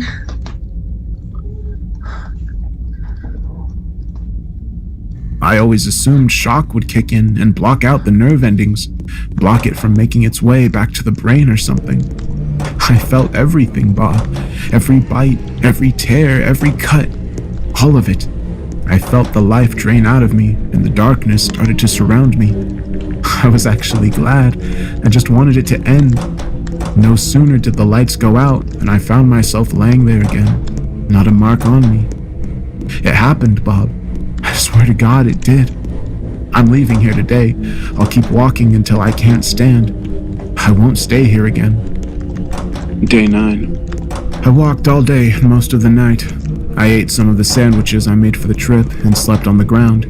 I slept for maybe 4 hours, but when I woke up, I started walking again. This entry may be titled Day 9, but I think it may encompass a few more than just one day. I already made it through the crumbled town, though there's far less of it remaining now than the last time I passed through it. I think I may be approaching the highway soon. I hear the rumbling of speeding vehicles in the distance. Maybe I can hitch a ride from someone, or that's what I'm hoping at least. I probably don't look like the most inviting hitchhiker at this point, but perhaps some kind-hearted driver will offer me an olive branch. This will hopefully be my last stop-off before reaching the real world again. My feet are throbbing, my back hurts like hell, and my supply of sandwiches is running low. My head feels clearer now, and the idea of seeing civilization makes my heart soar quite a bit. Whatever happens from here on out, I'll never go back to that beach again. That's a fact. I think I'm going to break up with Becky too. She wants kids, I think. I didn't plan to ever be a father before, and I'm sure I don't want children now. Maybe this was just some sort of psychological warfare my own brain waged on me to make me realize that once and for all. One thing is for sure, I'm not built for solitude. I can't say I care for people in general, but I realize now that I at least like to know they're around. Not far to go now. Day 10 through 12-ish. I made it home, Bob. I never thought I'd see this shitty apartment again. I sat in the bathtub for close to 2 hours when I got here. Just dropped my stuff on the floor and headed straight to the bathroom. I would have showered, but I could barely stand. I walked down the breakdown lane of the highway for 3 hours before I could convince someone to offer me a ride, and looked worse than a mangy dog when the truck pulled over to the side of the road. I had nothing left, but the pure joy of seeing my long walk come to an end gave me a second wind enough to sprint to the passenger door of the big rig. Huh? The driver was a really cool guy, and he didn't even say a word about the way I looked when I hopped in. He looked like he was likely some kind of weekend biker or something. Long gray beard, bandana tied around his ponytailed white hair. He even wore one of those leather Harley vests. He wasn't planning to drive into the city, but he said he'd get me close. By the time we reached the city limits, he decided to just go ahead and take me the rest of the way. He was a really cool guy, I'll tell you. I offered him a $100 bill for his trouble, but he just waved it off and told me just to pay it forward someday. I definitely have a new outlook on people in general. I'd probably still be walking the highway if he hadn't come along. I think I'm gonna keep you around, Bob. You may be the only thing that got me through last week. Samuel may be full of it, but the journal was a good idea. Credit where credit's due and all that. That being said, I'll see you tomorrow, Bobby boy. I think I'm going to the bar where I can be around people for a while. Day 13? I don't know why I'm still numbering the days now that I'm home. I may just keep it up and see how high the number gets before I get to the last page. Saying that, though, I'm not entirely sure why I'm so deep into this book already. You're pretty thick, Bob. No offense intended. My last 13 days should logically only take up 13 pages at most, but I'm clearly a good halfway into this journal. Have I noticed that before? It feels like I have. But I strangely have no urge to flip through the first pages. My head feels a little swimmy. I think I'm going to take a nap. I quit my job, Bob.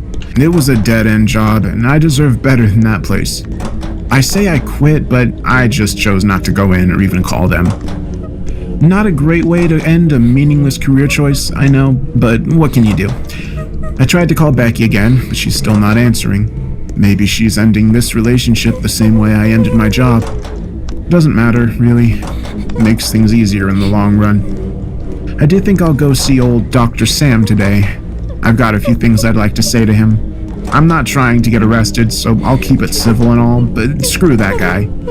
Alright, later, Bob. Well, actually, I think I'll take you with me. I want to be able to show him what he put me through. I wonder if Mrs. Jacobs moved out. I haven't heard her little brat running back and forth since I got home. I hear someone up there walking around, but it ain't a kid. Maybe things are looking up for me. Jesus Christ, I saw them, Bob. All 6 of those little bastards. I was in the taxi on the way to Samuel's office, and they were just playing on the side of the road. I told the cabbie to pull over and let me out, tossed them a 20, and ran after them. Did they follow me here? Maybe they work for the doctor. It can't be a coincidence that I saw them so close to the office, right? As soon as I ran at them, they took off down an alley. They're pretty quick, but I was able to keep up with them. I've got them cornered, I think. They ran into an abandoned warehouse or something, but this is the only entrance. No, I'm not going to hurt them, Bob. I just want some answers. Yes, I know it's them. You don't think I'd recognize the brat patrol that filleted me like a fish? I could really use my fire poker right now. Forget it. I'm going in. No, it's not real. This can't be real. I ran in, Bob. All 6 of them were standing there in the center of the room. It wasn't a warehouse, I don't think. There was plastic lining on the walls and the floor. It's like that clear plastic stuff killers use in the movies to help them clean up evidence and all that. It almost looked like the walls were wooden. I could even see light shining through the splits in the walls behind the tarp. They weren't alone this time. It wasn't just the kids anymore. Standing behind them, like a ringleader, was me. How can that be, Bob? How could I be there behind them when I was standing right in front of them? Do I have a twin I didn't know about or something? They all had blood dripping from their fingers, every one of them. They just smiled at me with mouths that were way more wide than they should have been. I ran, Bob. I ran out of there, ran as fast as I could back through the door I came in. They all laughed at me when I turned tail, every one of them, even me. That one kid, though, the one that was bleeding in the trees, the one that just stood and watched while the others tore me apart. I know who he is now. He's Jacob's boy, the brat from upstairs. I'm going to knock on their door. I don't think they live there anymore, but maybe whoever is in that room now could know where they went. The only thing that makes any sort of sense was that this was all in my head.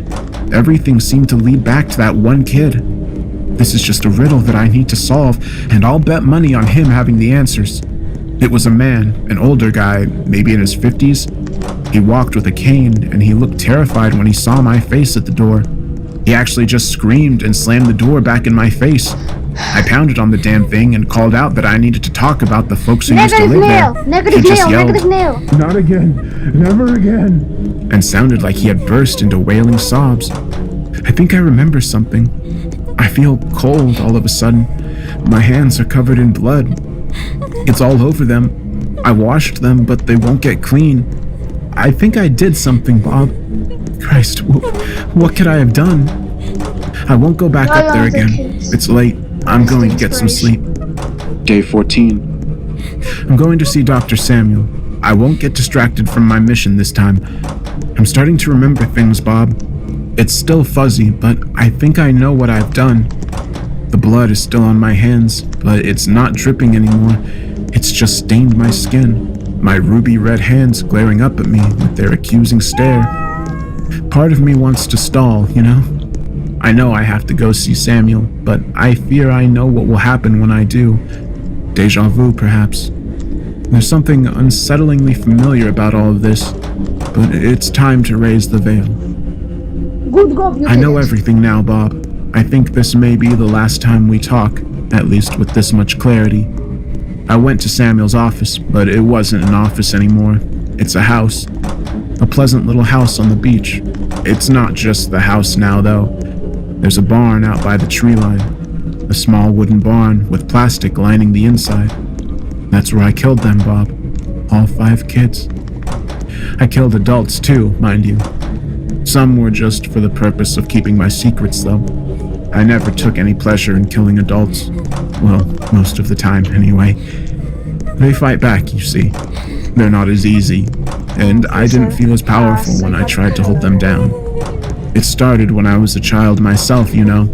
I convinced everyone that my father was self-defense, but I just didn't like the way he talked to me that day. Sure, they put me in therapy, and I talked for hours and days about how he beat me and berated me, and I finally had enough. He never did those things, though. He did love me, I think. I think he knew something wasn't quite right with me. He tried his best after my mother died.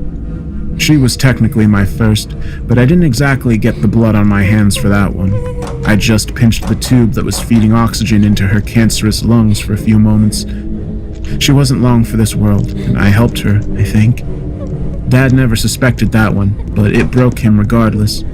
He was suffering, and I'm sure he didn't mean to talk down to me that day, but the damage was done. I almost regretted it at first. The way he looked at me while he was choking on his own blood stays with me to this day. He appeared genuinely surprised. Even when I forgot the circumstances, I still saw that. I guess, technically, Buddy was the first time I got blood on my hands. His barking kept me awake one night too many, and I just had enough. I carved him up a good bit. I made sure to clean the knife before I put it back in the kitchen. I don't think Dad ever suspected me of that one either. Molly was the first kid I killed.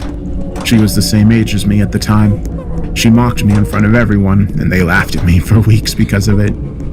I didn't kill her until the whole thing was forgotten, though. I was smart enough to point the finger away from me. When they saw what was left of her, they did not suspect that another child could have done something so brutal. Randy came next. He was another one who made fun of me. I cut him up worse than Molly. They thought an animal got to him. Tim and Julia didn't happen until I was in college. I didn't have any good reason for those two. I guess I just didn't like how they looked at me while I was walking past the playground.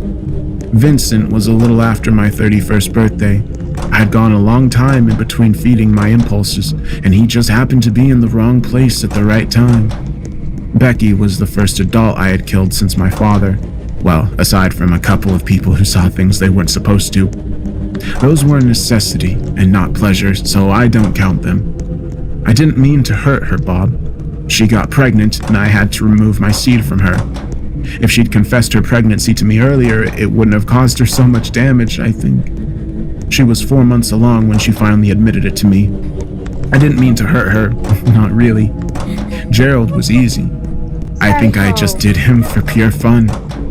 He was an awful and condescending prick. Another case of the wrong place for him and the right time for me, even if it was his own home. I was just driving by when I saw him sitting out in his rear deck in his hot tub. I didn't even know he lived there, but I couldn't resist the opportunity. It was late, and most of the city was asleep. I was the only car on the road, so I didn't even try to hide what I was doing. I pulled over and snuck up onto his deck, drowned him in his own jacuzzi. Finally, Jimmy Jacobs, who kept pounding across the ceiling of my apartment no matter how much I protested against it. He was homeschooled and was rarely away from the apartment, so I had to lure his mother away for enough time to take care of him. I paid a bum $40 to pretend to be a cop. He told her that her sister had been arrested and that she would have to bail her out. She apparently wasn't the smartest of people, but she ran out of the building, leaving Jimmy home alone. Had I made quicker work of him, she would have been none the wiser when she got home. But I wanted to make an example of what he'd put me through. I tied him down and cut off his feet with a hacksaw. How was I to know that his mother had run out without her wallet? Those are his I was enjoying victims. my work so much that I didn't even notice her coming in. God. She screamed, and I turned around just in time to receive an entire magazine worth of ammo she'd fired into me. That's when I met Dr. Samuel, or as I would come to know him as, Samuel the Accuser. I still don't fully understand the beach house. The barn I did my work in was abandoned and hidden by the forest. Perhaps the beach is just because I always dreamed of living there. Maybe it's just that one final insult, you know? Seeing my dream turn sour. I understand now why I'm so deep into your guts, Bob. Hell is in repetition. It keeps going back and back and back again. Whenever I find the truth of my horrific deeds, I go back to the beginning. Repetition, over and over, a never-ending cycle. I deserve this, Bob. I'm a monster. I'm well aware of that. Even before I knew who the children were, I wanted to kill them. Even before they started cutting me, I wanted to cut them first. Maybe if it ever gets to the point that I don't want to feel their blood spraying across my face and leaking between my fingers, maybe then I'll be free. Will I, though? Repetition, Bob. I will be going now, my only friend. I fear I will see you soon. Do I always call you Bob? I wonder. Day 1. All right, this is day 1 of seclusion for me. My therapist recommended that I get away for at least a week to try and get myself together.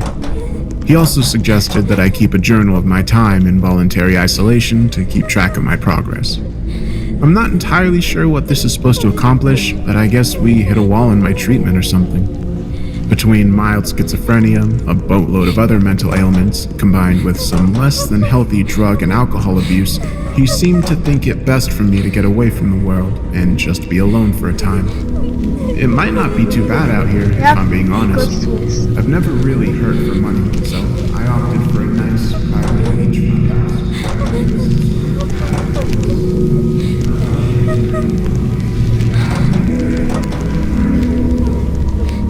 I should try slowing down slightly. Just that way I don't listen to it so constantly.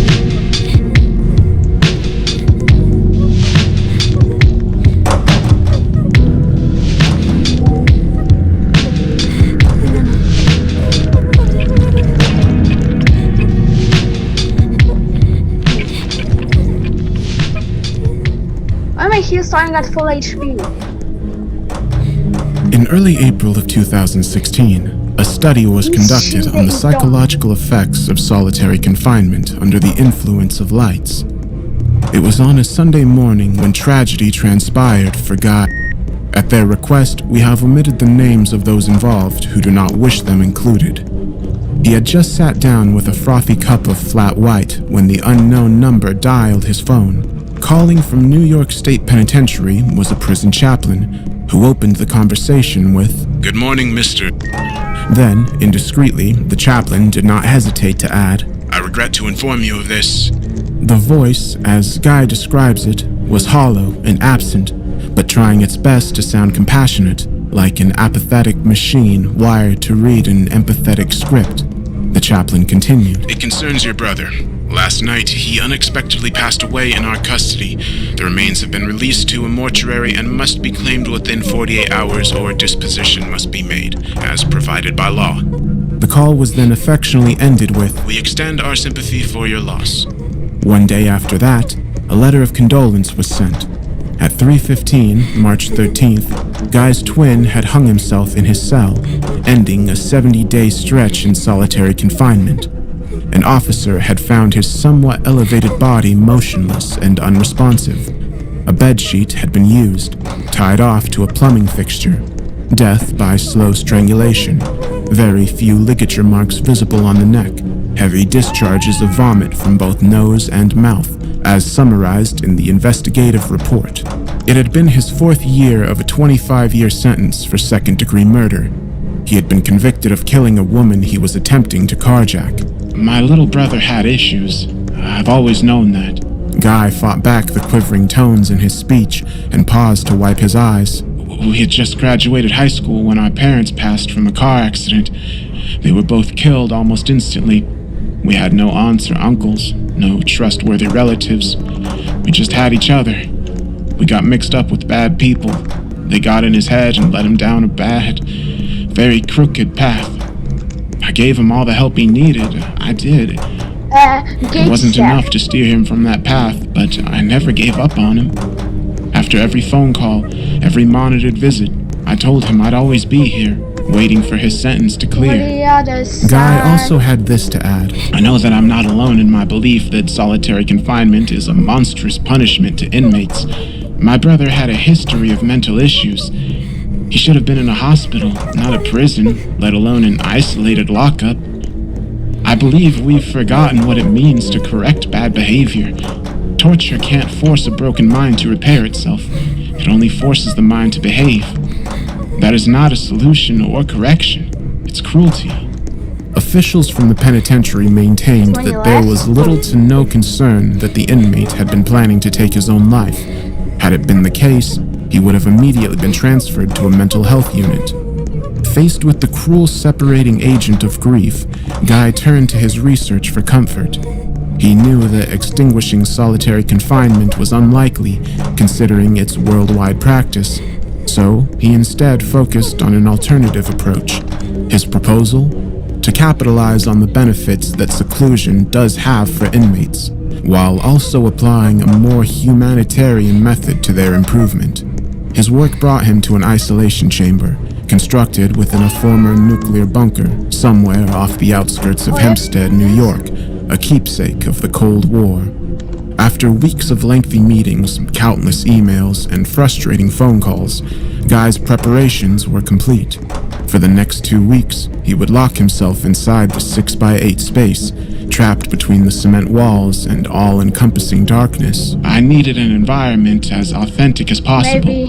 Guy explains at the outset. I found myself drawing a lot of inspiration from The Hole on Alcatraz Island, a pitch-black, tight space without any human contact. Granted, not all isolation cells have these severe conditions, but if we can still produce positive results from the worst treatment possible, imagine the success from less harsh conditions. Start from the bottom and work your way up to the top. The room was equipped with a refurbished toilet, up-to-date ventilation, a metal bed frame, and a small table. Bolted atop the table was a lantern fitted with a bulb that could be changed to different colors via remote control. I have a very loud mind, and vivid thoughts are always trying to squeeze their way out, so there's no doubt the sensory deprivation will take a huge toll on me. That is where the light will come into play. As it changes colors, my reactions to those different colors in my mind will be noted. Colors stimulate the brain. There's a real psychology here. I hope that the changing colors will act as a tether that will allow my senses to cling on to something, and will perhaps help me manage and endure my time in there with minimal negative effects. Thus, Guy dubbed this experiment the Lighthouse Project. The ones overseeing the experiments, handpicked by Guy himself, were Ronald Westbrook, a retired clinical and forensic psychologist, Victoria Wick, a therapist specializing in PTSD patients, and Brian Rexford, an independent radio psychologist. To protect the privacy of certain individuals, their names and identifying details have been changed. Though each came from a different background, they were all equally fueled by discovery and Guy's compelling determination. Together, they agreed on their joint schedules and varying night shifts to observe Guy's behavior and safety throughout the test. They'd be stationed in a separate room, rigged with different screens and connected to night vision cameras within the chamber. Internal audio would also be fed to them by the recorder Guy would have on his person the entire time. Other than documenting and supervising the experiment, they were also to follow another important instruction. Do not, under any circumstances, stop the test. No matter what is said, screamed, or begged, the door will remain locked until the experiment is complete. The only exception being if a hospital is needed. Before being taken to his cell, Guy partook in several psychological tests and interviews to examine his mental capacity of taking part in the project. He'd take with him a month's worth of military food packets, drinking water, toilet paper, and batteries for his recorder. When asked if he'd prefer a set of different sheets, Guy declined. With everything now in motion, the door was locked, the lights were cut, and the cameras were activated. Day 1. Incarceration. Guy spent his first 10 minutes in absolute darkness, lying on his bed. Every so often, he makes a popping sound from his mouth. Minute by minute, the popping becomes a hum, and then graduates into a whistle as Guy taps his foot impatiently. After the 30-minute mark, he records his first log. Day 1. 04:01:16. Audio log. 30 minutes inside. What a bizarre feeling. My hand is an inch in front of my face and I can't see it at all. It's pitch black and dead quiet in here. I'm not even sure what to say at this point. I want to hear something other than my breathing bouncing off the walls. 4 hours pass. Guy takes to wandering around the room, appearing to count the number of steps it takes to reach each wall.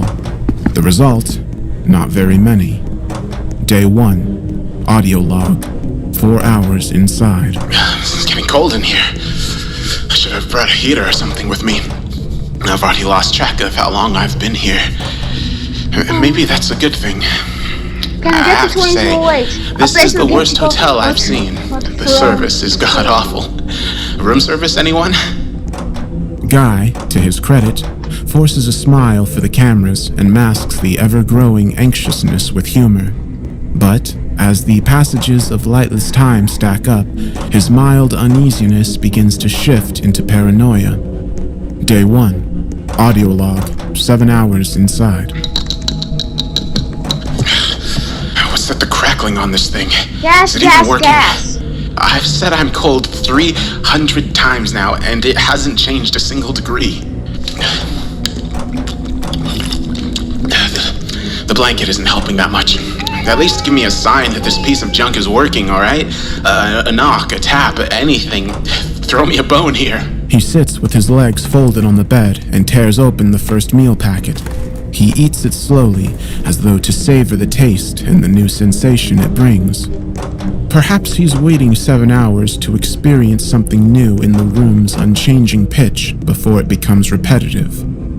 It isn't long until Guy takes to pacing the room to each of the walls.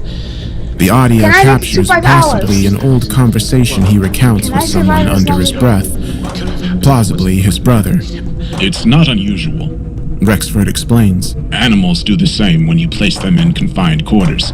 He's anxious, trapped, and bored, and pacing provides input in his life. Builds a mechanism to cope with. Eventually, Guy crawls into bed and tries to rest. He manages to fall asleep for 10 hours straight, tossing and turning relentlessly in his sheets. When he wakes, the realization takes a moment to dawn on him as he rubs his eyes and tries vainly to get his vision back. He falls back into his pillow and sighs loudly. Right, that's right. Shit. As an entire day passes in the chamber, the adverse effects of his sensory deprivation begin to intensify and become especially more evident in his 8th log. Day 2. Audio log. 30 hours inside. They're everywhere, aren't they? All over the grainy darkness. There's so many of them. The spindly shapes are floating around me. I'm hallucinating. Aimlessly drifting, bouncing off of nothing. Aimlessly. I think they are organic. Spores. Swarms of them all over the place. What day is it? Can anyone hear me up there? I said, I'm hallucinating. In view of this, he waves around both hands, sifting his fingers through the invisible objects his mind was manifesting. Before long, he claims to start hearing music in the corner, even snapping his fingers to the non-existent rhythm.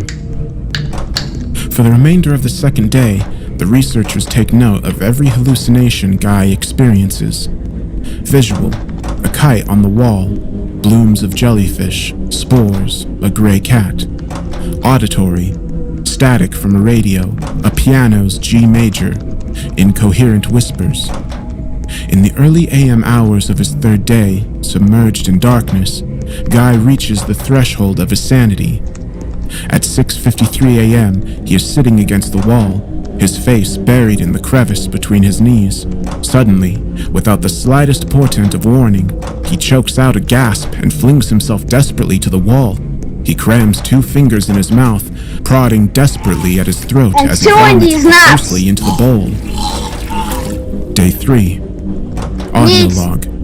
72 hours inside. Mega dalekie. Najdalsze. Something poisonous is inside me. Slid right down my throat. Will I die? Will I fill up with mushrooms? No.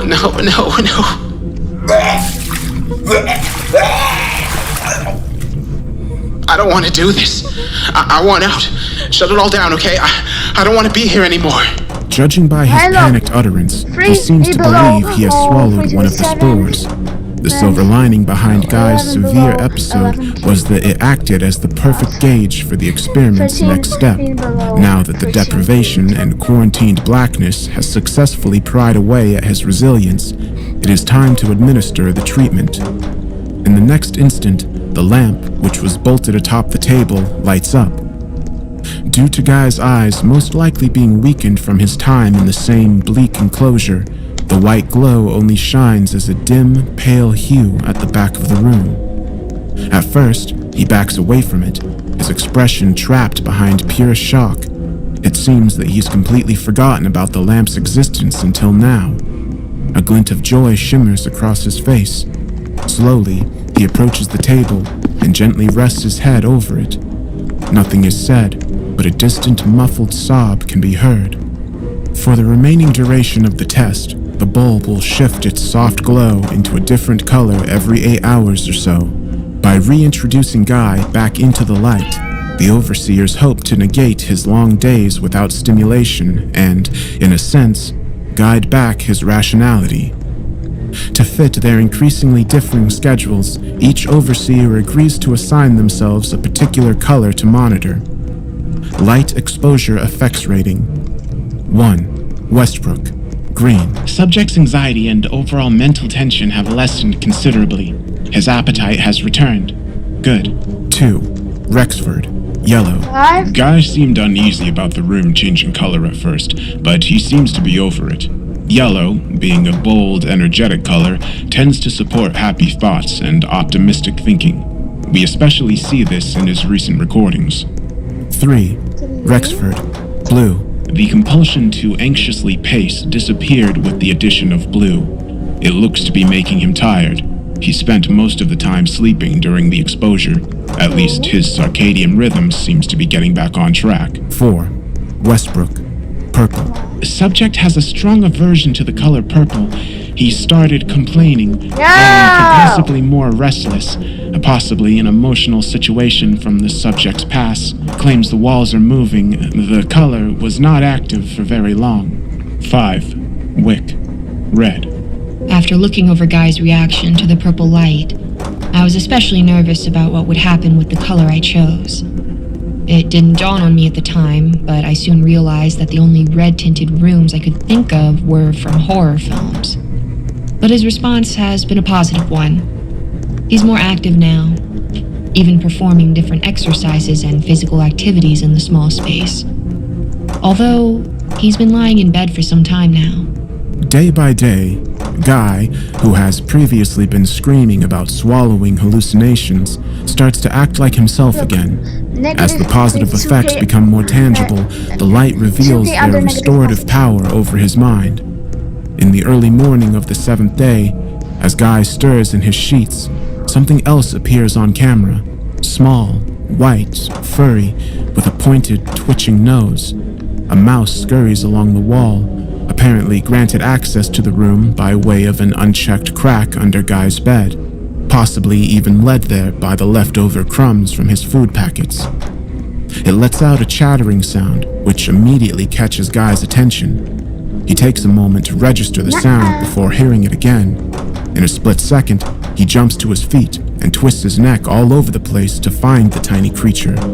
By the time he spies its sharp movement, it has already crept past him and into the hidden crack. After the discovery, he deliberately starts to leave pieces of food under his bed. A newfound habit develops, where he lies along the cold floor, constantly checking to see if the mouse has returned.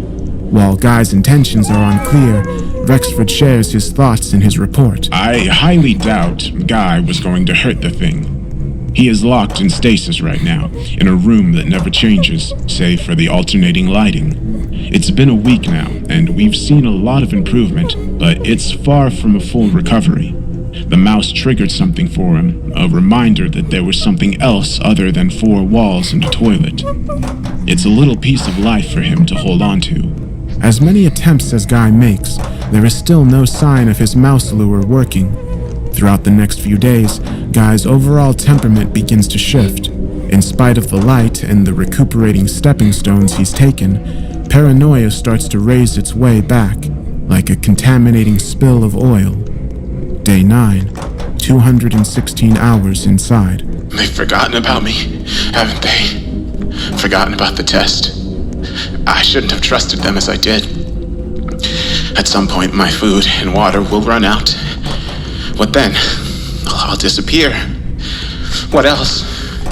Bastards, torturers. Lock me up and throw away the key. Are you all still taking notes? Day 9, 218 hours inside. I don't want to see these four walls anymore. Every crack, every ancient smudge is leaving a permanent stain on my memory. Is that what you had to see? Is this the hell you lived in? I don't want to sleep on these greasy sheets. I don't want to eat this dry, tasteless food, drying like sawdust on my tongue. Here is where I'll die, where not even God will hear me out there. Oh, my neck is... It's back. That pressure, I felt it again, drilling right into my temple. It's been coming back more frequently lately. Sometimes I think the walls are moving. When I close my eyes, it feels like I'm underwater, traversing invisible depths nobody cares about.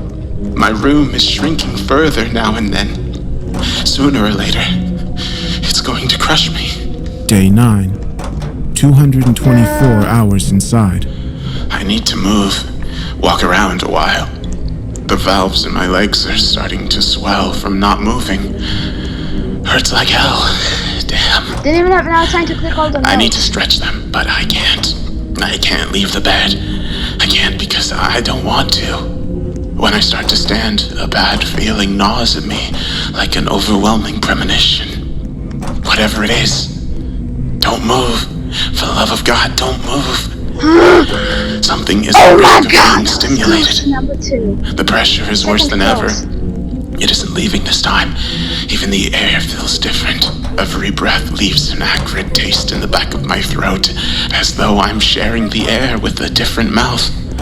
Even with his growing protest to leave the confines of his bed, Guy finally succumbs to the stabbing pangs of hunger. He crawls cautiously out of bed and swiftly moves to his supplies. As he reaches for one of the packets, he immediately jolts and stops, winding around in a fury. He retreats to his bed and grabs the recorder. Day 9, 230 hours inside. Gone. Torn to bits. My food. I can't... I don't... What happened? Guy has discovered that 5 of his once sealed food rations are torn to shreds, gnawed open, the flexible pouched packaging gutted by some unthinkable means. With the lack of any footage, the researchers deduced that mice were the most likely culprits. If one had found its way inside, what was to stop more from sneaking in and raiding the unguarded stash? Although it is unexpected, there is still plenty of food left untouched to make do until the experiment's final days. A day Guy's rattled mind has transfigured into fiction by now. His already withered nerves are shot, so Guy's refusal to leave the safe boundary of his bed is only magnified. The soft light draped over the table is not providing even a sliver of comfort. Unsurprisingly, he can no longer fall asleep. Sometime later, between the hours of 3 and 4 a.m., a scream resounds in the chamber. The cameras reveal Guy scrambling backwards, pressing the small of his back firmly against the wall, with his eyes bulging and his fingers hooked into his chest. Day 10, 240 hours inside. Just now, right at the edge of my bed. Oh God, I heard something. It sounded like movement. Something wrestling about. Then a growl. A horrible growl. I'm hallucinating. No, I'm not. There was a growl. The air is thick. There's a potent, rotting taste in my mouth. Something was there. Something was watching me. The captured audio does not interpret Guy's growl, but the feed does suffer a few stuttering distortions in particular places. As the next sluggish roll of hours passes, Guy complains frequently about a growing sickness he feels, the increasing hidden pressures, the thickening rot in the air. The tension builds until his body ultimately demands to purge itself. He gags, covers his mouth, and then recklessly bolts to the toilet. When the vomiting sounds stop and the shaking in his legs ceases, he finds the strength to stand up and return to the safety net of his bed. Suddenly, he stops. The already fleeting color drains from his face. His hands quiver nervously, pinned to his sides. Oh my A lingering goodness! thread of bile runs down his Wait, chin. over The team 160 begins to worry he is having some sort of stroke. Luckily, his motor skills return to him as he falls backwards in a series of chaotic steps and collapses in the opposite unlit corner of the room. He sits there for some time. Eventually, he searches for his device and presses a trembling finger on record. Day 10, 245 hours inside. I'm not alone. There's something here. I felt it just now, standing a few inches from me. Why? I see nothing, but it was there, looming over me, waiting for me. Adopting the shaded corner as his newfound security, Guy does not return to his bed or the light blanketing it. Even as the bulb alternates from different colors, none of them spur a different reaction. He merely sits there, staring into unoccupied spaces and craning his neck as though seeing something. Day 10, 248 hours inside. There's movement. My goodness! I'm sure of it now. I'm no longer alone. But what are they? Ghosts? Pro Boss Simulator 101! At first, I thought the walls were moving, but I was wrong. It was the light that was moving. And Pro, you knew! Being bent as they passed through it. Unless it's you or fake people. In that case, I knew you Pro. Is properly marinating my brain to see them. I don't seriously. Sometimes vague silhouettes, sometimes textured shapes, sometimes shifting and then reshifting. And that's on different accounts. Moments of motion. Sometimes it clicks their teeth. Molar against molar. Sometimes it's scratching nails on the floor.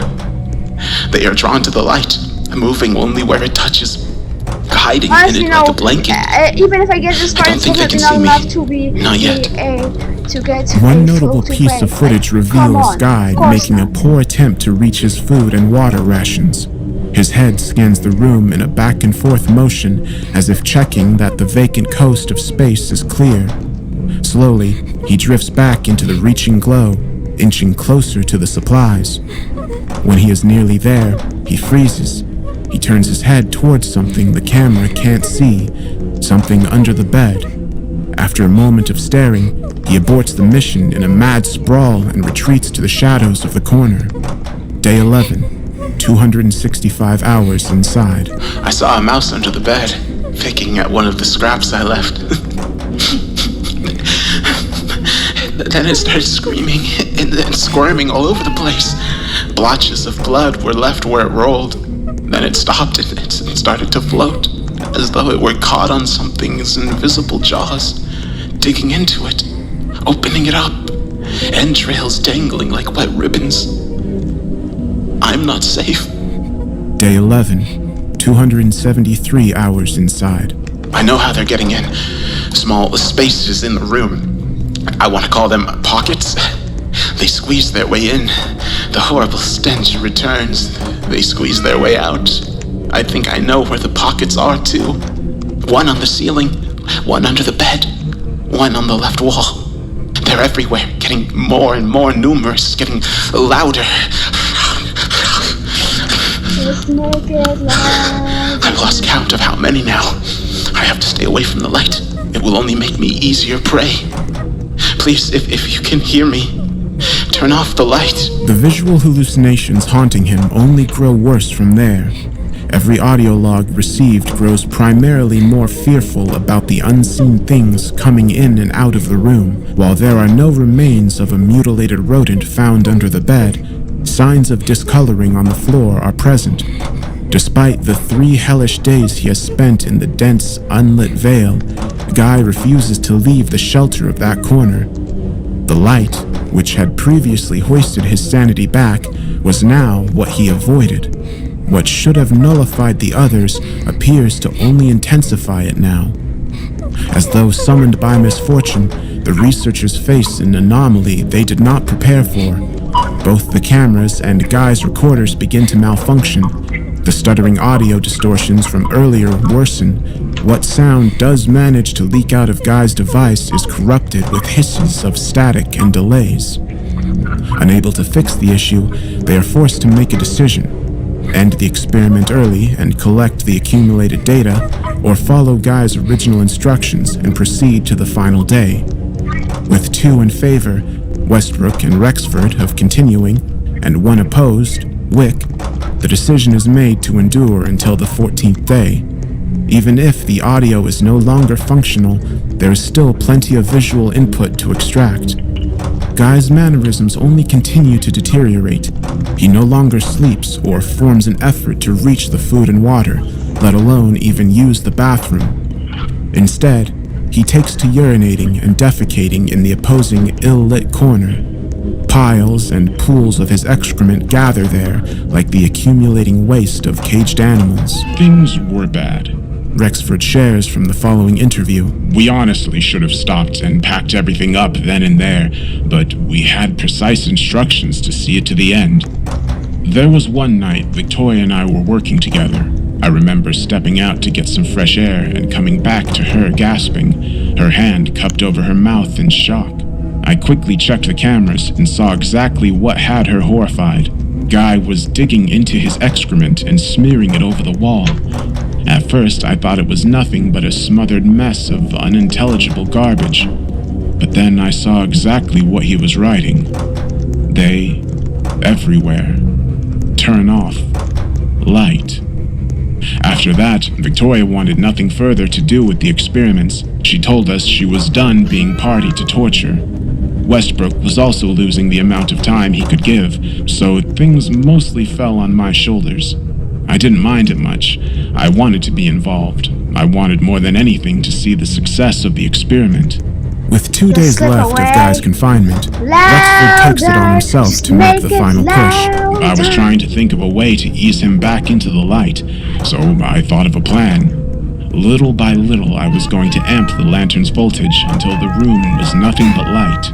No more dark corners for him to hide in. To set his plan in motion, Rexford starts by amplifying the soft blue hue within the room. The lights begin to lick up the walls and climb over the bed. Oh my goodness. Guy quickly takes notice and noticeably shrinks further back. He tries to protest vainly, according to a recording of garbled feedback. Day 13. 315 hours inside. Stop! I'm drawing them closer. I'll be listening. They will find me. Turn off the light. They will find me. Ignoring Guy's clear objection, Rexford shines the light more strongly as it inches closer, burning away the shadowy blankets of Guy's position. In a desperate, animalistic effort, Guy resorts to slamming his fists against the locked door, clawing at it